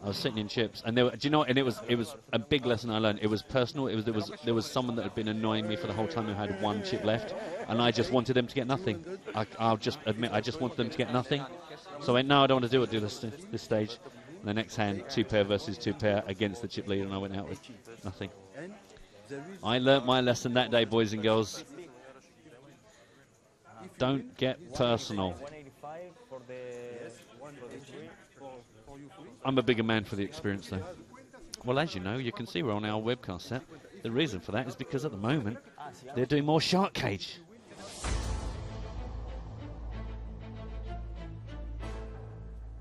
That is obviously a lineup of the greatest poker players in the world, probably in history. I'm definitely known as a big bluffer. They don't have a chance. I always have the advantage. Guys never expect me to bluff. Every time I come to play, I come to win. I think this tournament was tailor-made for me, so you can count me as the winner right now. I think I'm going to need my glasses just to fully appreciate David in the cage. Ideally, I would put them all into the cage at once. This stupid cage! Be called divas of poker. It's only because of the cage. You would never call me with that. Get that cage warmed up. Up the cage! Get in there! I'm really nervous about playing against the great players. I might have a surprise in my backpack for all the pros. Please welcome Matthew Hermignano. When Matthew walked out, I thought, okay, this guy's going to be fun. What is... Yes! The sickening factor of the cage.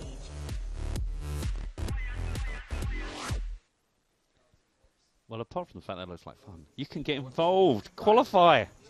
I'm sorry, Gus Hansen is known as a bluffer, and all the years... Sorry, what's that? You've respected him. Oh, okay, yeah. There you are. So that's what's going on today. That's where Joe and James are mostly involved in more heats being filmed at the Shark Cage. October for the UK. Check local listings elsewhere, but autumn is all you need to know. That is going to be a lot of fun. Word on the street from people that have seen it is that particular episode is an absolute belter. Channel 4 for the UK late October, so... And the final's still yet to be filmed. The final's going to be in London. Yeah. Yeah. And meanwhile, back here, this is our Estrellas final table. We are down to 4, and right now we've just paused the clock because the remaining 4 players are trying to work out a deal. Vladislav Donchev is the big chip leader. The other 3 players actually pretty tightly bunched together. It's Israel, France, and Argentina are the second, third, and fourth players in the chips. You can see that's the technology we're employing is a bit of paper with some scribbles and ticks on it. Well, that's a great way for our graphics team to verify that they got the chip counts right up until this date. Yes, exactly. We're just putting it into the Dealertron app. Toby Stone's being called. Toby Stone and the Magic Laptop. Even Toby's got glasses now. That's new. I haven't needled him about that at all. I think I said to him, oh, it's, you know, his eyesight's finally caught up with his age.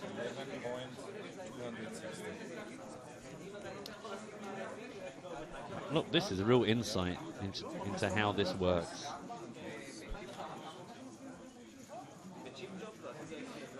They're making pretty shapes of magic pink boxes. Yeah, I think they need a bar graph. So they're putting in everyone's chip counts here. They're looking at the prizes. They're working out the equity. What is remaining? Look, you can see the chip value there, the calculations. What is actually still left in the prize pool to play for? Yeah, so they've taken, you can see there, they're playing for, so they've taken out 40k from the prize pool. That's still to be played for, so that will be added onto first place. Yeah. And then once that's taken out, they'll then percentage-wise split up the remaining prize pool between what stacks they've got. Yeah. See if they're happy with those figures. If they will, they do a deal. Sometimes in this because Donchev has got so many more chips that he may get more money than first because he's. Which actually Dan Smith amazingly did once on the Sunday Million. He dealt for more than first place, which was incredible because he's that good. They just said, yeah, give him their money because we're guaranteed. In this scenario, what they might do is say, Donchev, you need to come down a little bit from what your sort of mathematical price should be at the prize pool. We'll see. I mean, and this also. Now you can say listen. 20 for first, 5, 15 for first, 5 for 10 for second, and 5 for third. I was going to say, this is where their experience helps so much with the TD. This pretty much has to be left on the side to play for. This is your chip stacks right now, and this is an equity split, pure equity split. It's not chip. It's not chip. It's not ICM. It's equity splits. Can you show us ICM? ICM, you can make yourself on many applications on the phone. For organisation purposes, we only show you the chip chop, the exact chip chop. Okay. So this is the exact value of your chips. Okay. Taking into account. How's he keeping his finger so still? I think this is a freeze frame, Mark. I think this is to help us see what's going on. Wow, but you know, no, it's not a freeze frame because look, the crawler's going along the bottom. It can't be. What, they can layer one on top of the other? Yeah. Oh, technology these days. The leaderboard points, any deal done at this moment, we will all receive 4th place. So if the leaderboard points are important to you, and you go ahead and win the tournament, you won't get first points for that. So everybody gets 4 points. Okay? Also, any deal that's done, we publish the deal. So if you do win again, the winner would be 393. So let's say Nia wins, he would receive 192, 232. So he's a winner. Let's say Lad comes second, we would have the winner is Nia with 232, and second is Lad with 285. So we publish the real. I don't understand all in French. Understand? All. Trust us. Numbers are different in France. I'm French. Yes, they use a different system. Money for the win? We need to play for 40. For 40? 40 in the 40 is out of the game. We play for 40. Oh, it's good, yeah. It's good, yeah, believe me, mate. You all understand this because now I'm going to go away. I'm going to give you 5 minutes to discuss. Yes. And then we're going to have a decision from you. We can't tell. In the 4 different languages that you speak. So does everyone understand this? Yes. Okay. 5 minutes. Okay, sorry. Guys, what? Yeah, think about it. What? The discussion has to be here on the table. Okay, it's good. It's good for you. I think everyone's happy with this by the sound of it. I think they may need a few more minutes to fully understand. Sir, you can't go to the toilet right now. You can't go to the toilet right now for legal reasons. You can't go to the toilet. Can I speak? I really need to go to the toilet.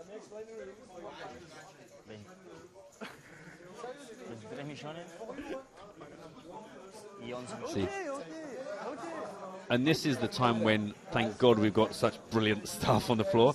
Because if these guys don't know exactly what's going on, there is a point where you just kind of go, okay, I trust that these guys are not going to be doing anything other than what you would do with the top players in the world with billions at stake. Exactly. And you know these guys have done this 100,000 times. I'm going to give you 5 minutes to discuss. And if you have Transparency with the right support from the powers that be. Yeah. Because for the guys that aren't pros, that don't play a lot of this, you're thinking, well, hang on a minute, is this all good and fair? But when the PokerStars TD steps in and says, look, this is what we think is fair, you've got to have a real problem with it to have any argument. Alex isn't enjoying this though. He says chops are for butchers. Come on, boys, let's play poker. yeah, but you sit with the €393,000 top prize, and you think, well, I'm second in chips, you know, but what if I go out now and I'm fourth and I get, you know, I lose €200,000? There's hundreds of thousands of euros here we're talking about. No.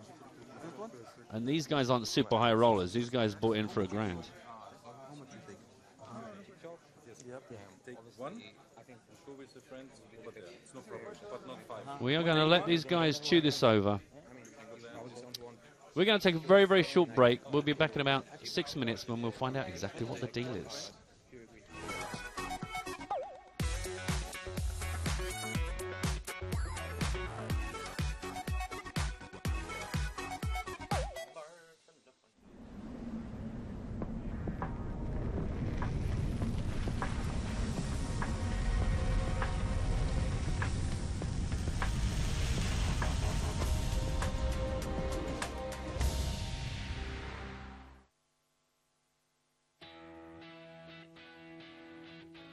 PokerStars 7 is an improved version of the software that players all around the world have trusted for more than 12 years.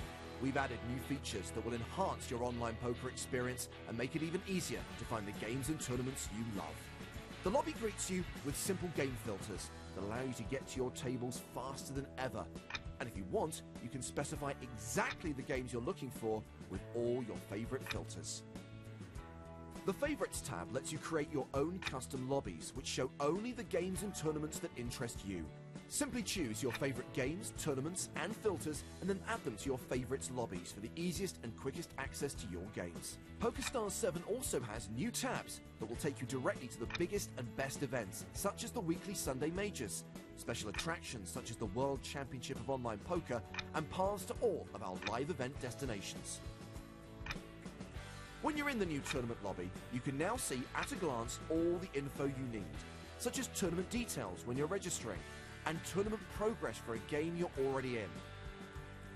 The new chip graph feature tracks your progress through a tournament, alongside graphs of the average and largest chip stacks. And now, you have more control than ever over your table layout. You can customize your view to display the things that are most important to you. The table controls are arranged in easy-to-access groups. They appear when you need them, and disappear when you don't. We've also added a new apps bar, which organizes non-playing functions. This completely replaces the old options and requests menus in the previous software. And there's plenty of space for us to add new apps as we develop them.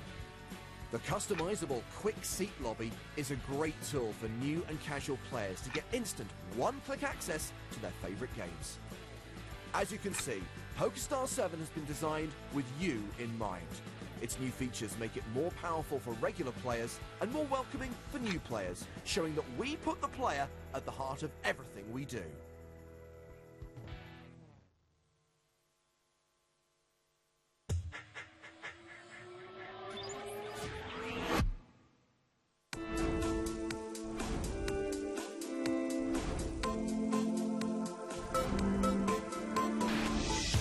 I'd say the closest thing for me to being starstruck was when I met Barack Obama.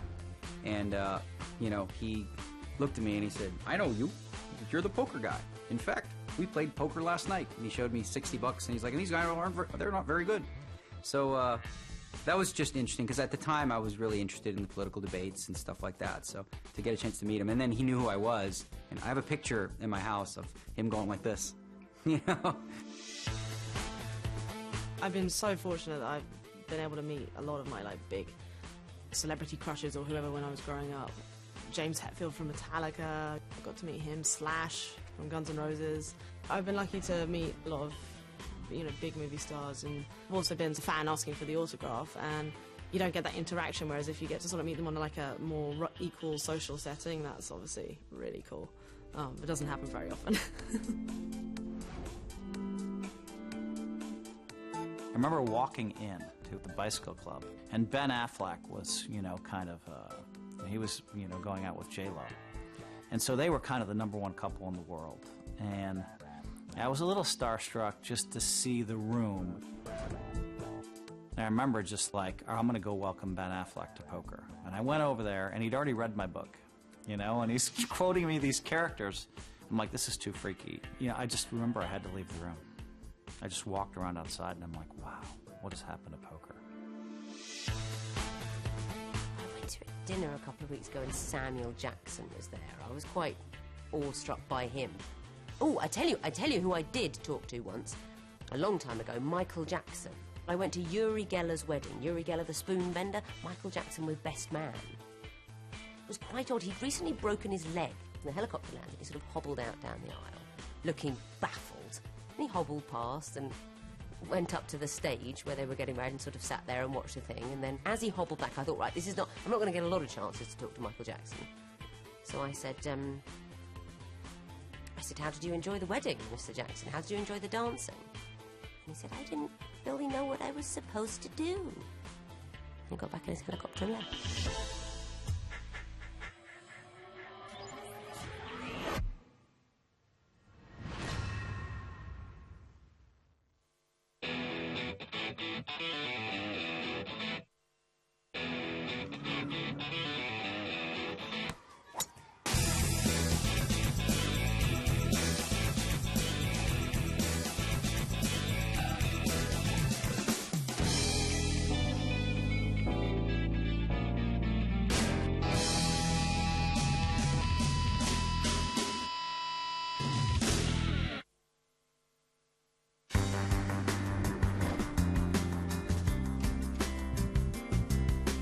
Well, it feels very good to be back in Barcelona 10 years after the first win. I expect myself to reach at least final table. I have a good feeling. I really honestly believe that I deserve it. I decided to play the first EPT because I wanted to go to Spain. I had never been to Spain, and I went with a few friends. And I almost didn't play the first EPT because I lost my money on cash games the first day I got there. And the second day, a friend of mine said, let's put 500 each on the roulette. And I said, it's the last 500 I got. And he said, let's play. Okay, let's play. And we won. And we won like 5,000 each. So I bought into the main event, and you know, it was all built up for me in a way. You know, after the roulette, I couldn't lose it. It was actually never really a tournament for the rest of the field. I even remember calling my dad after the first day and saying, hey, I won 80,000 euros. And he said, really? Yeah, no, well, not really, but soon.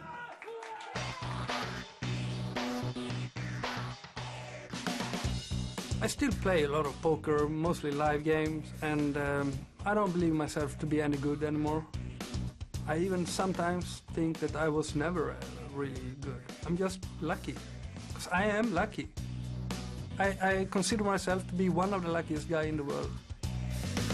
The Lucky One. This should be my new name. The Lucky One. Alex the Lucky One. Yeah.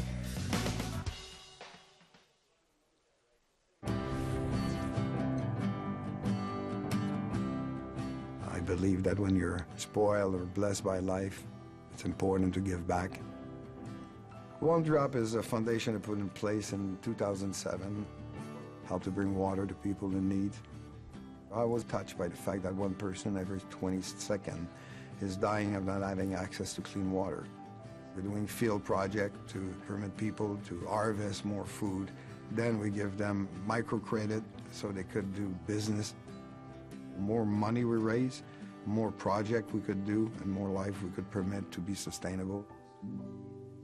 I'm convinced this is the most important issue that humankind have to address. I think the poker community, in the great sense, is a very generous community. The community was also dreaming about when will be that big $1 million tournament ever to take place. So it kind of like triggered my idea. We could combine fun and charity. So we gave a couple call to player business people, and the answer was pretty good. And actually I was overwhelmed with the fact that 48 seats were sold.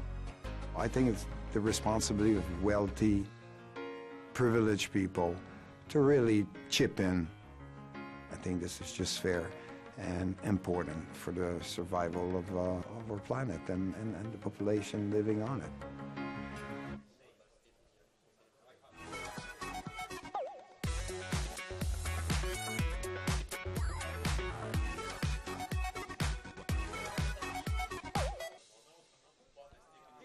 Hello everybody, welcome back to the PokerStars.net EPT Barcelona.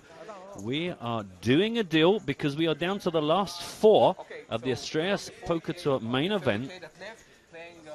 Word on the street is that it's Argentinian Matas Ruzzi that wanted a bit of a bigger cut than had been calculated.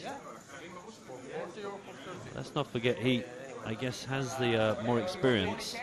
We're seeing on the screen the sort of the numbers being thrown around down the bottom left. These are the. They're now looking at. Looks like they're going to take 30,000 out. That was 40 a while ago.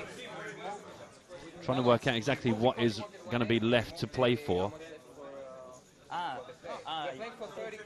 Okay, yeah. So 20, 10, yeah. 10? Okay, 10 is fine. Okay, cool. So first place will be 20 extra, and second place will be 10 extra. Okay? So they split that extra 30,000 over first and second. Acá lo perdí, ¿eh? ¿Por qué? Y porque no tengo Yeah. Yo tengo que pelearlo. Just double check that Porque it's fine. You get. ¿Cómo por 20?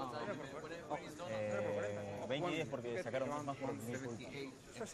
Okay, and we Eso es raro. for 30,000. The first take 20, second take 10. 3 and 4 gets the prize. 178 000, 178 000, You will look at premier the 20 000, deuxième 10 000. Good deal for everybody.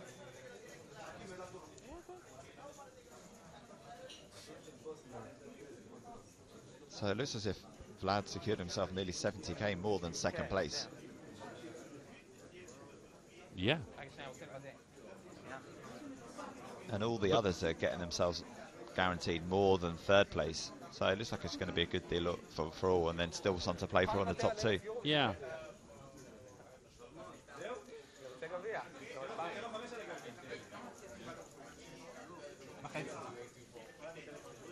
Yeah, and remind that we've paused the clock. We've still got 35 minutes left, level 35, which is 200,000, 400,000 with a 50k ante. So, you know, expensive game right now. And you see in the top left the chips that each player is holding onto. And what they would have got, according to the original payout for 4th spot, 109,633 euros. Okay, yeah, so it looks as if Vlad Donchev has got himself 268,500. Matas Ruzzi and Hakim Guton have got 178,500, and in between those two it's 198,500 for Nick Levy. Near Levy. I think they're the figures that are on the screen now. Им дам 15к и 10 цева от наградния, за да ги сплитнат тия 25 тримата. Навика се, бе. Той е той, дето ама не мога да занимавам с него човек. Сега ще стане мега геймплей. This is as live as it gets. Yeah. Watching the Well, actual it's good. spreadsheet. Yeah, it's interesting. It is interesting to see what, you know, and it's funny, it's the guys that sort of fancy, it's funny that they wanted to just basically take the money that they're still playing for, just, they're almost not uninterested, but it's like, do you know what, we've got this far, it was a huge field, it was a big prize pool, let's just lock it down here. Still good news for Vladislav Donchev, who'd be really pleased that he actually managed to get as big a chip lead as he did before this four-way deal was done. Ah, so it's officially been agreed. It's good. Good news. Good for us. Yeah, so just to reiterate, just to confirm, Donchev gets 268,500 locked up. Then the next one down is Nir Levy, who's second chips. He gets 198,511. Both Ruzzi and Guton get 178,500. Actually, no. Matthias has got 178,550. Ah, what's 50 euros between friends? Well, you know, that's a good 10 cab rides to our hotel and back. So that's true. That's true. And then first place will get an additional 20,000, and whoever comes runner-up will get an additional 10,000 euros. Nice, nice. Okay, well that's good. That was done quite quickly, professionally. Yeah, I mean, yeah. The hard, do you know what I find is the hard thing now? Is to calm down and get back to the... Like, whenever I've been stopped in a deal, you're already a bit hyper because you're, like, up in the money. Well, I know you do that, and then you go and shove then I with get 2 knocked pair and I get knocked out. Apart from when I get knocked out in the next hand. But I find actually the adrenaline gets up in that because you really want to make sure you don't let someone just steamroller it. You want to make sure everyone's fit. And also, I get a little bit protective of if there's anybody involved that's not really comfortable or not super familiar with the deal, you can see the predatory guys kind of like pick on them. Yeah. You know, in a less organised, you know, environment like this, if it's a bit more of a local game you're involved in, is I always get a little bit protective to just make sure the guy at the bottom of the pile, like, you understand what's going on, you are happy with this. Yeah. Not in a patronising way, but just because it's important. Well, it's important that they fully understand that they're not being had. Yeah. Because, you know, there are sharks out there willing to take advantage of anyone. Yeah. And then you've now got to sit. You've still got 35 minutes this level before you get a break. And your heart's pumping, going, wow, I've just locked up whatever I've locked up. There's a bit of excitement in the air. It's true. So you're thinking sometimes you've got to get back to remember what got you into the top 4 in the first place. Don't forget all your discipline and get too carried away. And yeah, because there's still 20k up top more to play for. Yeah, absolutely. You're all in the groove. You got down to the last 4, and then you sort of take 15 minutes out to argue about 50 euros here and there. Good stuff. A few people, it's funny when the chops come down and everyone goes, oh, I hate doing a deal, get on with the poker. But the thing is, chances are the people that say that have never been in a conversation where a matter of hundreds of thousands of euros difference, and you can see what it did to the payouts for the players there. That little extra bit of discussion took 10 grand out of the set aside amount, guaranteed it for them. 10 grand. Would you like 10 grand? I would. That's half a day's wage for me. I'd love an extra 10 grand. So I understand why people don't like the deals. But until you're in that spot, don't judge. Yeah. It is a part of the modern game, even online. You know, you play for 3 days. These guys have been playing for a fair amount of time here. I think it's entirely up to them if they want to dish it out. Also, a lot of people on the Twitter feed asking for the password for the free roll. But there's also a lot of people on the Twitter feed giving out the password for the free roll. So, Stafesa. Yes, please. Grande. Grande Cerveza. And to spell it out for you, it is Cerveza. Cerveza. It is all over our hashtag EPT Live Twitter feed if you need to stare at the word. If you need someone to drink it for you, just come find me. Yes, exactly. 2 straws.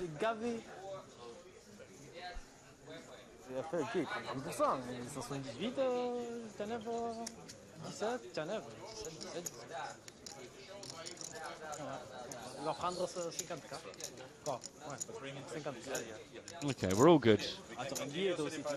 I think we've got about another... Oh no, hang on. Can we make a break now? No, not really. To be honest, we've been staring at spreadsheets for the last 10 minutes. You've only got 35 minutes on the clock anyway, boys. I think that's the message from the crew, is that you've only actually got 35 minutes left on the clock, and then you've got a scheduled break anyway. So let's stick with that. Sit down and get on with it. Yeah, I'm saying all that very confidently. I don't see any players, but no, I think this is what Richard Tomlin is saying here. Oh no, that's not Richard Tomlin. Is that Richard Tomlin? Don't know. Not sure. I think so. I think that's our TD there. Rob King thinks that maybe for future deal negotiations, we could stream the spreadsheet and explain the maths on there.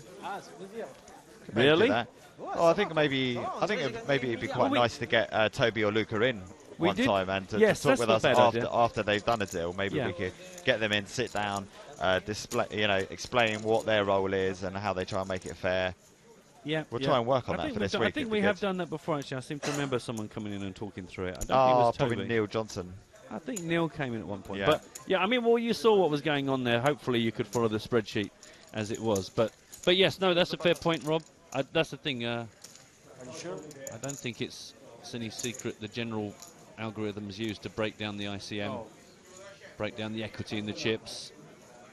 And obviously, the key thing for us is we do want there to be a meaningful amount to play for now, because we don't want to just these guys go, well, that's it. My job is done now. I've locked up me 178 grand. No, big blind. She was big blind. I shoved. And the trophy as well. We can't forget the trophy that they're playing for. I haven't seen the trophy they're playing for. Is there a trophy they're playing for? Yes. You don't know that there's a trophy they're playing for, do you? Until you prove otherwise, there is a trophy. Of course there's a trophy. It's a beautiful Estrellas trophy. Have you not seen it? No. I almost remember it. You don't sound like a man who knows that there's a trophy. You sound like there's a man who thought there was a trophy and has now become a man who's hoping there's a trophy. But you don't yet sound like a man who knows there's a trophy. We are going to look into Trophygate.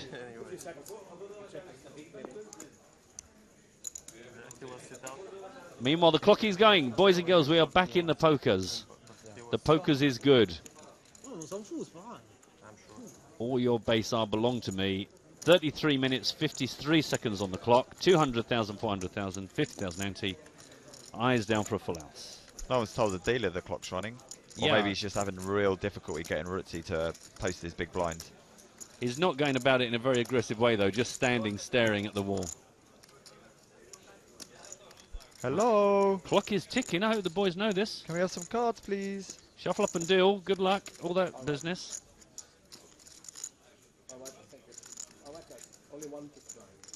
Only one big blind. Oh, maybe they lost the trophy. Oh, really? That was it. Really? That's why there was a delay in starting. Oh, right, okay. Don't believe you. Here we go. I'd forgotten what poker looks like. Let's get this party started. I'm surprised they've not spread themselves off a bit. They've gone into a 2 versus 2 formation on the table. Nice ace-jack off for the big chip, big payout winner, Vladislav Donchev. Ah, there's only one big blind in play. That's why Yes. Rutzi didn't have anything out in front of him. Rutzi, sorry. Yeah. Makes it 900,000. Raise and take, big hand, four-handed ace-jack.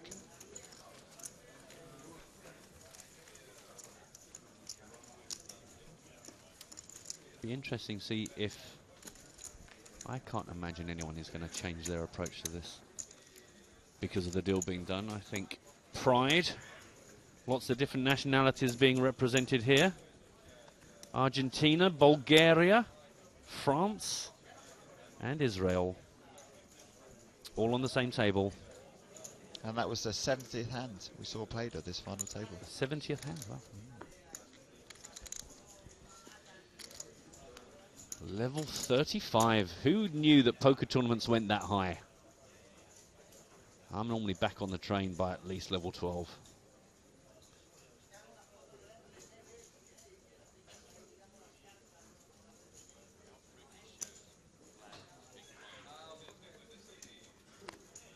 Under the gun. Raising it up again. Min raise. Oh, it's my hand. It's my hand. We're all in trouble. It's me eights. Play it slow. Just flat called? Yeah. 9-10. Priced in surely to have a look at the flop there. That's where I would throw in some chips and go, let's have a look. A7. That adds up to 8. That is well ahead of his range. I think he's going to do something a bit crazy here in the big blind. Squeeze opportunity. Yeah, you'd certainly think the worst thing to do here is to call. No, I don't mind a call. Really? Yeah. I don't like a call here. Again, that's why I'm not on the final table of the Estrellas Poker Tour. Simply ridiculously aggressive. That's a pretty good flop for a calling hand. That's not bad at all, is it, for a little snifty call? Disguise the old hand, now a check into 2 opponents.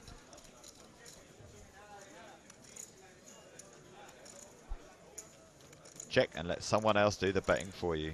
Yeah.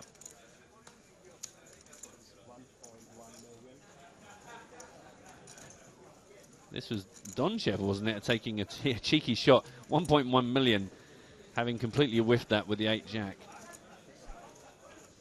This is dreamy for Ritzy. Oh yeah, this is a dream come true. How does he play this? Does he get aggressive now?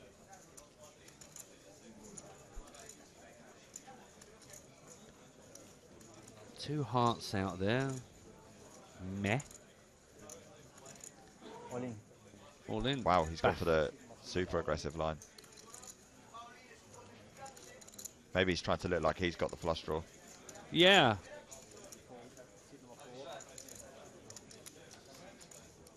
And it's going to be all 6.7 million of Hakim's chips if he wanted to get fruity. It was a wry smile from Hakim. It's like, would you really do that if you had an ace? Yes, exactly. Yeah.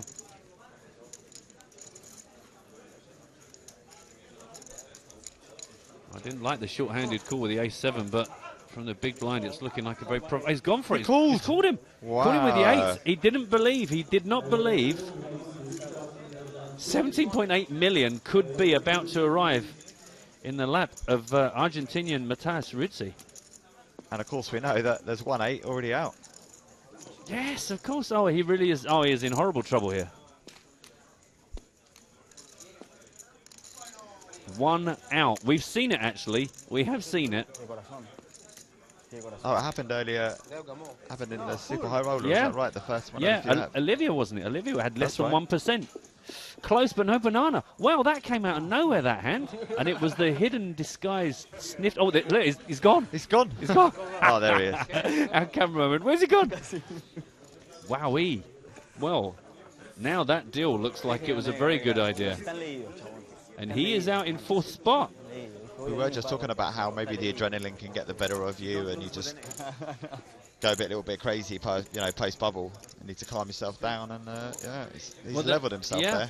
And they are and the good news is because of his deal, though the posted schedule would have given him 109,633, Hakim actually picks up. Oh no, is he still? Oh, no, he has not got chips. He ends up with 178,500 because of the deal done.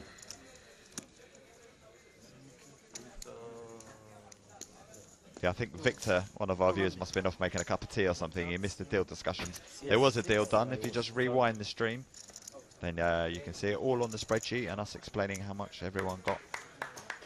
And a nice little round of applause for our 4th place player, Frenchman Hakim Guiton. Or Guitun, I don't know. I try my best, but I don't really know. That is his best result. In fact, when he started work today on a table of 9, that was already his best ever result. He is going to be, once he gets over the disappointment of coming 4th rather than 1st, I would imagine bouncing up and down.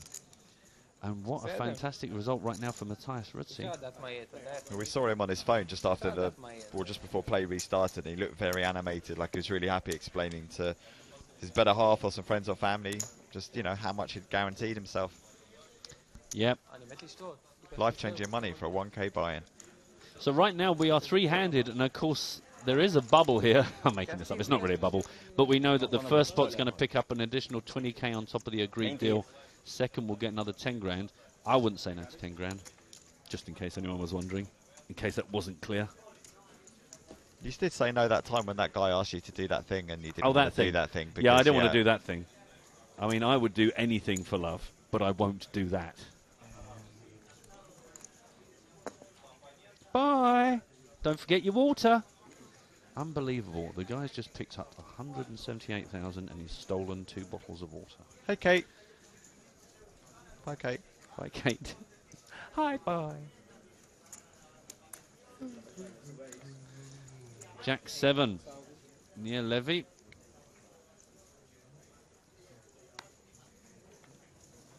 You think these guys... Look, there's not enough...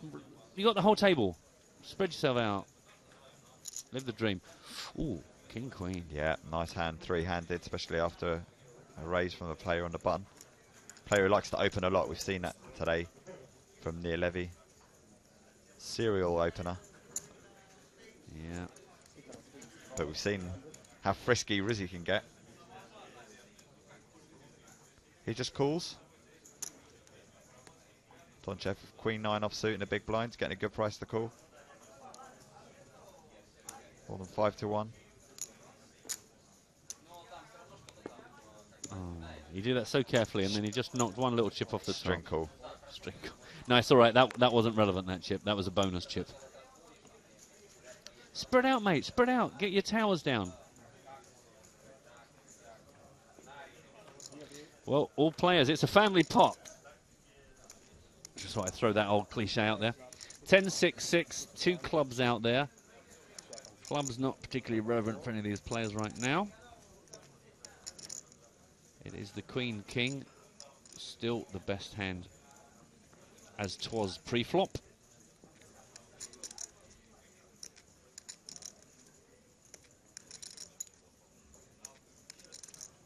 Levy made this 800,000 pre-flop. He's going to continue at this. Double-fisted continue. Double-fisted continuation, but we don't see many of those. He means business. 1.1.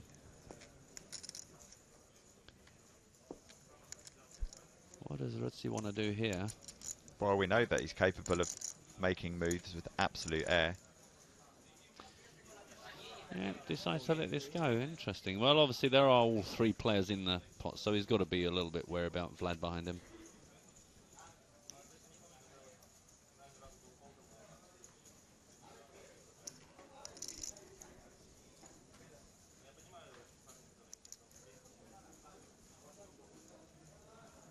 If you have just tuned in, details of the deal scrolling along the bottom of your screen.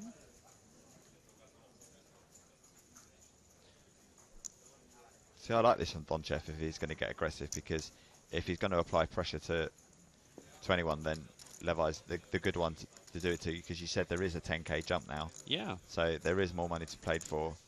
Yeah, when they were four-handed, you're going, well, do you know what? Whatever. But here we are actually, there's sort of the tangible money is within your grasp.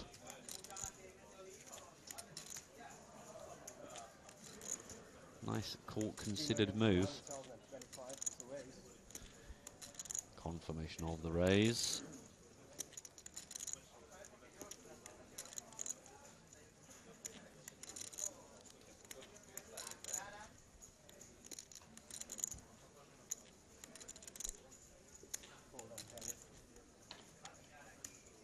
And he folds, not surprising. What was the raise? Did you hear? Didn't hear enough. Didn't hear. Don't know.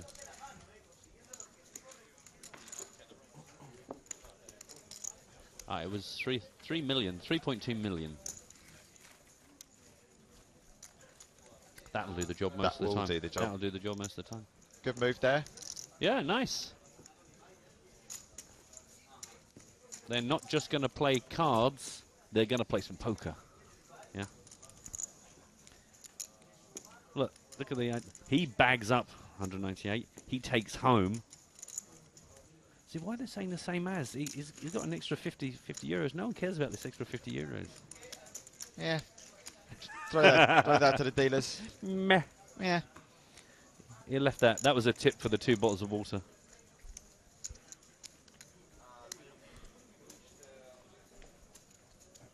We're not in Monaco now. We're in.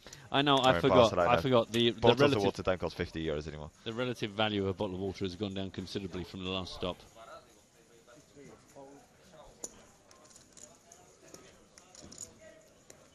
$20 minutes left. Level 35. The last 3 players here on the Estrellas main event final table. 200,000, 400,000, 50k ante. Ante.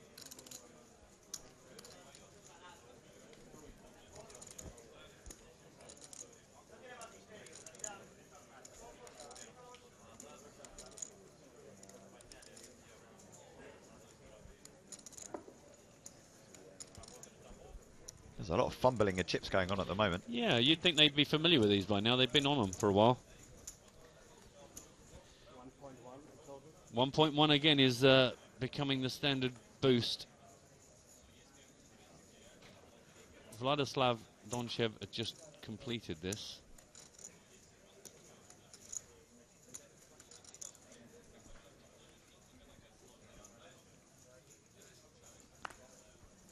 And he lets it go. Thinks better of it. He was dominated. Not that he knew that.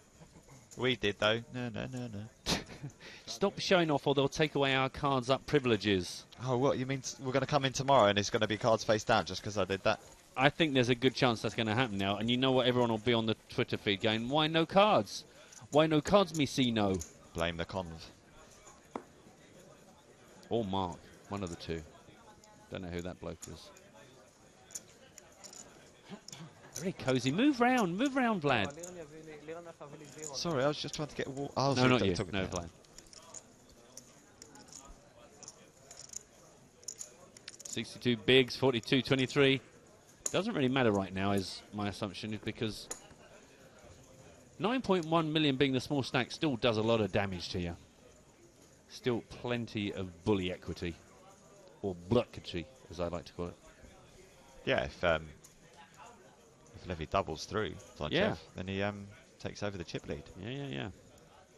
And Donchev drops down into he drops down into third position. Just call on the button by the look of this. What's all this limping, completing business?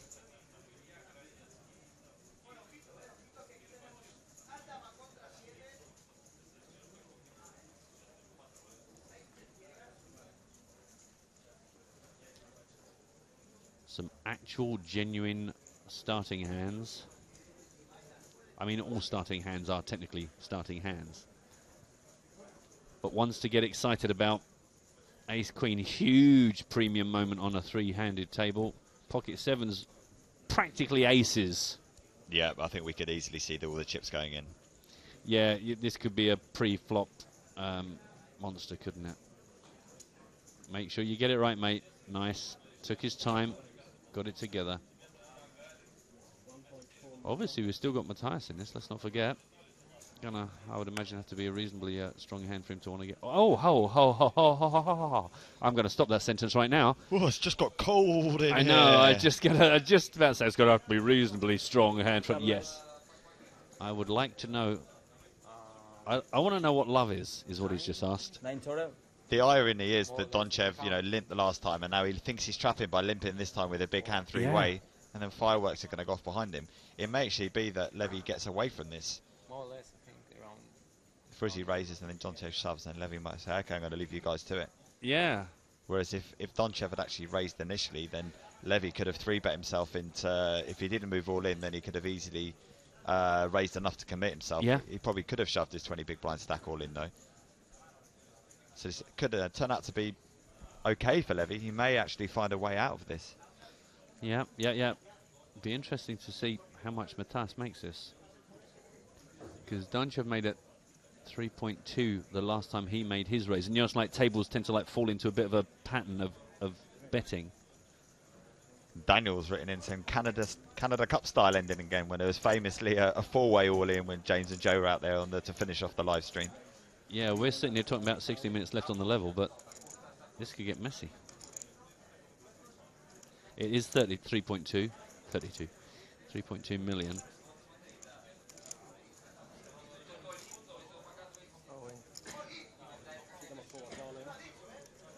Wow, has he moved all in? Yeah, Donchev has moved all in. He has. So and this is what you said about, is that now Levy's going, well... Mate, don't bemoan. Don't bemoan the situation. This is a good situation for you. The thing is, but how much credit do you give to Matthias? Because he has been a little bit more flamboyant in his aggression than perhaps Donchev, but it's sevens. There's 3 of you. You've done a deal. I don't know. Is he going to let this go? He wow. Is gonna let this Good go. man. Well, you called it. You said this was his opportunity. Why is Matthias thinking about this? How unlucky can you think you are, I guess? But if someone's just limped and then there's a raise and the re-raise behind, and you all of a still sudden, go all in, yeah, that is. You limp 4-bet shove. It's like, It smells of a really big hand. It does. But on a 3-handed table with a deal done, what is your range of quote really big hands? I think. Well, I'm thinking hands that have got ace queen crushed. He's thinking, could easily have queens, kings, aces here. I guess so. Any bases? Yeah, he's worried about it being really huge.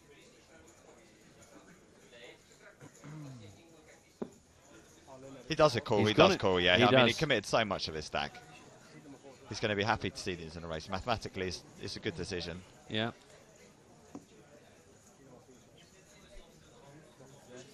And like cats and dogs, one of them is a slight mathematical advantage over the other. This is a huge pot, 35 million chips in the middle. And this is one of the most classic races we've seen. No help for Donchev. Couple of backdoor draws. 35.3 million in this. Oh. Hello, Sailor. Well, now somebody doesn't want to make their set. Yeah, more than ever. More than ever, he doesn't want to make his set. He probably started off wishing for one. Ace, queen, or jack. This is huge. Big swing. Ritzy takes a stranglehold on this Estrellas final table, main event final table. Yeah, and Vladislav Donchev, because of how huge his chip lead was, he actually doesn't drop down into bottom spot. He actually drops down into second spot, but only just. Going to be left here with 7.85 million. Just ahead of Nir Levy's 7.66 million. But Matthias Ritzy, 35.3 million after that massive hand. 88 big blinds, plays 20 and 19. Wow. Told you, jacks, great hand. Great hand. Everyone loves playing jacks. Always get it in with jacks. Jacks. But good shout. You called it with the fact that Levy got saved on his pocket sevens there by the fact that Vlad had slow played the ace queen. In a way that Vlad got himself into trouble with the ace queen, but by limping. If he'd opened and Rudzi had 3-bet shoved, sorry, if Levy had 3-bet shoved, Rudzi then would have come over the top with his jacks to isolate, and then the ace queen can get away. And then he can get away from it. But the way he limped, you know, he then set it up so that he couldn't get away from it. Yeah, you're right. That would have been the jacks versus the sevens, wouldn't it? Such small margins can change like the complete outcome of, you know, it's the butterfly effect in a way. Get in the DeLorean now, and there's a parallel universe where none of this happened. What's that we see? Is that bunk triangle? Wait to see, and obviously it's Neil Johnson's afternoon off. He would never allow this to happen on any of his tournaments. What's happened? What has happened? There's a bunk triangle. There's an unbranded triangle on the table. Shocking. That's something that we can talk to Michael Josem about when he comes in. He's coming in for a special birthday edition of Josem's Journal, which he's already teased himself about allowing us to do it. All I'm saying is, Michael, if it's a special birthday edition, then you better be coming with cake. There better be cake and a really good reason why that triangle has been allowed out into civilian population. Nice hand. I want cake. I'll be ready for a cup of tea by then as well, so it'll be perfect timing. I want chips. Look at those. They look lovely. It's like Alex asked earlier on, don't you want to just get hold of some chips and play some poker? Absolutely. You know what we need? We need one of those heads-up machines, and we could just slide it in between the two of us. We can sit with our, microphone in one hand, roll a ball in the other hand, raise, raise, raise. That would be nice. And the thing is, it's only us, so it doesn't matter if we have to stop for 10 minutes because of a big hand. We just pulls the clock, just carry on. There's room on this table for a third monitor. Yeah. We should always demand that. Your brown M&Ms, my pizza, and a third monitor with a heads-up game on it.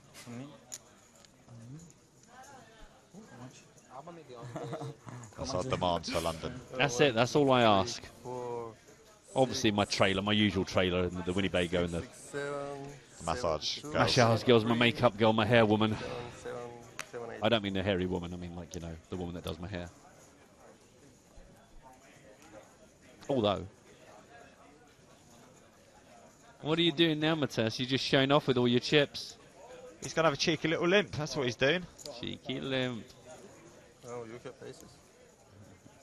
Oh, needle. International needle. The language of poker. Let's see a flop with your junk hands. 10-6 off, 7-9 suited. Top pair for Donchev. Rutzi's got the betting lead. I don't think Donchev's going to make a lot of money out of this pot. But thanks to the style of Matthias, I think he's going to make some money out of this pot. Not surprising to see Ritzy take a stab.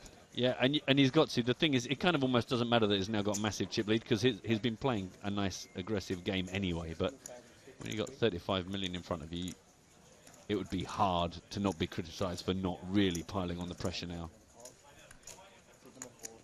Alex is asking if you can buy a set of those chips. No. Yeah, of course you can buy a set of those chips, and then, you know, the next Estrellas event you can come along and play with your own chips in a tournament. If you run a bit short, reach into your pocket for a few indigo chips, put them out. I cannot begin to explain the levels of security that protect each and every single chip.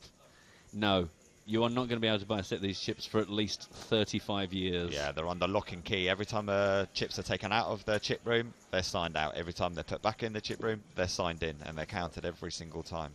Each chip individually has a name. Jeremiah's my favourite. Oh, do you know what? I was actually going to say I like Julie. Oh, those two get on funnily because do. they were put in under the J section, and that's how they met. Yeah. Back in the factory. Back in the factory, yeah. It's like Jurassic Park. Do you remember in Jurassic Park and Richard Attenborough's character? I like to see every single dinosaur when they're born. It's the same thing, is that Lee Jones is there when every single chip is created. He's there nurturing it, stroking it. He rubs it in a light oil, and then they are named and put into security immediately. So basically, sorry, Alex, we're saying no. Yeah. we could have just said no, but we wanted to give you that insight. You're watching EPT Live.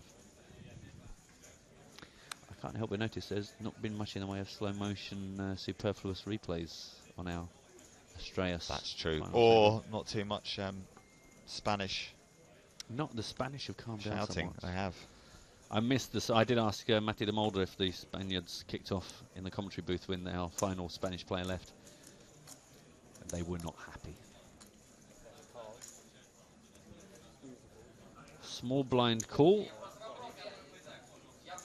Nira's going to just let this go. This is a Queen 6 suited in the club suit, which is the black fluffy one for those of you watching on the radio. 5-8 off for Donchev. Let us see a flop. Jack tray. Two fluffy ones. Two fluffy ones and a pointy one. That's clubs and diamonds.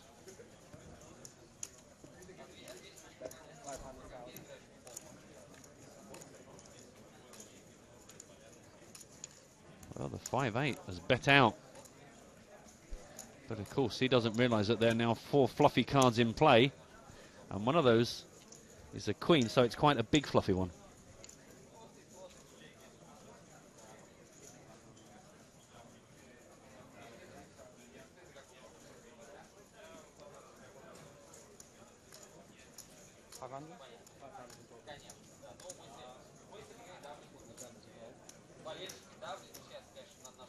He has called it. He's trying to get rid of some of his reds. Or rojo.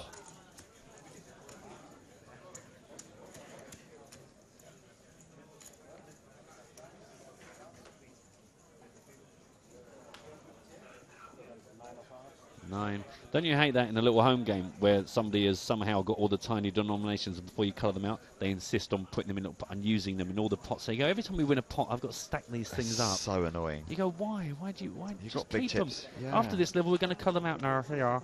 I bet 500 in 25s. Here's a 4 on the end.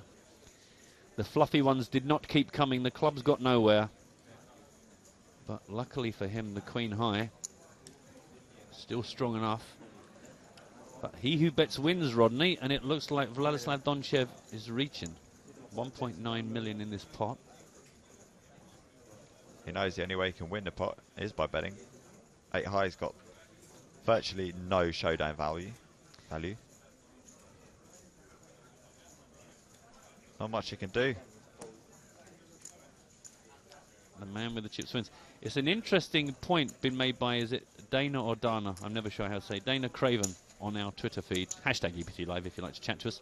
Is it possible to pick out a chip and follow it through a whole tournament? Because when we had Doug Polk in here, he was saying, oh, there's some of my chips in there. And you go, no, they're not anymore. But it would be great. Just have one chip and just see how many people own one chip. Obviously, at some point, they get coloured out because in a big, deep tournament, you're not going to end up with the 25s that you started with. No, that's true. But you could, yeah. I mean, that would be great if you could do. I think once the RFID technology becomes a lot cheaper and it can be chips within all chips and on all tables, so we can, for counting chips purposes, I think that's a potential we can do. But it's quite funny that she could say that, actually, she said that, actually, because when I was working at the World Series last year for poker listings, summer of 2013, instead of doing the usual sort of poker news coverage, we wouldn't be able to compete with them because it's such a huge team and that's what they do.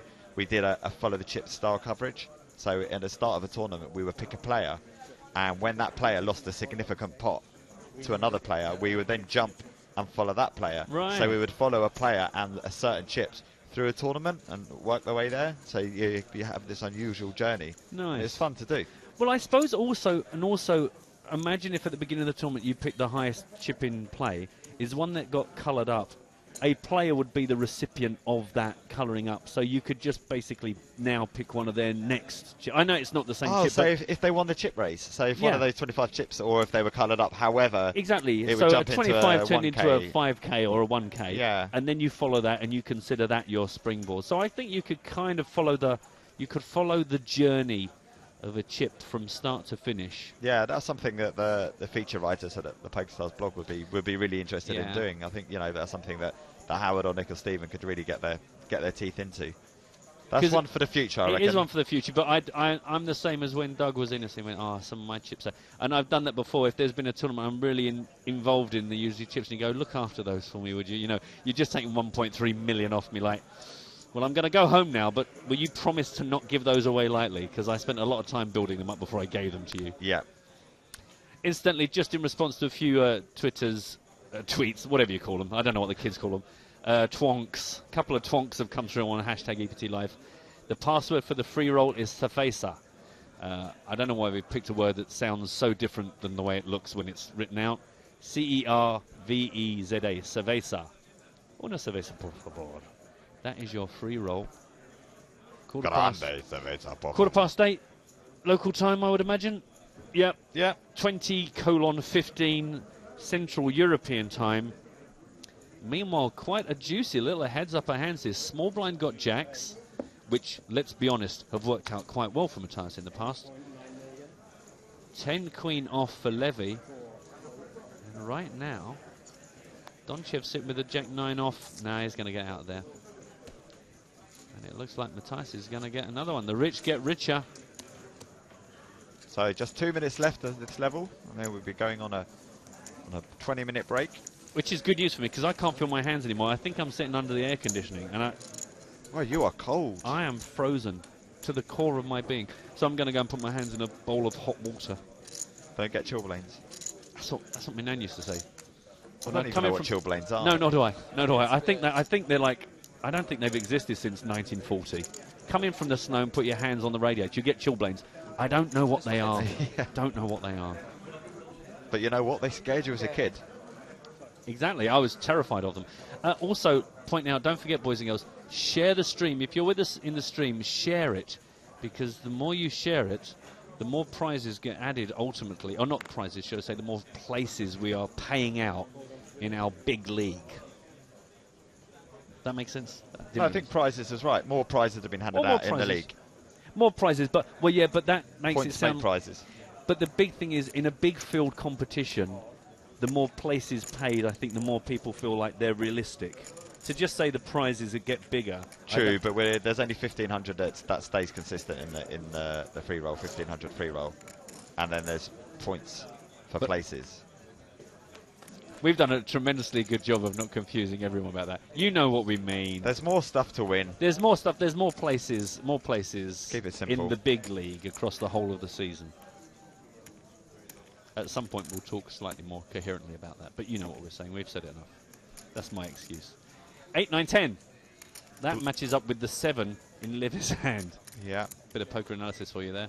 If only he had either a 6 or a jack, like that one. There we go. Yeah, but how on earth is he ever getting paid off anything? How on earth? All he can do here is just keep checking it until the end of time and hope that Donchev gets Look, he looks at the clock there. We know he was letting the clock run down. He's going to have a little go at this. He's going to get no custom whatsoever. Bet fold. Go on a break.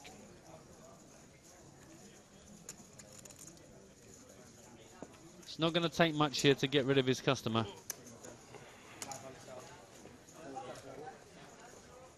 Job done. Unlucky. Finally made a decent hand, but never going to get any customs. So we are still three-handed. Okay. And we are about to go on a 20-minute break, as indeed are our players. This is how things look right now. 35.7 million. 9 million for Vladislav Donchev in second spot right now, near Levy 6. Remember, they've done the deal, but there is still money to play for. So join us in 20 minutes for more from the PostStars.net EPT Barcelona.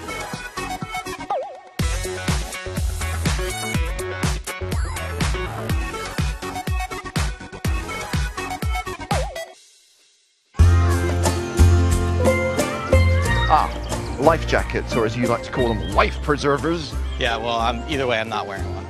You have to, it's the rules.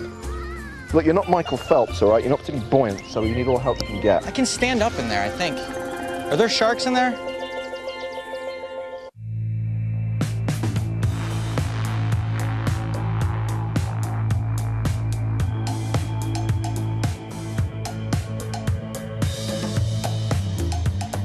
At PokerStars, you'll find more tables, more players, more games than any other poker app.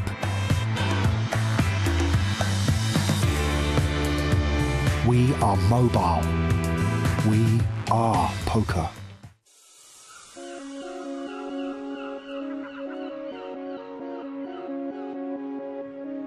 The Isle of Man, home to PokerStars, the world's largest poker site.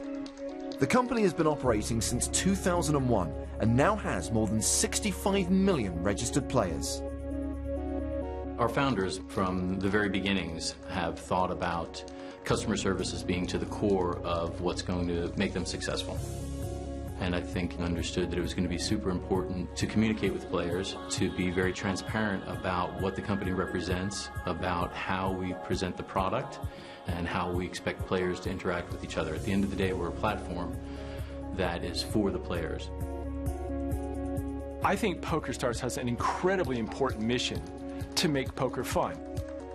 Poker is for everybody. It's professionals, it's brand new beginners, and it's everybody in between. PokerStars puts security and integrity first, with one of the most secure data facilities in the world. We host some 800 servers here in the Isle of Man. When the players connect to PokerStars, the game that they are running is actually running on one of these servers here behind us, and then every single transaction is then written to the disk subsystem. This room in itself is only accessible by a very, very small number of people. There's a locking system on every rack, and an engineer can only get into a rack with his key code and also his fingerprint.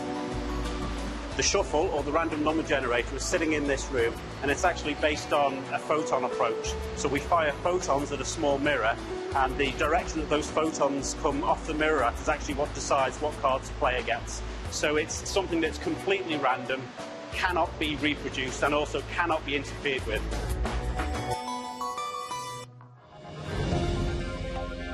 Coupled with data security, the game integrity team ensure fair play. We're fighting people who maliciously cheat, but not only that, we're looking to educate people who perhaps don't know the gravity of their actions. How we push ourselves forward is by detecting fraud before the players actually report it to us. PokerStars keeps player funds safe, secure, and separate from its own operational funds. It's the company ethos to look after our players, and it's really important for us to keep the money separate at all times. We always have funds available, liquid cash every day, so that we're always able to meet the demands of the players. Compliance is also an important factor.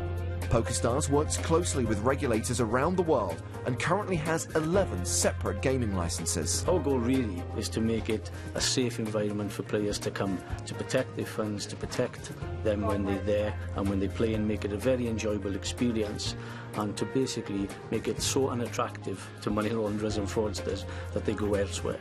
We spend a lot of time, a lot of resources, in particular in terms of educating our own staff in terms of anti-money laundering, and everybody is fully conversant with what the requirements are. And they go through training and refresher training on a regular basis to ensure that they're always at the optimum levels to recognise anything that could be suspicious in that regard. PokerStars invests in its staff, taking training and development very seriously. Working at PokerStars is the dream job for anyone who's in training and development, because we recruit highly intelligent people.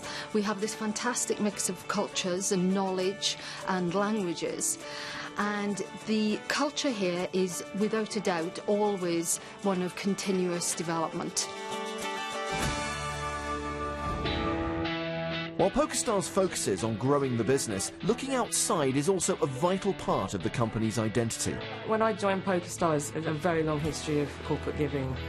We brought in some key themes which kind of align to what we are about as a business: sporting excellence and science, technology and engineering and mathematics projects. We're just getting involved with a great project with cancer research that's using technology and a mobile phone, which will enable us to give even more back than just money.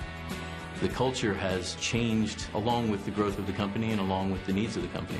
At the same time, the values of the company have stayed very much the same, and it is that focus on being authentic and being true to your word. And the future of the industry, as we get a lot more certainty around regulation and legislation, is super bright.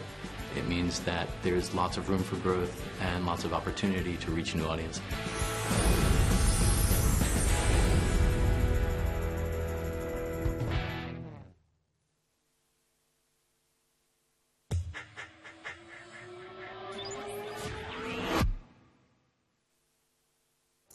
At the EPT 10 London main event final table, Ludovic Gajlik displayed his trademark aggression in a hand against Greece's Georgios Karakousis and Stefan Wagner from Slovakia. Action's been folded to Karakousis, blinds 30,000, 60,000. Karakousis raises to 120k with 6-7 suited. Some juicy suited connectors. Ludovic Gajlik on the button. Aggro Ludo, as we like to call him. Agrovic Gajlik. Ace-5 offsuit. Let's see if he can manage to just call here, if he's going to pile in another bet. I love how he reps the German flag. He's more Scottish than Loch Ness Monster Haggis. Gajlik raises. It's a 3-bet to 215,000. At least he's in position. But he's run into a legitimate hand. Wagner's got ace-king suited in the small blind. Oh boy, and I would be 4-betting aggro Ludo all the live long day. Here comes a cold 4-bet. 500,000. Robin Nulatalo in the big blind. Folds. It's back on Karakousis. Don't see how he can stick around. He passes. Wonder if Angus McWienerschnitzel over here levels himself into thinking Wagner's just playing against his image.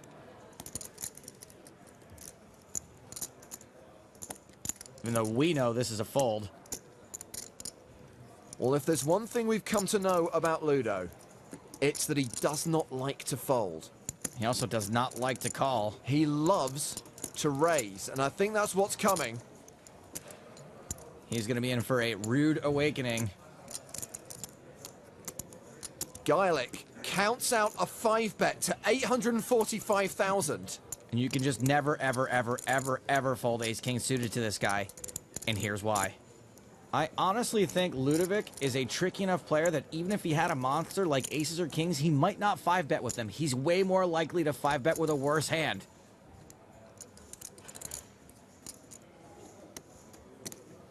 Wagner's next move.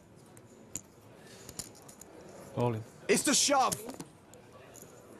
And the only reason Ludovic Gajlik is not raising again right now is because he can't. But I don't think he can call either. Wagner's got him covered. And he folds. Good fold, maybe just a couple of raises too late. Wagner now the second biggest stack at this final table. Ludovic Gajlik down to 2.6 million, the second shortest stack at the final table. Massive punt or no, kid's still the wages.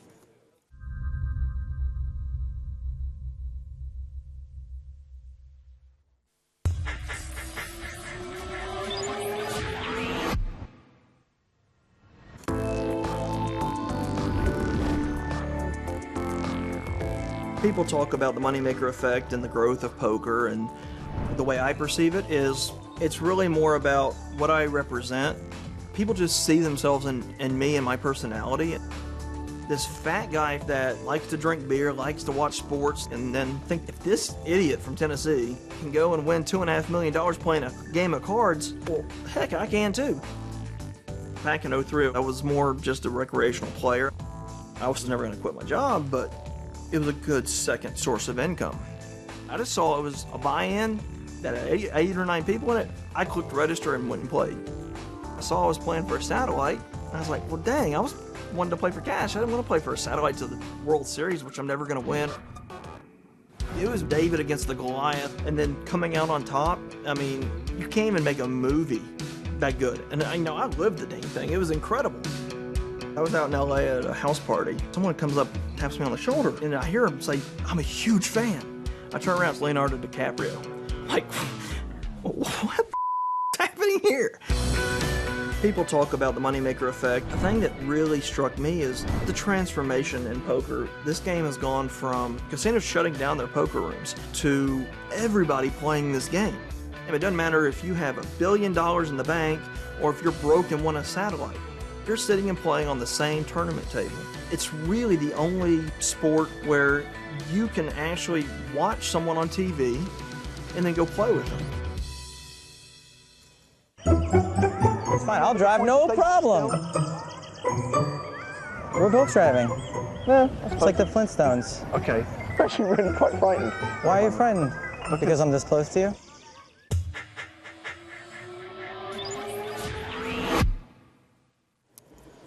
At the EPT9 Grand Final in Monaco, Johnny Lodden played an interesting hand against Andrew Pantling. At this point, 2 players have been eliminated, Grant Levy and Jason Mercier. So as we join the action, we're 6-handed.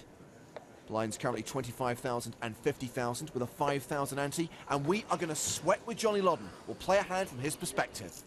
Norway's not exactly the sweatiest country, but all right, I'll do it. Pocket jacks is Johnny's hand. I think we should raise. He does raise to 105,000. Andrew Pantling on the button. Are we boring you, Andrew? He calls.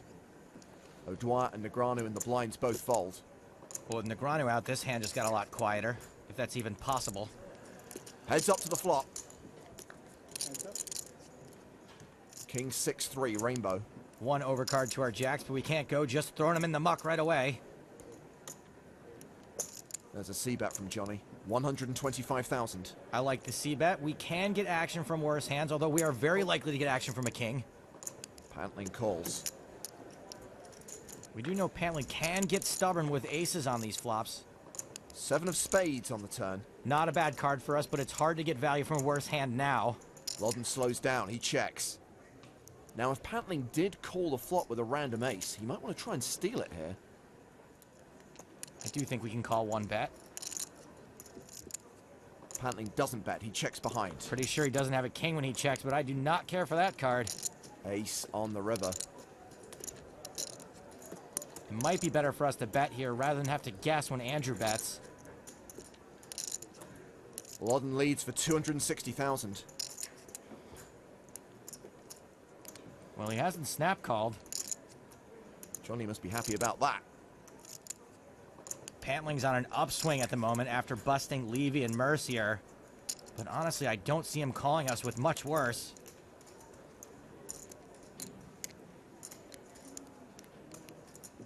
Pantling raises, and Johnny is not going to be happy about that. Johnny's not happy. I'm not happy. We're not happy. I think this is a fold. He's made it 710,000 total. I think Johnny got all the information he needed from that raise. And if Andrew does have an ace, just an ace, I think he may be overplaying his hand a little bit. Well, that's kind of what he does. What is it, 710?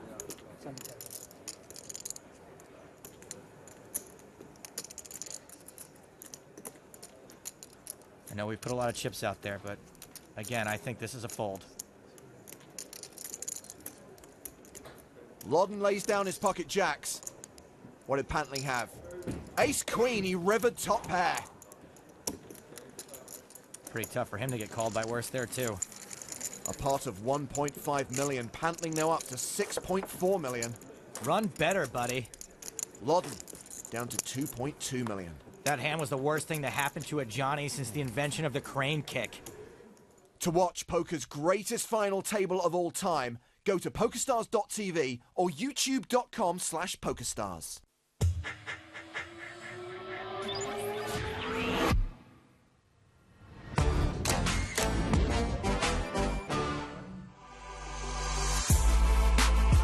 I think one of the weirdest things that, poker fans do is they just come up to you and without saying anything, stand right in front of you and just take a picture of you. And I'm just looking at them as if, do you want to be in the picture? It's better that way. Or, maybe you want to say, can I take a, and then, oh yeah, can I take a picture? And it's just, I think it's just so awkward when somebody walks right up to you, doesn't say anything, just starts snapping a picture of you. I've autographed a few breasts. That was kind of strange, but rewarding at the same time. No complaints there. Really, the strangest is I actually had a married couple. My wife's a huge fan. She's pretty excited to see me, and I don't know exactly how he worded it, but he basically insinuated if I wanted to sleep with his wife that it would be okay. And it was a little uncomfortable. That was kind of strange when the guy's pawning off his wife to me for the night.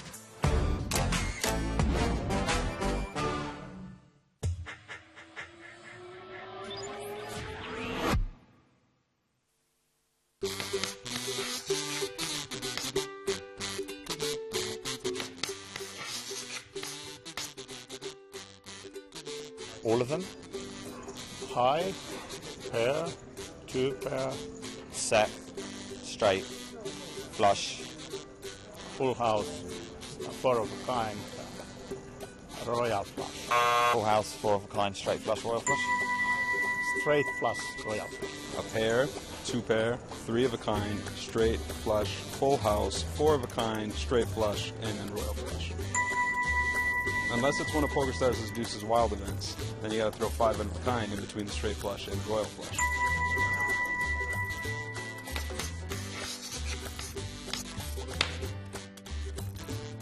Carlos Mortensen? No idea. I don't know, he likes poker fire? Yeah? Well done.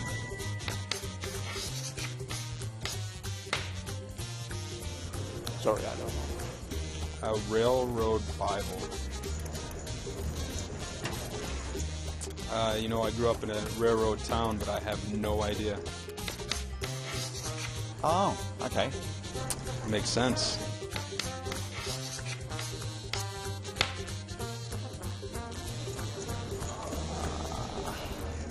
Carlos Mortensen? Daniel Negreanu. Is it Doyle Brunson? Doyle Brunson? Ah, of course.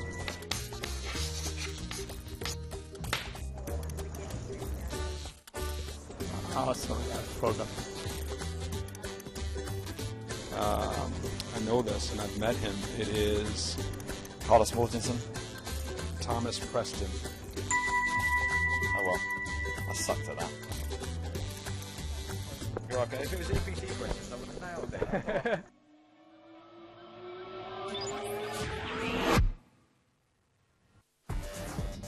If you enjoy watching poker on the move, the PokerStars.tv app is for you. Take advantage of watching PokerStars live streams. Just select PSTV Live. Or watch content offline by going to My Queue and then Downloads. If you want to browse videos, you have 17 channels to select from. Choose between EPT, PCA, The Big Game, and much more. Just go to Channels and make your selection. The app's completely free and is available for both Android and iOS devices. James! James! Look at my sandcastle.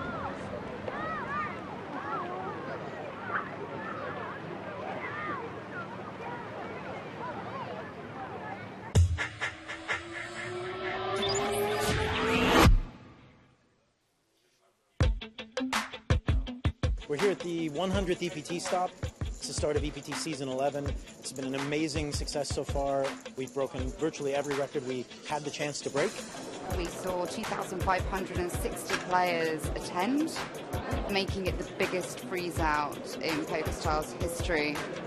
it's just gone through the roof, really. 2 years ago when we cleared 1,000, everyone from season 9 was like, oh, you have to go back for season 10.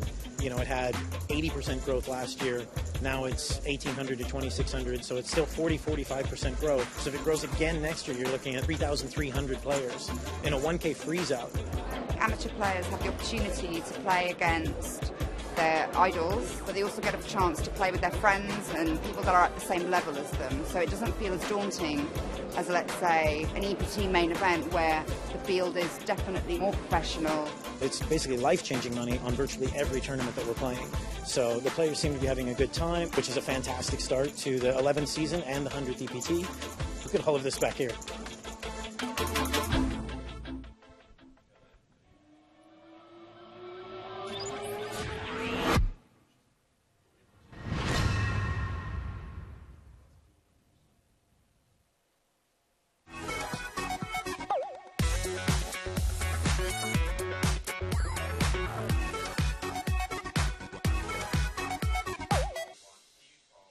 Hello everybody, welcome back to the PokerStars.net EPT Barcelona.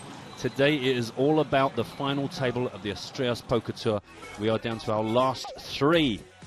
We started off with 9, and now just 3 remain. A deal was done when they got down to 4, but they are still playing for extra money, so everything's still to play for. And you can see Matthias Ritzi, our Argentinian player, 36.7 million. Had a huge coup against previous chips leader Vladislav Dunchev. Now is sitting very pretty. Only 9 million for Vlad. Near Levy 6.1. So obviously massive favours Matthias. And now we are into level 36. We are at 300,000, 600,000 with a 100,000 ante. An hour-long level, but who knows if we're going to get through that, because this is a massive chip lead that Matthias is sitting on now, and he's been by far and away the more aggressive player. A 100,000 ante, did you say? An ante, there's 100,000 I know. chips. I didn't even know that that ever happened. I didn't know that was possible. How many chips did it start with in this race main event? 20k? 6. 6 chips each. 26. 20,000. He's just had some more medicine, I think. I had a tea.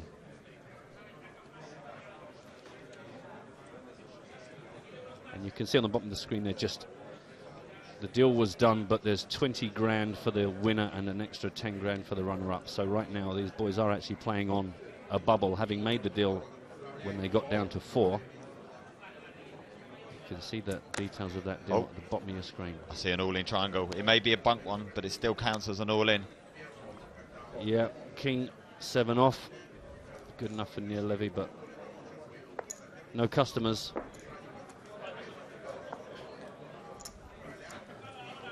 And he's had a roller coaster day, but is now in the top 3. He's already locked up his deal amount. I'm sure he'd be very happy to pick up an extra 10 or 20 grand on top. Who wouldn't? I can't think of anyone. It's an extra half-day wages. It's always welcome. Exactly. I mean, that's good for me. That's just my travel expenses right there. That's why I pay someone to clean my car. What, 10, 20 grand? What car have you got, Mark? It's a big one. In real life or just on paper? Just like when you draw it? Exactly, yeah. Jack 6 off for the Argentinian chip leader. No, thank you. Never mind the button. Wow, a walk. Look at that. A walk three-handed. That's got to be the first walk I've seen today. It's very kind of us. So we are playing for 10 right now, right? 10 and 20. That is correct, mate. Yeah, after when it takes off. Anyway, we have 3 players remaining. Yes, We've had a lot of action today. I think we should have a look back and see what happened a bit earlier on. We did start with 9 players, but after a couple of levels of play, just 7 remained. And then after that, Spaniard Daniel Barrio Canal, we can see there exiting in 6th place, and he was followed by the most familiar name to many, Andrew Chen. And then the lone lady at the table, Kareem Bouchet, she hit the rail in 5th. And then we did a deal when there was final 4-handed playing. And then straight away after that 4-handed deal is the walk of shame for Hakeem Gouton, as he left us in 4th place. And back to where we were before, just 3 players remaining. I don't know if you can call it a walk of shame when you walk away with That's over true, actually. 150,000 euros. Very good point. Anyway, we promised you a special guest. He actually promised himself in the booth. Welcome, Head of PR at PokerStars, Michael Josen. Thank Is you that very your much. title? Is that your official? I serve as the Head of Public Relations for PokerStars, so hopefully able to answer a few questions from people about today's play, about the PokerStars software, and everything that people tweet. And it's hashtag EPT Live. And it's a special birthday edition of Josen's Journal. Indeed. So from everyone at EPT Live, happy birthday, Michael. Thank you, Mark. It's a pleasure to be here and to celebrate my birthday in such augustus company. Yeah, but where's the cake? The cake's actually in the staff room. So. Ah, okay. I'll be heading there then. I would imagine Mark will be leaving quite shortly. Is that really a good idea, Back Mark? in a minute. Oh, hang on, you're missing all in and the cake. Oh, No, sorry. bring the Okay, cake. You're what? right. Oh, did he fold? So I could have gone. Okay. You're right. Oh no, 3-4 off. Yeah, happy birthday. Thank you very much. Good to celebrate it here. Yeah. As Levi picks up a pot with Queen of Diamonds and some other unknown card. Yeah, just the Queen. Well, sometimes he says, just give me one, just give me one. He's trying to mix up his game, challenge himself. Puts him at a bit of a disadvantage. A little bit. Mathematically not good for him. As Joseph said, if you do have any questions for him, do please get in touch. Hashtag EPT Live on Twitter. Get straight through to us. That's the most time-efficient way. But in the meantime, what's the first thing on your list? What do you want to talk about, buddy? Well, I'm here we could chat about the PokerStars 7, and I saw actually there was a question there about how to find the EPT Live free roll in the PokerStars 7 client. It certainly is in there, and so if you load up the PokerStars 7 client and click on the Tournaments tab, it's not the Live Events tab, it's the Tournaments tab, and then you can search there for EPT Live, all one word, and it should pop up, and you'll be able to play and enjoy the free roll, the league, and all that entails. Okay, good. So there's a much better search functionality on the new client. Yeah, certainly the whole premise of PokerStars 7 is to try and enable people to sit down at a game of their choice a lot faster. So one of the other things that that entails is the quick seat, which is a simple to use lobby. Players can sit down at a table of their choice as quickly as possible, and so we've just put there into the EPT Live Twitter stream. You can see the screenshot of Daniel Negreanu there. Basically, you can get into the game a lot faster and with a lot less clicking for new players, for return players, and you can basically the main games of Hold'em and Omaha and so on. Good to hear. And is there going to be PS7 coming from Mac at any point soon? Yeah. There'll certainly be a PokerStars 7 for Mac and all the different software versions.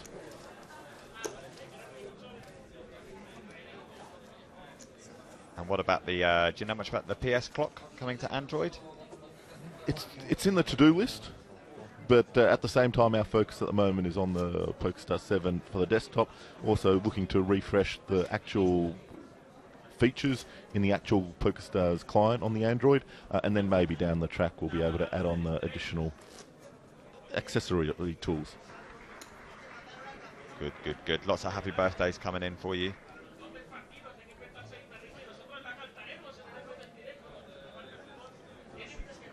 What's happening here, Mark? Why is there not poker?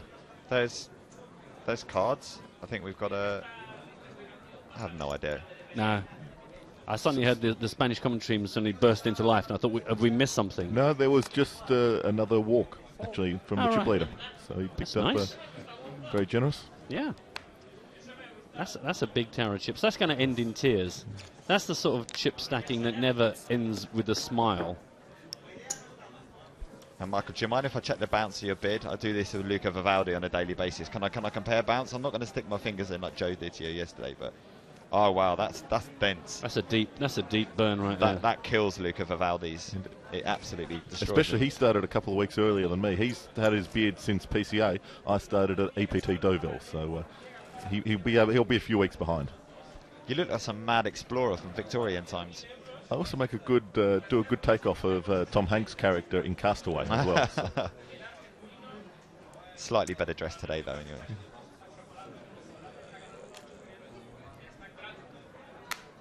Action on our chip leader. Just shy of 38 million for Matthias. Doesn't fancy the Jack 4. He's really tightened up. There was a time that was a premium hand for him. All in from Donchev with the ace Jack off. No, thank you. We're going to see a lot of this, aren't we, from our two short stacks? A lot of shoving. And a lot of shoving from Donchev into Levy. Small to big. Yeah. They've really only got 10 big blinds each, so yeah, it doesn't really offer much opportunity for post-flop action. No, it doesn't. Donchev's got a good seat, because the problem is if Levi's always got to think about Rutsi. If he wants to shove into Donchev's big blind, he's got that, you know, chip leader and in the seat in between, so it's a lot harder for him just to pick up the blinds and antes uncontested. And Matthias can just sit here. He could be away from the table and he's probably going to earn himself 10 grand. That's true. You know, so it's sort of... Yeah. No pressure on him whatsoever, is there? Whereas these two guys are going to get gobbled up by the blinds and antes. But then again, we saw yesterday that you only require 0.01% chance to win, and you can still win. I know, that was nice to see that actually happen for once. Just to prove that it does happen. Well, this is the all-in triangle. Any takers? See, this is the risk. He has to get through this man. Once again, just the one. Oh, Queen 9 done. That's got to be. Got to be there or thereabouts for him to call. With 10 big blinds, you're probably a favourite. But he calls. All in the call. Good luck. Wow, I'm surprised. Whoa. Because it. Oh, wow. I'm surprised he called with the Queen 9 there. I'm not, for some reason. Well, it'd be in his interest to keep them both in the game and get them down to as small as possible, because they're always worried about each other. As soon as they get one of the short stacks out of the way, then it frees that person up. It's all good right now. What a horrible spot to be in. So Levi needs a jack or an 8 now. An 8, yeah. He's picked up a gutter ball. So 7 outs.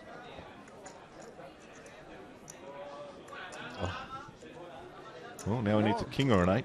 It's actually increased to 8 outs. Yeah. King or an 8, or we've got our heads up game. And it's an effective blank. So we are heads up.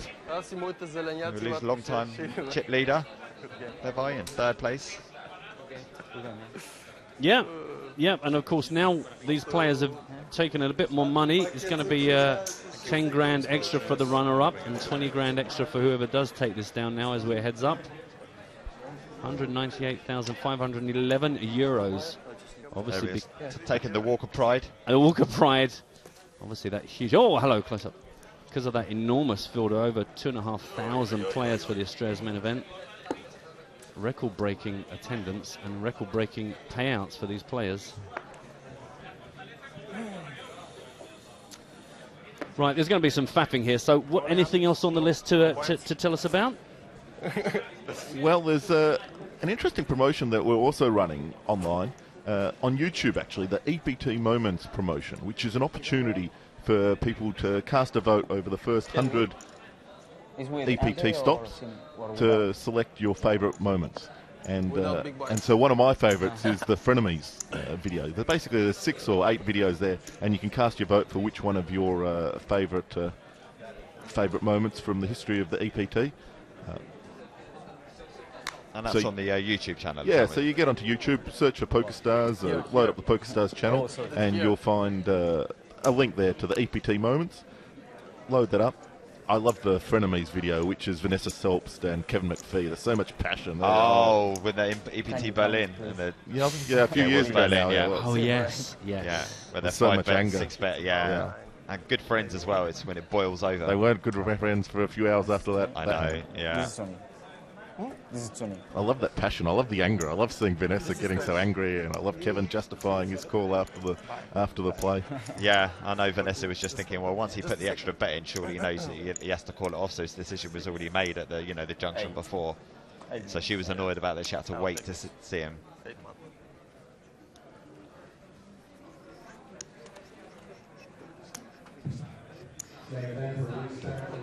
Everyone's going to move across the table here just to equal things out, as mentioned.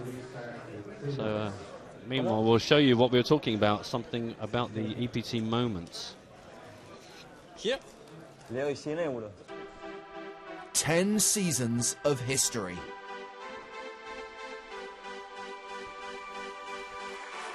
The elation. The anguish. The drama. No way. Just don't do it again. Time. I have no idea why. And now, another milestone. To celebrate the 100th European Poker Tour Festival, we're asking you to vote for your favourite EPT moments.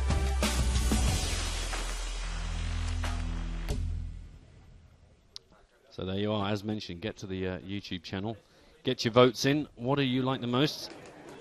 As our two finalists do sprint across the table, huge disparity in chips here. 43.6 million plays 8. So we'll jump to a couple more questions for you, Michael, from our Twitter feed. Any plans to release an app for Android units? Yeah, so you can currently get the PokerStars app is available on the Android. And I think one of the other questions there was whether we're going to offer it for Windows Phone. That's right, yeah. And that's certainly something we would like to do, but at the same time it's a matter of prioritising resources. There's a million things that we'd like to do, it's just a matter of getting our developers round to doing it. And so, got to confess, it's a little bit lower, but we'll certainly keep on monitoring these things, keep on listening to what players have to say, and always open to reordering the priority of these development things to the needs of players.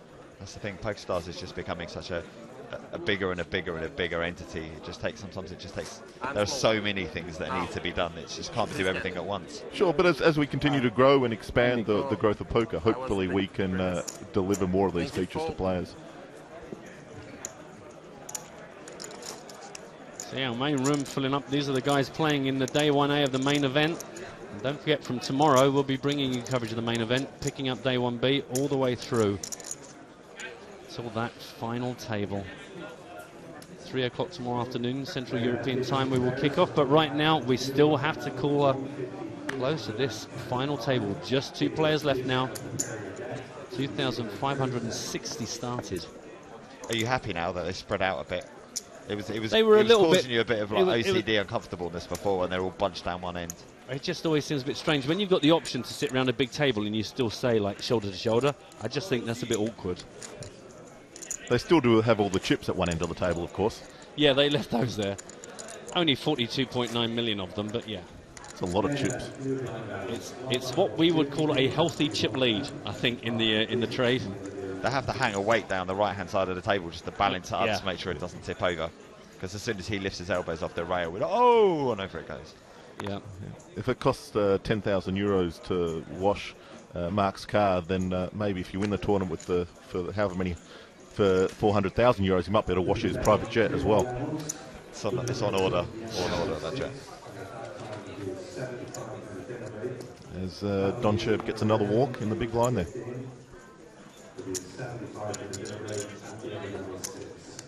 This does look, I mean, I know we've seen comebacks in the toss, but this looks like an impossible mountain to climb right now. Such a huge chip advantage. Dare to dream. You should dare to dream. Yeah. Chip in a chair and all that. Yeah, absolutely. And for a lot of today, Vladislav was bossing the table, chip lead. That big hand hit him. And now, just when he needs it most, he's really getting nothing to play with. If Donchev doubles up twice, he'll be the commanding chip leader. That is true. That is true. It's just, I'm trying to imagine what kind of cards we're going to need to see in both players' hands to get that many chips in the middle. Well, Donchev only has about 12 big blinds, so he's going to be going in a lot of times. Yeah, he is.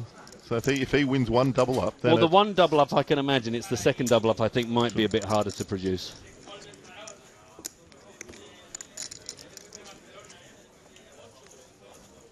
I've stopped trying to predict anything with this game because you always get caught out. You know, just thinking back to Monaco, it's fine, we'll be done by 9:30, you know, we'll be at the party. You know, 9 hours after the party finished, we're still there. You can already smell the buffet, can't you, Mark? Not your reputation as a foodie preceding you.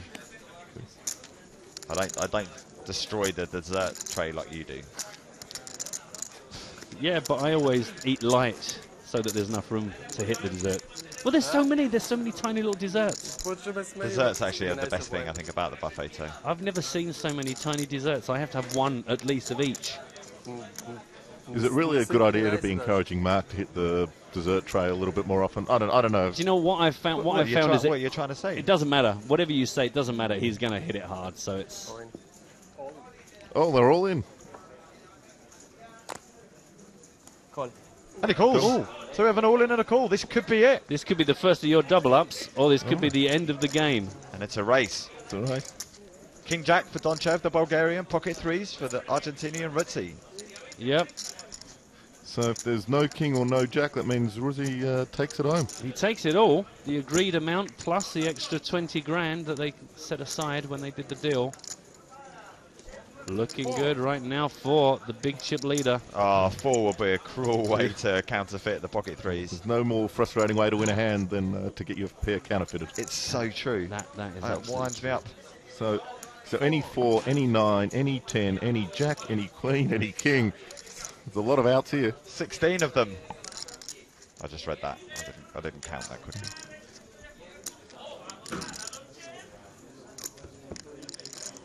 Too many outs. Too many outs. Wow. Ladies and gentlemen, we have our winner. Argentinian Matas Ruzzi takes it down. He was the guy that delayed the deal to make sure it was how he wanted it weighted, and it's paid out from him big time here. Hats off to Vlad for second spot, though. Yeah, Ruzzi was very short stacked earlier in the day. You know, pulled an incredible bluff at one stage, and from then on he didn't look back. Fantastic effort. And he gets his hair playfully ruffled by friends and family. And a little song. I think he might be the first Argentinian to win a national title since Nacho Barbero took down an FBS 3 years ago. And you'll be very pleased to see the trophy, Mark. We weren't sure if there was a trophy. There we go. There I told it you. is. Ye of little faith. Well, I just hadn't seen it. I didn't know what it looked like. I was waiting to see what it looked like so I could describe it to people in glorious detail. But there you are. You see it. As we get a very, very, very, very tall tripod ready. So this is how it all went in the end. We started with 9. Now we have our champion. Simon was first out. Belatos. The one Spaniard, surprisingly the only Spaniard at the final table. Daniel went out, got himself 56,000.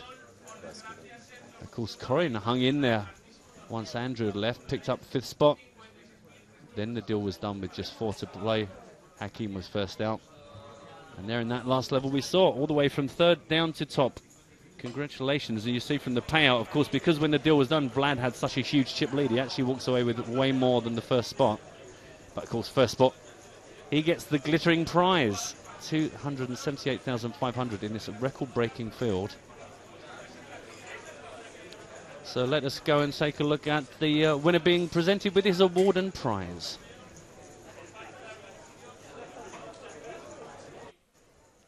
Congratulations to Matthias Ruzzi for winning the largest event in PokerStars live event history. You won best in a field of 2,560 players to become the Estrellas Barcelona main event champion, and you take home 198,550 euros after dealing.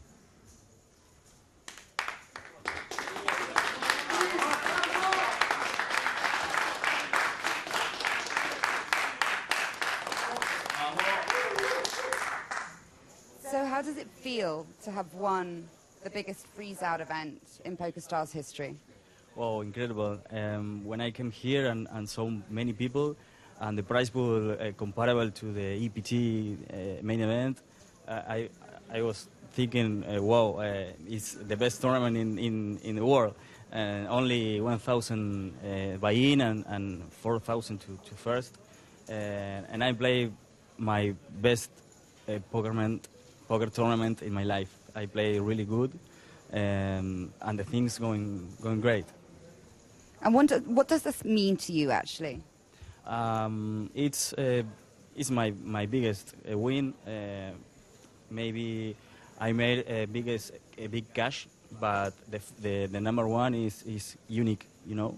And here in Spain, in Barcelona, one of my favorite cities in the world, it's amazing. With my friends, it's all amazing. And what are you going to do tonight then? Celebrate with my friends out there. Vamos. And tomorrow play the main event of the EPT. Well, fantastic. Thank you so much and congratulations again. Okay, thank you.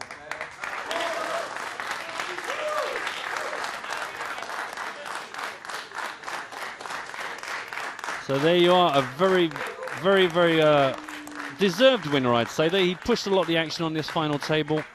What a nice man as well, and obviously now going to be in the main event. So as tomorrow we will pick up our coverage of that, as you see here from our schedule, from 3 p.m. Central European time tomorrow. It is all about the main event now, all the way through to the 27th, when we bring you the final table with cards up.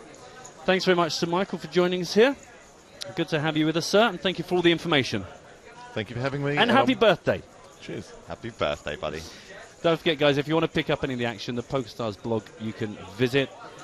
Or go to PokerStars.tv and rewind the action. If you missed anything, you can pick it up and watch it all over again. Other than that, thanks for being with us. Remember to join us tomorrow from 15 p.m. 3 p.m. tomorrow for more from PokerStars.net, EPT Barcelona.